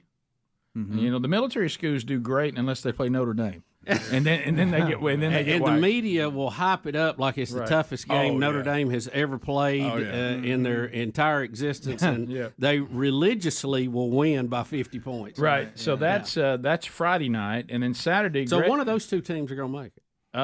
Is that's not an automatic bid there? I don't think. I don't think that one is. It's not. I don't even know what that one's called. That's the American Athletic Championship. Okay. And then you get to I can't one, keep up with I mean, I need a wall chart. Now, the Big 12, that is an automatic bid, and this is one of Greg's darlings, Arizona State and Iowa State. Now, They're in. This is one of those things, Bubba, that we talked about. See, Iowa State is ranked 18th. Arizona State is ranked 16th, but if they win, one of those is in. They're in. And that means somebody up above them is going to get pushed down. Yep. Georgia, Texas, this is the rematch there. How you see that one? Well, Georgia beat them pretty bad last time. I don't see that again. Was that in? It was 30-15. I think. Where was it at? Was it? I don't remember. I don't remember. But it was early in the year. Yeah, it was early. Georgia, it wasn't too early. It was 1, 2, 3, 4, 5. 6. It was week 7. Was it? Okay. All right. So later than I thought. So anyway, I think it was at home too. I don't have my glasses on. I can't. Home blurry. like at Texas. Everything's blurry right now. Let me move back here. Yeah, it looks like it was at home. when you got a lot on the line, and with Kirby Smart there and the state of that program, they're not as good as they have been on some of their other dominant teams. Texas is good, but Texas squanders a lot of opportunities. Yeah. Is Matthew McConaughey be up to you? Texas, they're physical on defense for sure. Georgia in the second half is incredible. Now, if they can survive the first half they've been playing, or 8 overtimes last week. But Sark's done a good job, so that'll be an interesting good matchup. Yeah, Penn State, Oregon. Bub, I don't know if you knew this. Oregon and Ohio State are in the same conference. Rick, a lot of people don't know that, but Michigan made sure though that they wouldn't be in this game though. How about poor old Ryan Day? Oh man, he just can't. He's 45-1 against his conference, but he has a losing record to Michigan. And they were 6-5 this year. You thought this would be the one? Yeah. Oh, this is a year we got them at home. They're 6-5. We're gonna rough them up. I never believe in Penn State in these kind of games, so I think Oregon will get that done and go undefeated. And then you got the SMU Clemson situation. How about that? How about SMU? They've come back a long way. They're hot. Yeah, they are. I mean, so and got an electric offense and play pretty good defense. We'll see. You think they're pretending? Well, I mean, it's their fault. They got to play who they got to play about. But Clemson. So who is that going to leave? Who's that going to leave as our at-large people? I don't know. No, we'll see. I know that there's a lot of 3-loss teams that think they're in. One of them being Tennessee for sure. Oh, yeah. We'll be back. More Rick and Bubba coming up. Rick and Bubba, Rick and Bubba.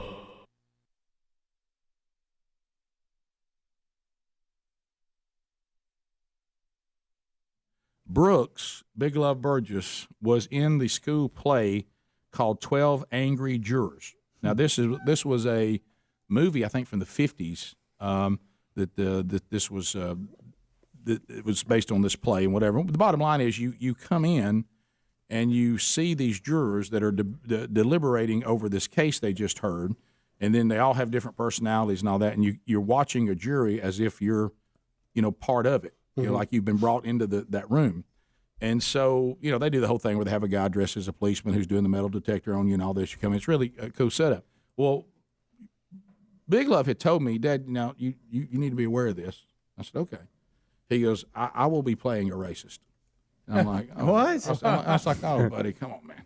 Like that. And he goes, yeah, my guy's not very good. And I said, okay, well, wow. And I'm like, well, that's going to be. He'll just understand there's a guy in there that's, obviously, doesn't care. He's ready. He's going to give a speech and all this. And I said, okay, well, that's fine. And so you think, well, oh boy, it's fine. But I found myself in the moment of like explaining to people like they didn't know. Well, this is that we just acted. He doesn't really feel this way. Yeah. I tell you, this guy, he's pretending to be who he's really not. Is really something. We don't like this guy. He's pretending to be.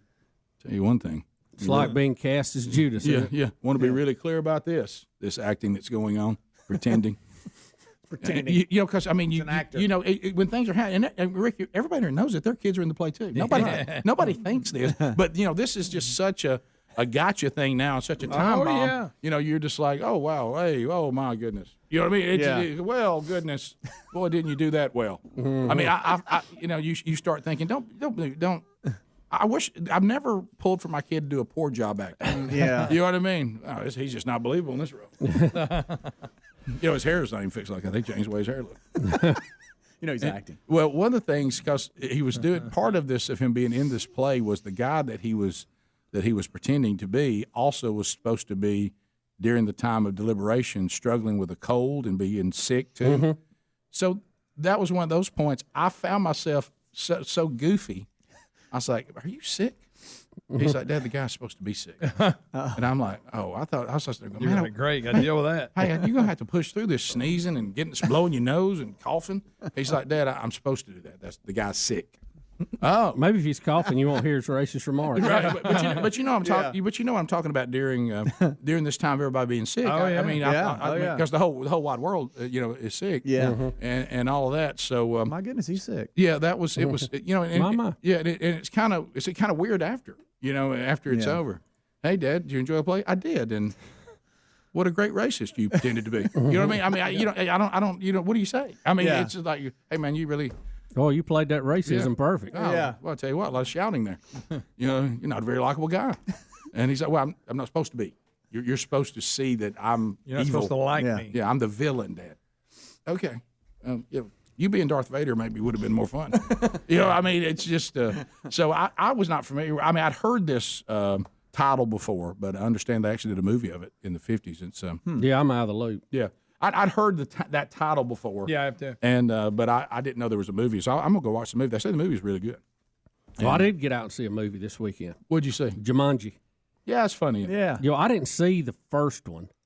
That was Robin Williams, right? Wasn't it? It wasn't anything like this. And they were in the house. This one was pretty interesting. I mean, it was. I guess I went in with semi-low expectations, but I really enjoyed it. It's funny. That's exactly the way I saw it. We saw it over Christmas, and I was like, "This is going to be the goofiest, dumbest, stupidest thing." Mm-hmm. But hey, we'll all go out and we go see a movie together. And I think because of that attitude, I actually enjoyed it. And I think it's kind of been reaction from a lot of audiences. Yeah, I thought it was good. I thought it was good. I mean, I'd probably give it close to 3 sliders, at least a good 2.5. It was entertaining, funny. Yeah. No. They built the plot up real well. Yeah. Relatively low yuck factor. Yeah. Pretty low. Bottom of the hour, we'll be back. More Rick and Bubba coming up right after this. Rick and Bubba, Rick and Bubba.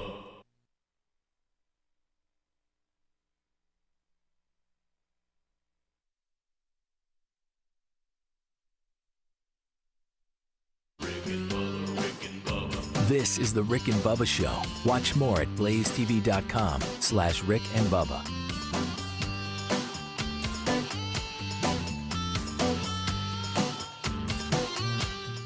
Rick and Bubba's in Ohio. Rick and Bubba, Rick and Bubba. Pass the gravy, please. Rick and Bubba. All right, here we go. 9 minutes to the top of the hour. Thanks for being with us today. We'll get to some of your phone calls coming up. All right, so So Tennessee only has 2 losses. Okay, I thought they had 3. Why don't I think they had 3? So Tennessee, you think Tennessee's in? Oh, they're in. Yeah. They're at number 6. They're Unless solid. they call the playoffs off there. Yeah. Well, and back to what you've been talking about, Speedy. I know you too, Bubba. So Tennessee gets in and just doesn't and gets to play one less game. Yeah. Than Georgia or Texas. That's so why Georgia and Texas are both going to be in it. They're not going to penalize the loser. I think so. I don't know that you can. If you're going to have teams start trying not to go to the championship. If you're a 2-loss regular season team and you lose the conference championship game, I don't know that you should be punished for that unless something just outrageous happens. Yeah. I mean, if you get to that 3rd loss from the championship game, that's tough. If you then get kicked, I think they're both in, but who knows? Oh, we'll see. But if you win it, then you do get a bye in that first round, so it'll even out. Bubba, did you see? Y'all were talking the break. What do you think about Malzahn leaving Central Florida and going to be offensive coordinator for the Seminoles? I haven't. You talking about? I mean, just a disaster this year. Underperforming, kind of embarrassing. I think it caught everybody a little off guard. I think he's a great coach, and he has influenced offenses. I mean, all these teams you see now that are running the read option, the hurry up, no huddle, all this eye candy motion. I mean, the Kansas City Chiefs. I mean, they run a lot of that. He was kind of the forefront of a lot of that. Do you remember, Rick, too? Are you giving him credit for the Chiefs? No, I'm saying that type of offense he was a proponent of that. The Wildcat, he is the one that brought that back in the modern era when he was OC at Arkansas. Yeah, because 2 backs. And now everybody does it, to some degree. Inside the 10 especially. But I just thought it was strange, and maybe I don't fully understand it all. And I like Gus, and, disclaimer, he is a neighbor, that he took that job, a team that beat him for the national title. Mm-hmm. I just thought that, I don't know why it just seems a little strange. And it may seem a little strange to Seminole fans too. I don't know. It's a business. But he's clearly working his way back to Lake Martin. That's okay, what it is. we know that. And I don't guess there was another school between there other than Auburn that he, the Alex City job's not over. Right. None of that. So that's I don't know. It just kind of caught me a little off guard there. Yeah. By the way, I've noticed too. What you maybe think is when you said the Wildcat. What has happened? Like I watched A&M against Texas. Have we decided that they even allow it in the rules now? Are we not doing quarterback sneak with everybody pushing me anymore? Everybody's stopped doing it, and some of the plays. Somebody tried that thing, didn't work. And some of the plays have defenses figured out a way to stop it now. It was well, I think, because sure. I thought Texas A&M. I think they lost yards. Texas A&M's red zone deal when they were in the red zone. I mean, about to turn this into a game, and it was some of the most horrible 3 plays I've ever seen called. The Eagles have proven that it's a great play. Yeah, but I do remember Kelsey's brother, who was a center, talking about he hated it because he gets squashed. It's like a trash compactor. He has nowhere to go in that. Yeah. Mm-hmm. Yeah, somebody is saying that we're wrong, that there are no automatic bids for conference champions. They take the highest ranked conference champions of the top 5. Just because you're in a conference don't mean that, you're in I that conference. I don't mean those. They're saying even with inside the Big 5, that not all of them will go. It'll be the highest ranked conference champions. Correct. So if you won even Tulane's at 17, but UNLV is playing in the Mountain West against Boise, and they're higher. They're like 20-something. So if Clemson wins. It's all confusing. Clemson's going to be in the ACC, and then SMU's going to stay in. I think too. we'd all bring the computers back, don't you? Clemson. Why don't we just get the 32 best teams and let them play for 12 slots and be done with it? Yeah. That's all we want to see anyway. Is there anything worse? You actually have a time to watch some college football and you're excited and you look up and it's terrible matchups. It's a blowout. Yeah, and you're just like. Well, you're going to have some of that with the 12, but, at least they're in. Hey. Win or lose on the field. Absolutely. And then until somebody says, they'll complain about that somehow. So I'm curious how the Florida State fans are taking the Gus news. Well, I mean, the Gus bus is rolling now to Tallahassee. And so, he is Central Florida. Can you what is the upside of that program? How far can you go? How good can it get? Little Scott Frost took them as far as he could. Yeah. Right. They claimed the national title. They claimed the national and then, title. Well, they that's a good one, by the way. Scott Frost is another one. It's very curious to me. Had What is all he this doing now? success. You talking at about Florida- Tiny Scott Frost? Yeah, he had all this success at Florida State. I mean, at Central Florida. I'm sorry, and then goes home to Nebraska, and it's just there was no traction whatsoever. Oh, it was terrible. And what has happened in Nebraska? That's probably the bigger picture. We grew up. Nebraska was good every year. They had the biggest lineman in the country, run that and they can't win 3 or 4 games now. What is up? I miss a good Nebraska team. What'd they do this year? I don't know. Better. But they say they're going to pull a Colorado, and it's like the majority of the roster is gone. And rebuild. Yeah, that's what it looks like. But can you not get people? And now with the money, don't they have money? Can we not get anybody to go there now? I don't know. And I didn't know this. I hadn't thought about that. That's a good one. But they say that he's saying Gus is on a revenge tour. Yeah. He ran Central Florida in the ground after they beat him at Auburn. Yeah. Now he's going after Florida Now he's going to get Florida Well, State. that's a good way to look at it. That is a good way. an emailer said here that Malzahn taught Mike Norvell his offense. Excuse me. So it's like the student hiring the teacher. They already had a connection. Yeah, he was prior- on the Gus tree, wasn't he? Yeah. Okay. So it's almost like they already. Well, then have why a wouldn't you get a relationship. different tree? Because he's not doing good with what he's learned. I Correct? was. I was. Well, I think that a lot of people are still having success with that type of offense. It's just he hasn't had it at Central Florida. You know how your kids they know us better than we wish they did, and they'll call things. Were you? I don't know if you were. That might have been Saturday after we were done with Thanksgiving, or Friday. It was the day after. So I won't let anyone talk about Kalen DeBoer at Alabama and compare him to Saban's first year. I won't let that happen. No, it's not fair. Because I said because he inherited a Alabama program, Saban, that was in decline. DeBoer was handed Saban's program. So you can't compare the two. And then I look, and young Broderick looks at his wife, and he goes, "Watch this." And I saw him do it. He goes, "Dad, if you had been given the current Alabama team, what would your record be?" I said, 12-0. And he looks at his wife. He goes, "As I predicted." I said, "Oh, I'd be 12-0. There ain't no doubt about it." You give me the Saban's team that program, we wouldn't be sitting at 9-3. I'll tell you that. No. Huh? 12-0. There is a huge difference. What was funny is he goes, "Watch this." Watch this. Here we go. No hand grenade. But and a lot of Bama fans, the people asking, they think they still got a chance. They don't want it. They're saying this We team don't deserve it. Yeah, shouldn't do it. Well, that's what Dickie says. Yeah, and I heard others say that too. Yeah. Top of the hour. Thanks for being with us. If you leave us, have a great day. If you got more Rick and Bubba, stick around. Rick and Bubba, Rick and Bubba.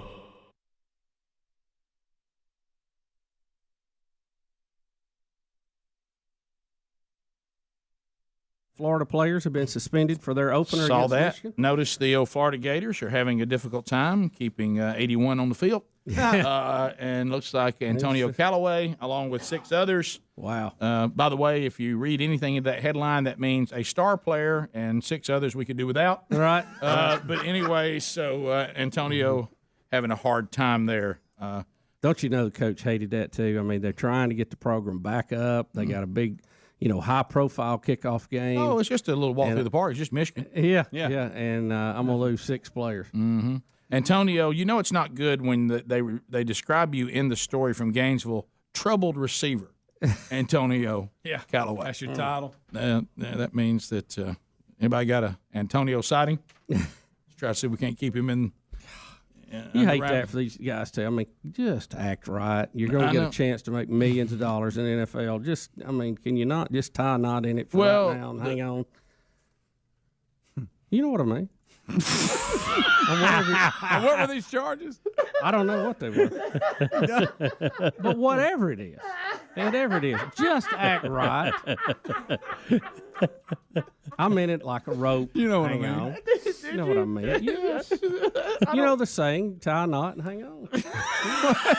The world.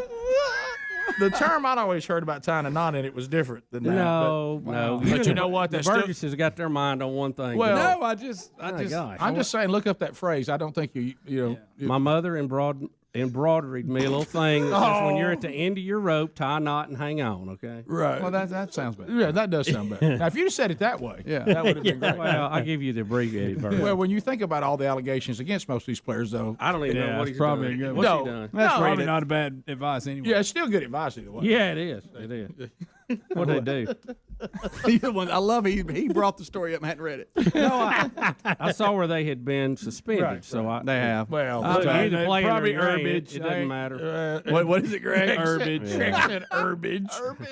It doesn't really say. They made some choices that are extremely disappointing. Look, Drug paraphernalia. it says Coach McElwain said to the players, Bubba, look, Coach McElwain right here said, he said, I've told them, can you not just tie a knot in it? I think that's a good saying. By the way, And hang on. speaking of coaches, Rick saw it this morning. Greg, y'all got to see this. Have you seen the guy who he's doing it for a car lot who's Have you doing seen- a Nick no. Saban Have you seen? impersonation? No. Listen, Doesn't look like him at all, but he has the mannerisms and the meter down perfect. To be sure today. Is it local? It's where we're all from. Yeah. It's a car dealership we're from over in Calhoun I think we County. were emailed the link, Greg. And we were emailed the link, and they've got somebody doing an impression of Nick Saban like he's talking about their car lot, and they do all the At different a press conference. all the different press conferences of Nick Saban, Oh, I and think it I've is seen it that. is fabulous. I think I He's have got his mannerisms. I'm talking if he didn't look that much like him, But he's got his meter down. but he's his got mannerisms down. his mannerisms are fantastic. Yeah. All right, he's got a dot that. down. All right. He's All got, right. All right. Greg, please watch it. I watch it from beginning to end, and there was never a have moment I got laughed- tired of it. laughed But hard. you know how sometimes you'll go, "God, I got it." Yeah. See, I didn't think- No, see, he goes in different. He'll go to the hat with the vest, Yeah, and or he the goes suit. and then he'll go to a mad Nick, to I'm frustrated Nick, to So I'm just not going to say it. I got Greg. Greg, it's so good. right. When he slams down a soft drink at the end, says, "Won't you just ask him?" Greg, you've got to go watch it. It's fantastic. They didn't send it to me. I was guess I looking. might- I did not see a cut that had the word tin horn in it. I was looking for that. I love but I that didn't see one. it. Maybe one of my favorites from him. I mean, I tell him, tie a knot in, all right? Mac in Birmingham. That'll be Speedy's new favorite clip to play. You know, that's a saying we all have. I nodded. Mac in Birmingham. And hang on. 1047 Y'all, WCC. you can't say anything. No, look, Bubba, You can't even wear a buff here. Bubba, but you also have to be reasonable. We're talking about suspended football players, and you throw out, can't they just tie a knot in it? It's drug stuff. It wasn't even I any know, of that. but it's reasonable for us to have had a reaction His to that. mother saying. made him a doily with it on it. Or something. Right. Just a saying. Right. Now, if you'd have done the whole phrase, boy, it'd been good. I It stay was with funny. it. I'm gonna use it You some more could. too. It was funny. Our reaction was reasonable. So let's have some fun. We just did this story that this college in Alabama, UAB Birmingham.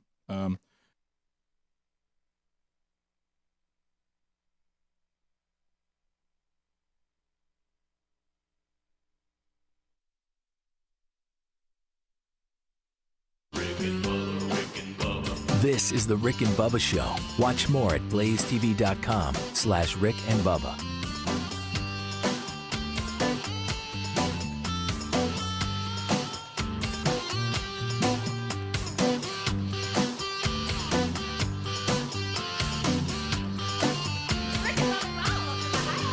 Rick and Bubba, Rick and Bubba.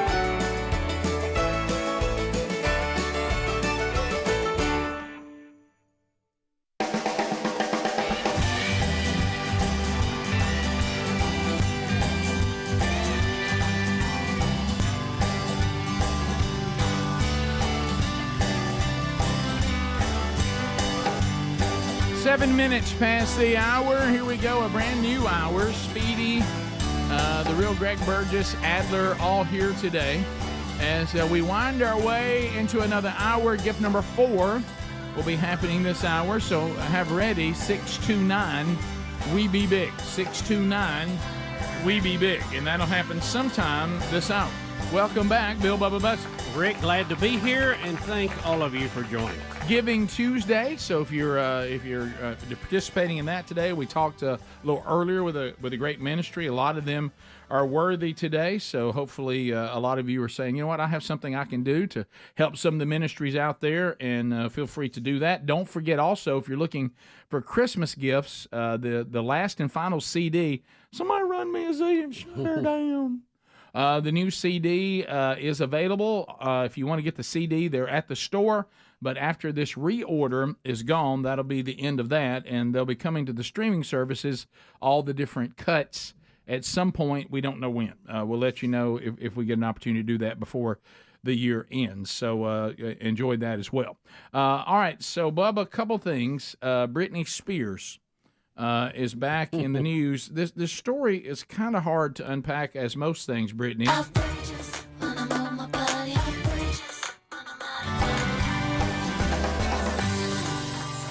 Did you know that, looking through this story, did you know she had previously burnt down her home gym in 2020? Also, we had that she'd burned off her eyebrows and eyelashes after attempting to light a fireplace in her bedroom earlier this year. So this has caused concern that she was seen brandishing a grill lighter, one of those where you just pull the trigger and flame comes out the end, getting onto a plane for her birthday on Monday. I think that's what the story says. She also became legally single again, Bubba, on that same day. Now, before you get too judgmental, she was married to the latest guy 7 months. Wow. So that's quite a commitment. And they said it wouldn't last. So 7 months. Yep. So it is a little weird. It's like she's you don't even kissing make the lighter. You don't even make it through the holiday season with her, do you? No, and she has this with her, and of course, I'm trying to look. When you look at the picture, she thinks it's a chicken leg. Or something? look how she's holding, like over from Thanksgiving. You may be right. Looking at this, though, if you look behind her, is this a private plane? Yeah, I mean, she doesn't look like like she's at a commercial. No, looks like she's at what do they call it? FBOs, the ones Yeah. with the. Yeah. Am I using that right? Yeah. And that does not look like she's getting on a commercial plane. We know that TSA would forbid this, but I don't think she's getting on a commercial plane. It doesn't look like that in the picture. It's very bizarre. I can't tell. It looks like she's talking to someone too. Is she holding the lighter to where you can't read her mouth? Is she the offensive coordinator? She doesn't want know us what to she know. I called. don't know why she's holding The that. place she's calling, no one can know. Yeah, it is weird here. Do you think that's a little overreaction by coaches too? Well, I mean, remember Leach, his take on it?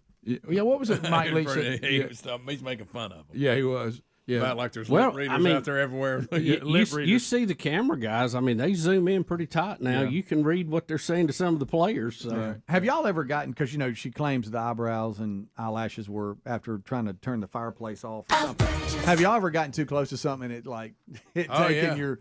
like a your flash eyelash- fire from a gas buildup. Yeah. When you're trying to get the igniter on the gas grill. I did that one time with the grill. Whoa!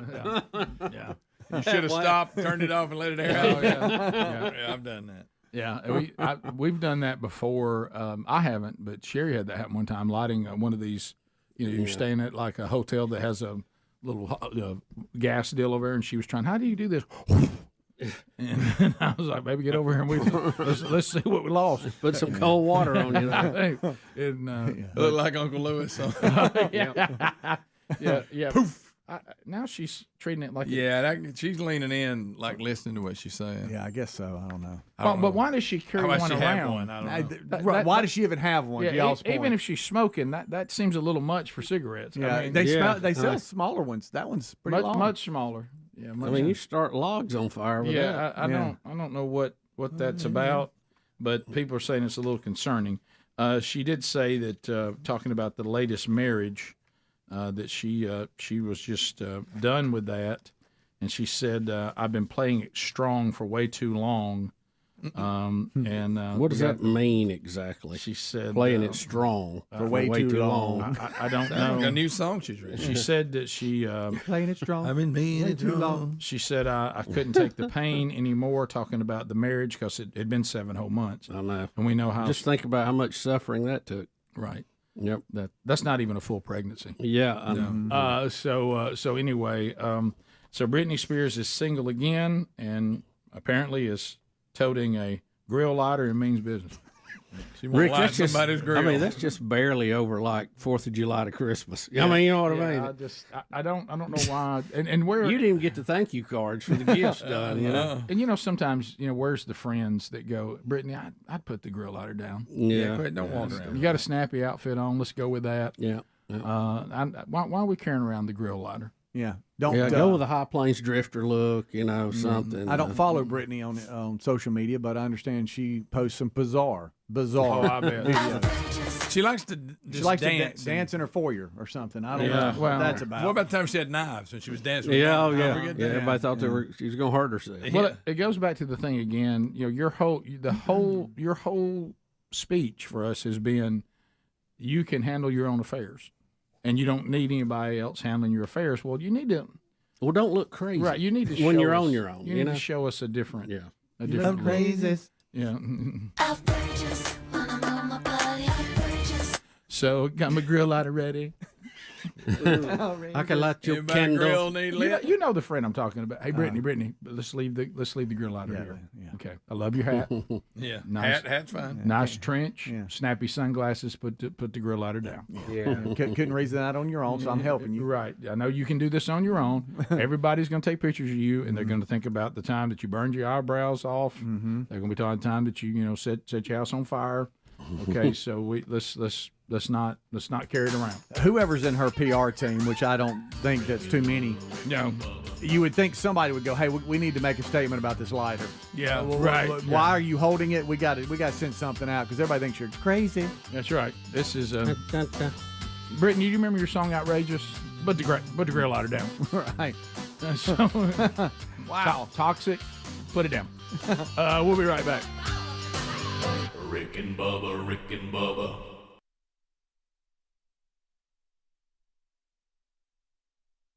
So let's have some fun. We just did this story that this college in Alabama, UAB Birmingham, we're going to offer to all their employees a counseling service for those that were struggling, to give them, the quote is, a supportive environment to express feelings.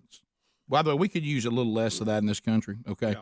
Express feelings and reactions about the election and to discuss strategies, how they will be able to function moving forward, okay? Yeah, I'm with you. I think everybody ought to maybe just keep their feelings to themselves a little more. Well, I'd like just kind of eat it, deal with it. Let's see. Well, here's one thing I'd like. We all need to be able to deal with the truth. Mm-hmm. Okay, not feelings, but truth.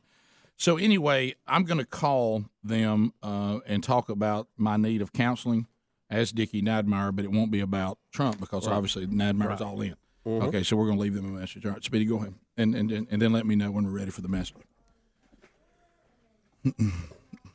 Remind me to have a meeting about this.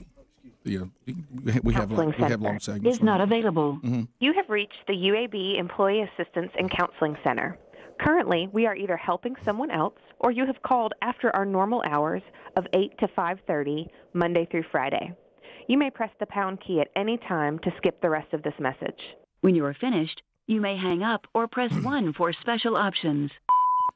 Hey, Road Tide. Hey, it's Dickie Nadmeyer. I just want to call and see if I couldn't get a counselor on the line. I know y'all's going to offer some kind of, help people kind of deal with their feelings and things that are bothering them. And as far as Trump's concerned, I say Road Trump. I got no issues there. And, I know it's difficult. I'm having to call the University of Alabama at Birmingham. I ain't even a real school, but I just wanted to call and try to talk to a counselor because I got to tell you what I need to learn how to process, and my feelings is Bama lost. I mean, we was right there on the verge, number 17, and tying the bear, and Saban and all that, and it didn't happen. It didn't come through. And I just wonder if there's somebody there, help me talk like something French. It's one of the things that's kind of bothered me, Road Tide. Well, I mean, I got bad feelings toward Dabo. I mean, Dabo was one of us. I mean, he's over there with that ugly orange. And who in the world, I mean, wears orange and purple? I mean, who does that and puts that on the field road time? I don't like Dabo. I'm mad at him, and I don't know how to work through it. My wife's upset. We was all excited about 17. It didn't happen. And this little Jalen Hurts, now I got feelings. I don't know if he's good or bad.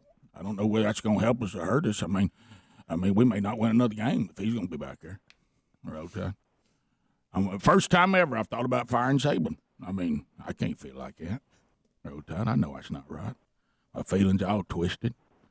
Me and Harvey Updike went up there, and I woke up, and there I was with a sledgehammer in one hand and Howard's rock standing in front of us. And I thought, my goodness, Dickie, what are you doing? You need help. And, you got to come to yourself if you're ever going to get help. So I didn't know if there's a counselor I could talk to about Bama's loss. And I know y'all UAB and all that. Y'all ain't even got a team. Well, you're going to get it back. I mean, but, it ain't a real team. But if you could call me, and I'd love to talk to a counselor, not just about my feelings today, but how am I going to process this going forward? I mean, we may not get back to the national championship game till next year. So if somebody could call me, I'd appreciate it. Or just maybe leave a message with Bubba over at Rick and Bubba Show. I don't like Rick. Don't want to talk to him. He's he's just a jerk, sanctimonious ass. So if you could do just Bubba at rickandbubba.com, and then I'll talk to Bubba and he'll tell me where to go. I just ain't my cell. This belongs to my buddy over at the plant. So if you just do that, I'd appreciate it and help some of us work through this as Bama fans. A road tide and a road trump. There you go. You're liable to send somebody into convulsions. Oh, well. I think you don't like Rick. I love that. What about the struggles with feelings for Dabo? Well, One of us. He's struggling. I wish I could be there when those idiots heard that voice. Oh, Rick. Oh, if I could just be there. Bubba, look for a call. Yeah. Yeah. I'll stand by on that one.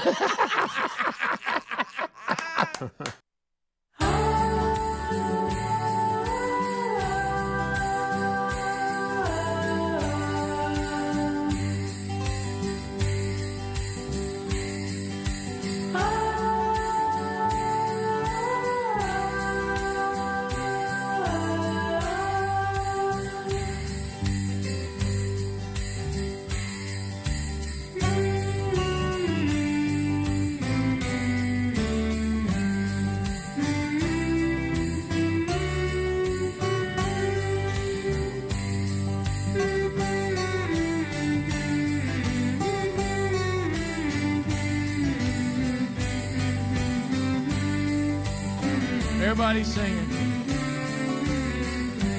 Out in California.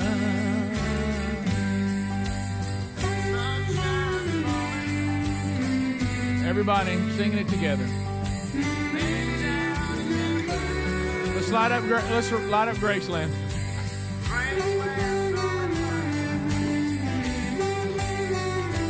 And in Atlanta, Georgia, there's peace on earth tonight. And release the Kraken. There it goes. Gift number 4. Gift number 4. 12 working days of Christmas. It might as well be yours. 629 We Be Big. 629 We Be Big. Bubba, tell us what we're playing for today. Rick, we've upped the value. Now we have a $200 gift card from Home Depot. $200 gift card from Home Depot. I think that's what it is. I think that's what it says. Yep. $200 to spend at Home Depot. All right, so Bubba, we unless it's a special day, we will go with caller 31. Or we could go with caller 200. Either one. Good. 200. Bubba, 200. We won't get done this hour. You know, back under the old system maybe, but on this one, this one right here, this little mouse doesn't lend itself to caller 200 This too much. little mouse. This little mouse of mine, I'm going to let it shine. Let it All right, so here we go. Caller 31 for a $200 gift card to Home Depot. There's 1, 2, 3, 4, 5, 6. Then we've got 7. Well, that's not working. All right, 7. Let me stop that. Never close that. 7. And then there's 8. 7. Okay, there's 9, 10, 11. 12, 13, 14, we have trouble, 15, 16, 17, 18, 19, 20, 21, 22, 23, 24, 25, 26, 27, 28, 29. Hey, Rick and Bubba Show, what's your name? Where are you calling from? Hello? Hello? Bobby. Oh, Bobby. Where are you calling from, Bob? Dadeville, Alabama. Beautiful Dadeville. Caller 30. You missed about one Bob call. won. Oh, Bobby. Oh, Bobby, so sorry. Man. Bobby, It Bobby, ain't all Bobby. bad news, though. Yeah, Greg, what do you win? Also, even being the 30th caller, you win absolutely nothing. Hey, Rick and Bubba Show, what's your name? Where are you calling from? Jordan from Huntsville. Jordan from Huntsville, you're caller 31! You're the winner! You are one! You're headed down to Home Depot! Bubba, tell him what he won. Hope you enjoy Orange. You're headed down to Home Depot with a $200 gift card and a Merry Christmas. There you go. So, Bring it on. How long you been listening, buddy? Bring it on. My whole life. Your whole life? How old are you now? Yeah. 31. 31. You have been listening Yes. your entire life. That's funny. Wow. Even before you knew he was listening. 31. All right, we'll put you on hold. His mama was We listening. tested you and you passed. That is right. Yeah. All right, we'll put you on hold. Congratulations and Merry Christmas. Merry Christmas. Thank you, Merry Christmas. Yeah, thank you. Here we go. All right, so hi, Rick and Bubba Show. What's your name? Where are you calling from? Erica from Huntsville. Erica from Huntsville. Yeah, and so all right, so Erica, how long have you been listening to the show? Oh gosh, I'm 38 since I was like 15, maybe. Okay. Well, you're unfortunately you're caller 32, not 39. Wow. You just missed it. Golly, by one. Are y'all kidding me? No, I'm sorry, and so, You can just smell Home Depot. Yeah. You're so Had her close. mindset on the drill. yeah. And Greg, what'd she win? Oh, well, for your troubles and all, you're not going home empty-handed. You're just going to take nothing. Yeah, Erica. Zip. Yeah. Let's see she enjoyed Here it. you got nothing. Thank you, Erica. But you know what? I was going to throw in, but we just didn't have Wish in one hand. a Britney Spears autograph grill lighter. Yeah. Rick got a little slobber on it. Very good. Yeah, we believe just a little slobber on we it. believe her DNA is actually on it. Yeah, actually, we can prove it was her. Hey, so there we go, another winner. right. And so gift number 4 is done. Tomorrow, Lord willing, gift number 5, and then the grand prize coming up on the final day of the show comes from Barton Clay Fine Jewelers. You're going to give a carved chain hoop earring set, over $500 value there, and then a Spearflex cuff that is right at $1,000 in value, so about $1,500 worth of jewelry from Barton Clay Fine Jewelers. That's still to come. How about that? So that's out there. Number one. And then tomorrow, Bubba, hopefully you've got something for tomorrow. Yeah, we got something for tomorrow. We're ready. Yeah, okay. So ready to go. We're ramping up. Ramping up. So some other things that we have not got to cover today on the program, and I know that you love this kind of stuff. So we have had a blast. 3C. It's almost like we had so many comments on Biden pardoning. Oh, I know. You can't get to what the show's not long enough. Now, this one is my favorite because we've got Dan Goldman, who's a Democrat from New York, and they're going to make Dan sit through a video of himself insisting that Joe Biden would never pardon Hunter. And he's got to sit there and watch himself. So here it is, courtesy of CNN. In July of 2023, just after that plea deal fell through, this is what you said. I want to watch. Face. Do you think a pardon for his son would be a mistake? Yes, and I don't think there's any chance that President Biden is going to do that, unlike his predecessor, who pardoned all of his friends and anyone who had any access to him. And I think you see that in this case, where he kept on, and Merrick Garland kept on, a Trump-appointed U.S. attorney to investigate the president's son. If there is not an indication of the independence of the Department of Justice beyond that, I don't know what we could look for. What does that feel like, watching yourself back then, reassuring people that Biden was not going to issue a pardon for his son? Yeah, and I think that if that plea agreement and that plea deal had gone through, there would be no pardon. That was a satisfactory outcome. It already fallen that through. Only was. Yeah, when you did your interview. You're wrong. Sorry? When you reacted, this was when the deal had fallen through. And I hear what you're saying. I wish you would have said, I like myself with dark hair, not red. Yeah, I think I look better in that last clip. yeah, What do you think?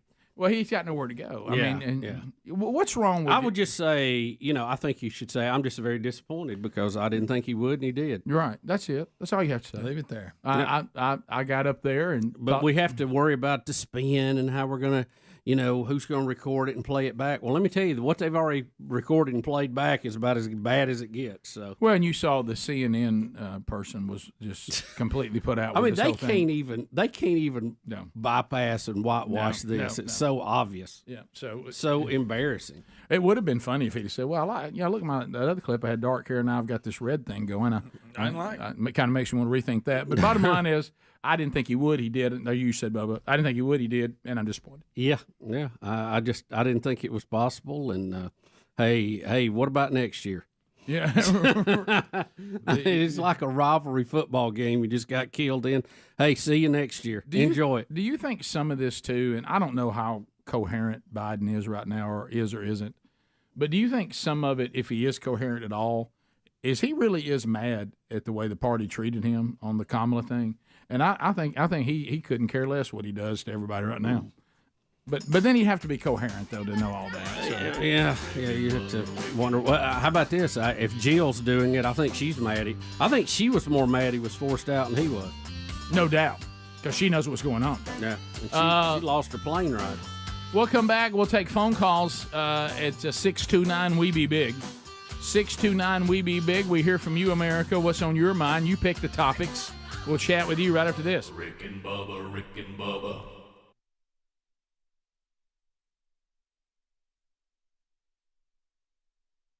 Much lighter note, do you realize that Eddie Van Adler just had to, I'm talking about, I didn't see it. I heard Speedy say I have to go switch. Rick, I saw him scamper out of here and almost trip. Yes, like I witnessed that. I didn't know what was going on. I didn't hear any of the conversation. I just saw him blaze through that door and nearly trip. He looked like Wes Welker on a slant. he was getting it. I mean, it's a great comparison. He did. On Super Bowl. So what happened? What's the deal? Well, so first of all, I'll tie this in. Explain who he is for everybody new.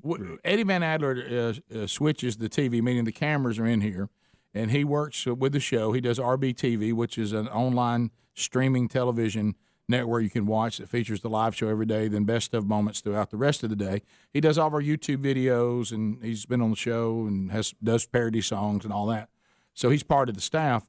So he's just got married a little over a year ago, and he was just telling me, everybody comes in, how was your weekend? And we were talking about it, and he goes, Guess what was I did a lot of married stuff. He said, I did a lot of married stuff. I realized I did all that responsible marriage stuff and all of this, and hung out with my wife, and all that and then all of a sudden we go. He takes off because his wife can't get to work because he has her key. Yeah, and he ran out here. Hey, Adler, and evidently it was his fault. It was his fault. Hey, married stuff. Guys. Hey, married man. Oh, guys. Hey, pay attention to the road. You gonna be okay? Oh my gosh, guys. Oh my god. Did you get What there? did you do? Did you get there? What did you do? Okay, I am on my way home right now because I have my wife's car key in my pocket right now. What a terrible. And why'd you have it in your pocket? Okay, so because I drove us yesterday. I drove us in her car She don't have her own. I get a call just now. I get a call just now, and my wife and I just pick. I know immediately what it is because my wife knows about my work. So she's not going to call me. She calls me, and I just go, "Oh my gosh, baby!" She goes, "I don't have a key." And so she's like, "Do I call an Uber?" She has never been late to work. She's never been late. It's my fault. Well, that streak ends. Yeah, until today. Guys, because I'm looking. She's a teacher. It's 2 minutes till 8 o'clock. 3 minutes. Man, she was really dependable before she married you. She has never been late ever. And the worst part is, okay, so we have this little detachable key ring thing that I have the key on, and she keeps her key on this big wallet thing, and it bothers me. It touches my leg, so I'm always giving her grief about it when I have to drive her car because the wallet thing is touching my leg, and I go, baby, just detach it. Just let me have it on my ring. Just let me put it on my key ring. I forgot to give it back to her, and I'm headed home right now, and I'm freaking out, and this is bad news for everyone involved. By the way, this one's going this one will linger for 48 to 72 hours. Oh yeah. Oh, this is all week. You're in trouble, buddy. Whatever good you did yesterday, it's all over. It's been completely wiped out. It's as if those honeydews never existed. This is a reset. Adler, this is a procedural problem. You got to have a better plan for keys and where they go and who's got theirs. There he is, right there. That's big love right there, buddy. Why don't you have? Just ran a red light, real hard run of a red light. Hey, get ready for that look on her face when you pull up. Oh gosh, you can't run red light. You're gonna pull up, and it would be like there's gonna be like a dozen sumo wrestlers farted right in her front yard. Hey, can you take a left on red when nobody's looking? Yeah, go. No. Got it, done. Thank you, Greg. All right, buddy. Hey, Adler, why don't you have her all the keys you need on one ring that's yours, and she has all the keys that are needed? I'm in that situation. There are cars I have that I only have one set of keys for. Oh, no. That's not a good thing. I lost my other pair because she drives my car. I gave her my good car, so she drives my car now. And I lost my other pair of keys when I was jogging one day. I had my keys in my hand, and then I just looked down, and they were just gone. And now I'm just hate everything in my life. Remember, you did that one time, Bob, when you was jogging. Thanks, Adler. Never really had that problem. So you're never going to hear that Never statement. had that problem. Hey, guys, he doesn't understand. He's new to marriage. This is big. He's in trouble. This is a front that's going to You stay mean the teacher that's late in 50 seconds? Yes, Bubba. You know how there's fronts that move through, then there's those that sit down for a minute and they reign for days. You mean I gripe about your key ring, so I take it off, and now I've messed up? Oh, he's my in God. trouble. And she'd still have her keys if he just left it alone? Yeah. Oh, gosh, there's so many problems here. He's in bad trouble. Plus, we don't have a producer anymore. Look at Speedy Switch. He's doing a good job, isn't he? He knows what he's doing. Rick and Bubba.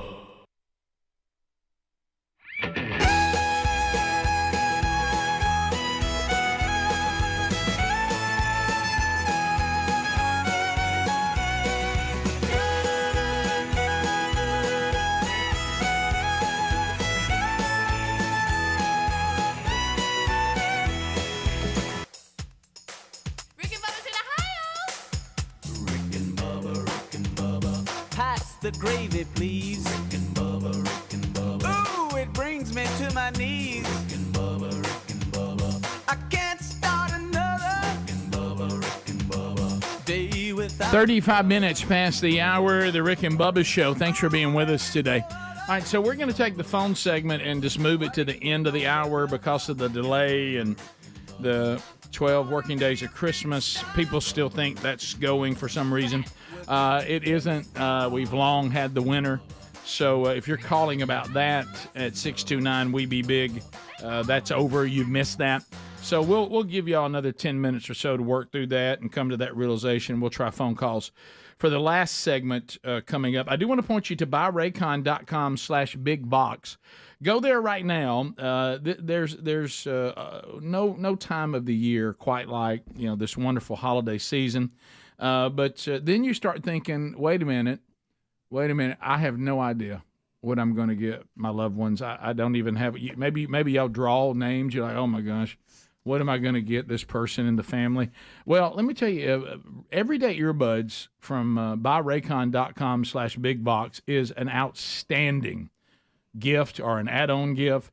I mean, you want to get on the nice list, with your family. Give the gift of these 5-star rated, tens of thousands of 5-star rated reviews online. You can see them for yourself. 32-hour battery life now, multi-point connectivity. You can pair with 2 devices at once, and they come with active noise cancellation. Maybe you just want to be in your own zone. You can do that. Maybe you need to be aware of what's going on. You can do that too.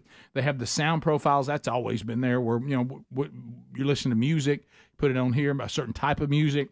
Maybe you're just listening to information. Maybe you're listening to a sermon or a Bible study or something like that. But right now, they started about half the price of the other premium audio brands. We've been telling you that. But now we're going to get you an additional 25% off site-wide. Go to buyraycon.com/bigbox. 25% off everything on the website if you go to buyraycon.com/bigbox, or just use the link at rickandbubba.com under the sponsors button. So, Bubba, you were talking about in the email, people now with us ending the show in 31 years, and people are bringing up memories. Now, I will admit that the vast number of moments that we've experienced, it may be impossible for us to remember all of them. I will even admit, as large as my head is, I can't fit all the memories in there. So raise your hand. Even Greg, you've been here 16 years? Yeah. Adler, 15, 16, somewhere in there? So I'm going to kind of test it, because you and I have been here the whole 31, Speedy about 30 or 30 and a half. Are you guys, with your body of work, still have people say things to you that you don't remember, that they say happened? Even in the 15, 16-year window? Yes. I just played during the break, the time that I had just gotten married, and I realized that I had my wife's car keys in my pocket. And she called me, and she was late for school. You don't remember this? I barely, I mean, and now I do, now that I just listened to the segment during the break there on YouTube. And I'm like, wow, so I forgot I had my wife's keys. And I called you guys as I was running home the keys to her. Okay, well, they can't expect you and me, Bubba, to remember 31 years. No. If y'all can't remember 15, 16. I remember most. Do you? Some are a little vague. Okay, yeah. But somebody sent you an email about something that happened, and you and I don't remember. Well, I've had several today. Right, yeah. Talking about that. We have one here. He says, my dad, Rod Cisco, works at 105.1 WQSB in Albertville. Oh, that was one of our big nemesis. Yeah, that was our Newman. That was our Newman. He said he likes you guys, but he told me a funny story one time, and I wanted to see if you guys remembered it. Said my dad said back in the days when you were in Gadsden, y'all went to a golf tournament and played in a golf tournament or something. He said he was there with another guy from WQSB. He said Rick and Bubba was there. They showed up in a limo, and my dad paid the limo driver $20 to get in the limo. My dad said they got in and did a live commercial from inside the limo. Then they took a roll of 105.1 WQSB stickers and stuck them all over the inside of the limo. Do you guys have any recollection of this happening? I feel like he's filling us out to say, hey, is Dad pulling my leg or not? A little bit. Right. Thank you so much for the laughs over the years. Thank you, Grant. You're very kind. In all fairness, that may have been Terry Bowden's limo. You remember that? You remember that story with Terry Bowden in the limo? Well, he tried to get in ours. Yes, he did. And the driver had shut him down. But I do not remember that. Now, I'm not saying it didn't happen. Yeah, I'm not either. And, we were a little more feisty then, too. So, we'd have probably caused a ruckus, but I don't remember it, honestly. And if they did, that's a good one. We were not really syndicated yet, and if we were, it was just a few markets. And that was our Newman. That was our nemesis that we had to beat. Well, they were, right where up we straight, were, and they were this big, giant, super, 100,000 watt country blowtorch. And they had the budget. Man, they had a promotional budget. Remember how many billboards they had and bumper stickers, and we didn't have jack. We had nothing. And so we would, one time we even did a promotion. If you see one of their billboards, think of us. Yeah, oh yeah, because we couldn't afford billboards. Right. And they had 1 million of them. Yeah, I mean they made Shannara look like he didn't have one. Yes, what I mean? How about this? If Andrew, the Shannara guy, he don't have any billboards where they are. And they had so many. No. And so we would just do all kinds of stuff. And, And it was all what was fun. that guy that every time you saw him, they tell him he ate worms? Oh, Alan Taylor eats worms. Alan Taylor eats worms. and anything they would try to, the possum thing that we did, Sand Mountain Sound. Yeah. Some of those we personalities- drove those people crazy. So if they got a shot at us, I bet they did take it. Yeah, sure. And some of them are not able to move on from that. They're still scarred by mad? it. Oh, really? yeah. Still mad? Yeah. Over that? Oh, yeah. We That's a were long pretty time brutal. Yeah. Well, we were. Kicking up a little dust. Well, it was just out on. We left it on the field, and it was. We had to do something. And we were. Anytime we could make a ruckus and frustrate them, we would. Every time. Oh man, so many times. So many times, and enjoyed every one of them.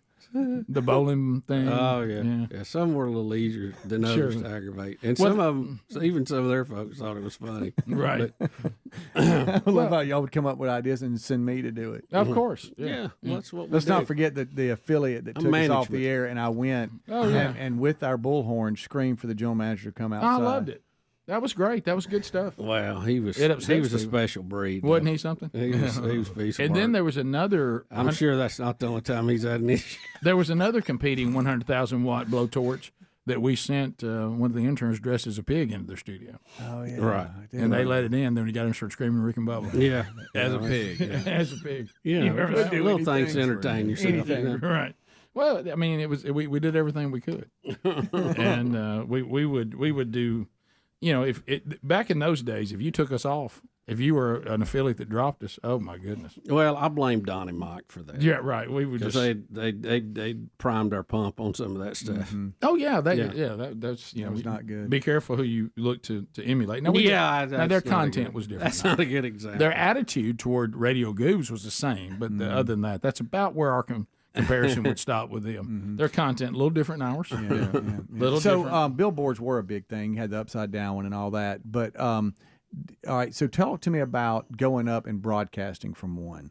Because it was such a big deal to have one. Yeah. Back to your point of not having one, not having a budget for one. Yeah, we went up there to make one our own. I think that was Jay Holland, didn't we? Is that what it was? We took over his. He was a news talk guy. Yeah. And we took over his billboard and drew faces on him and all that. And then we set up there on that little place where they put them up. Yeah. But he was from our company too. So He was. Oh, we'd fight inside the company too. Oh yeah, we just had You might remember that. Yeah. When the cluster format started, all that meant was war. I just mean the enemies are closer. Don't forget the it time was a cluster. the ratings came out again and we were number one, and there was a complaint from inside the building of another show that said we were number one and too loud about it. Right, I remember that. That was y'all. good. We threw a parade goes Well, up and down. the street. bless their heart.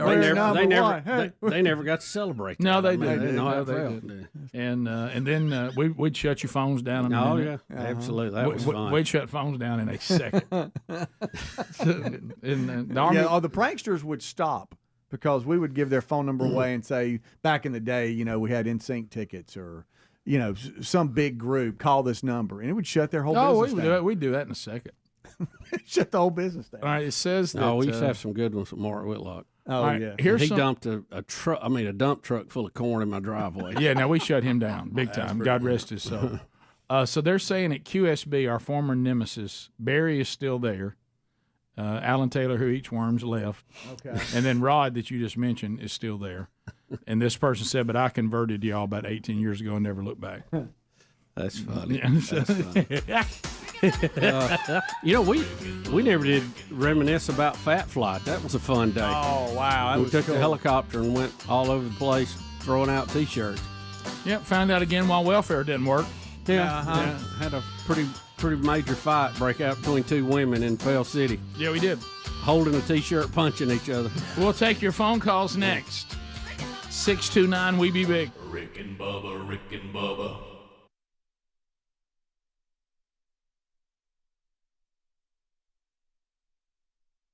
Started a while ago like at one rogue hibachi grill, but now it seems to be standard. And this is the little squirt gun they have of water that looks like an old little schoolboy with his little blue hat on and his little jacket going to. Yeah, there's different variations of it. Yeah. And they do something on the back, and it drops his pants, and it shoots water out like he's TTing on you. Right. And I remember seeing that one time going, in today's environment, that's going to be a problem.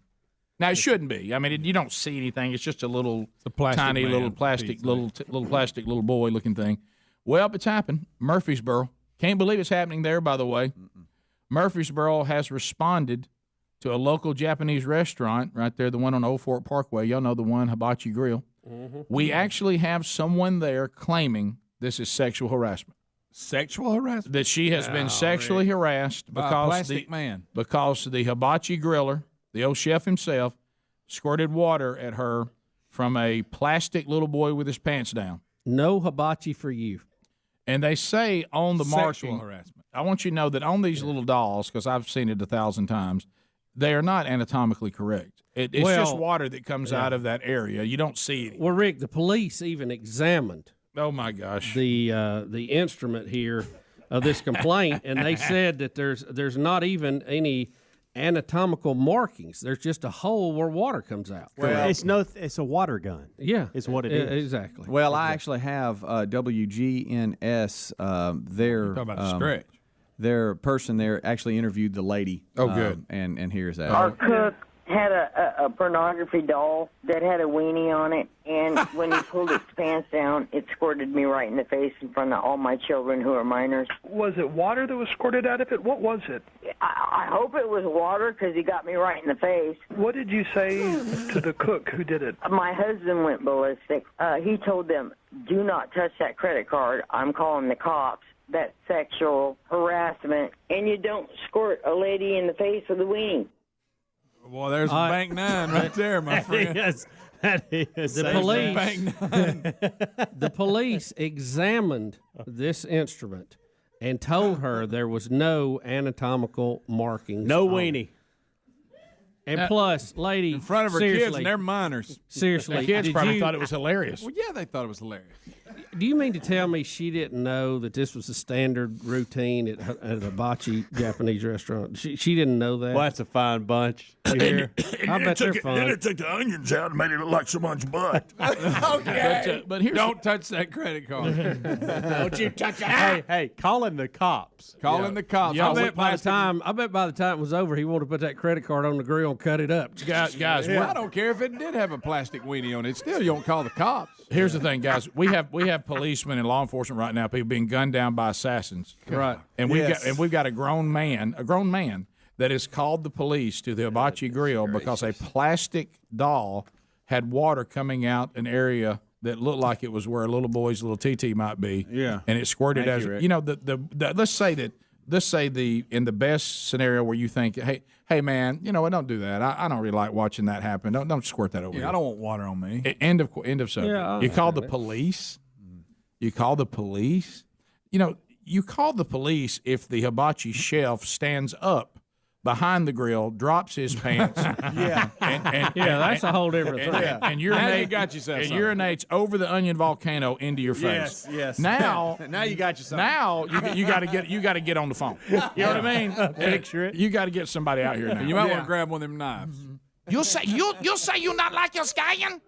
Now you got something. Yep. Okay. But come on, man. Yes. Come on. You know what it is? They got you. We've said it. You got again. She makes my head hurt. People in this country have it so good they invent problems. Yep. Rick, You know what I mean? It's because they want to have some kind of duress. being a victim has become the end thing. We love being a victim, and the sad part about it. That's America. Keep in mind. This is another example of now the true crime of sexual harassment, which is dark and twisted. It gets disregarded because people label it with something like this. Yep. Because somebody says, I hadn't been a victim, and I sure would like to be. I got to find something. That's a far cry from, say, what Bill Clinton would do to you. Correct. Ooh. Yeah. Rick and Bubba, Rick and Bubba.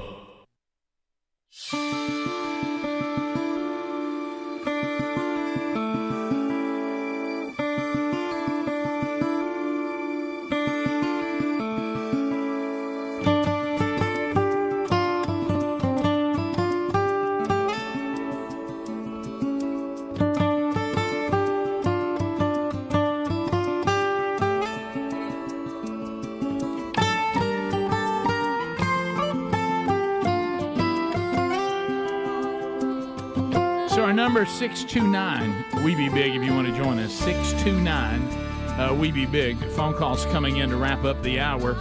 Congratulations. So 4 gifts in the 12 working days of Christmas are gone. We got Jim Hamby, he won. Mark Leffler has won. John Boswell's won. And just moments ago, Jordan Carter out of Huntsville, all winning gift cards. Bubba, some got Beaver Bucks, some got eBay gift cards, and then Home Depot. And Rick, everybody keeps emailing me begging for more Beaver Bucks, I know. And you know we'll try to accommodate that if I get over that way. Sure. But we were reminiscing. Right. I can't even talk about it. I get to laughing. So let's go to Jonathan in Sweet Home, Alabama. Jonathan, go ahead. Hey, Monkey Grass and Green Acres. Thanks for the call, buddy. What's going on? Calling from Atala, Alabama. Appreciate you guys. Enjoy the show. Thank you. I think I've been listening longer than anybody who's called in recently. Okay. Y'all are having all these older people on that were on the show. I was wondering when you were going to have the original host of the show, Larry Logan. Larry Logan's Run. Yeah. I haven't heard or talked to Larry in many years. We used to work together, and he was quite a creative talent. I'll tell you that. Oh, no doubt about that. A legend. We continue. Let's go to Alex out of Athens. Alex, welcome to Rick and Bubba. Go ahead. Yes, sir. I didn't know if you guys had seen it yet, but the Texas A&M football team, they've got a hot man male cheerleader. Yeah. He's very cringe, and I don't know if you guys have seen it yet, but if Speedy sees it, he's liable not to come back until January. So now they yell have yell leaders. They don't have cheerleaders. Matter of fact, the only cheerleaders they have only go to competitions. They don't come to the games. And these are all males with military haircuts, and they're called yell leaders. Is it just one of those? Yeah. Yes, he's a yell leader in the way that he's trying to hype everybody up. It's bad. I've never seen it. It makes that announcer that you've seen in high school. It makes him look more masculine.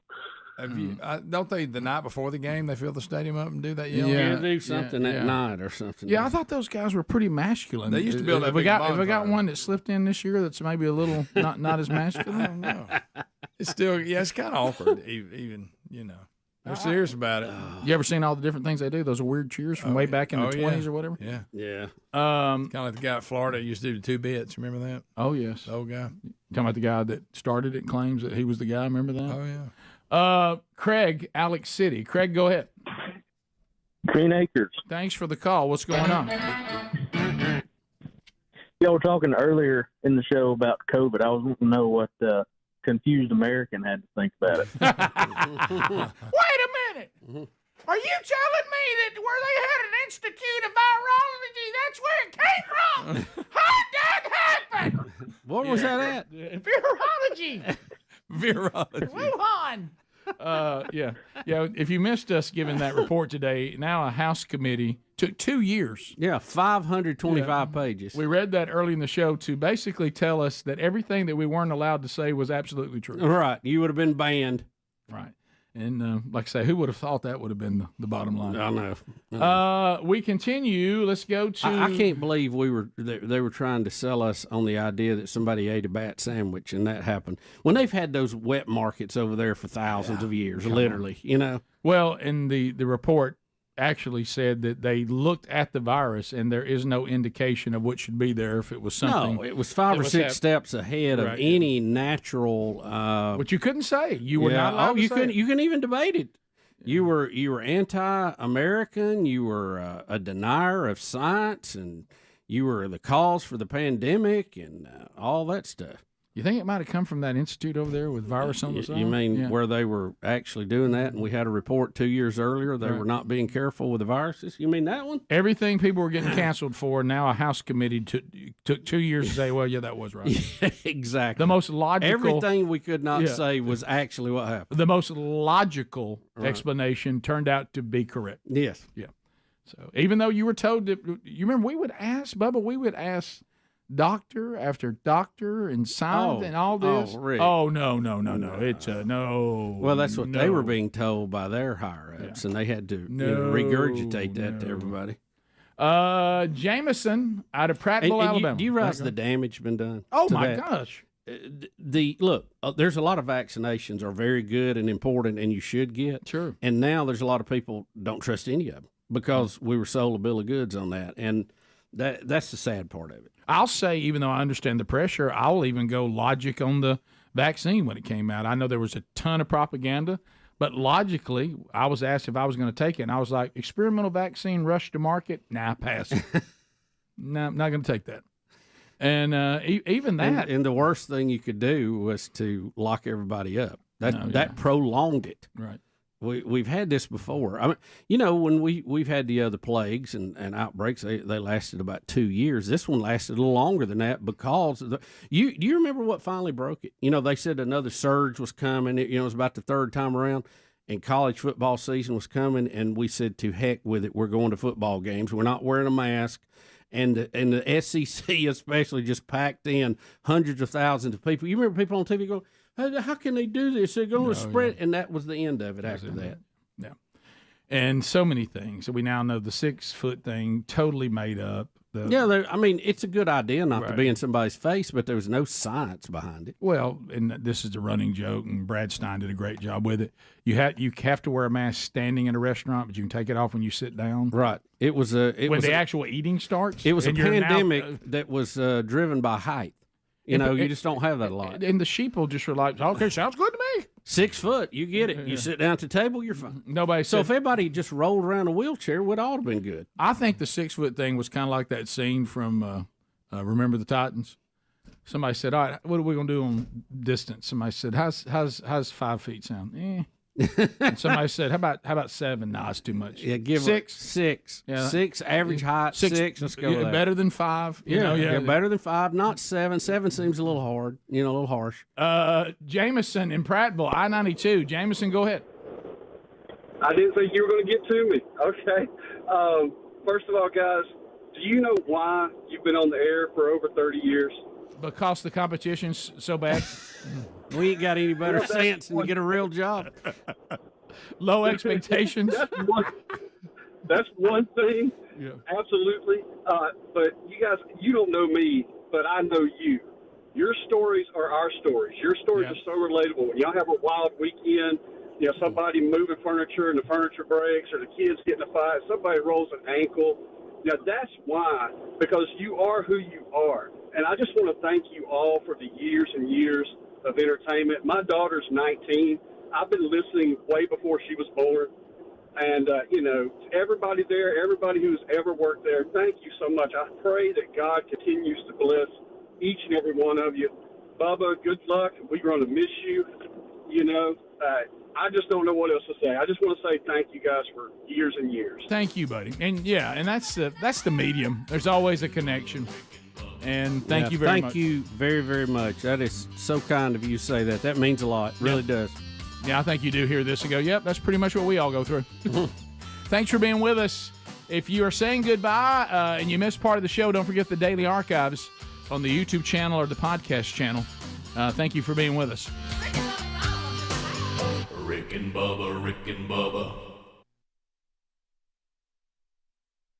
Rick and Bubba, Rick and Bubba. This is the Rick and Bubba Show. Watch more at blazetv.com/Rick and Bubba.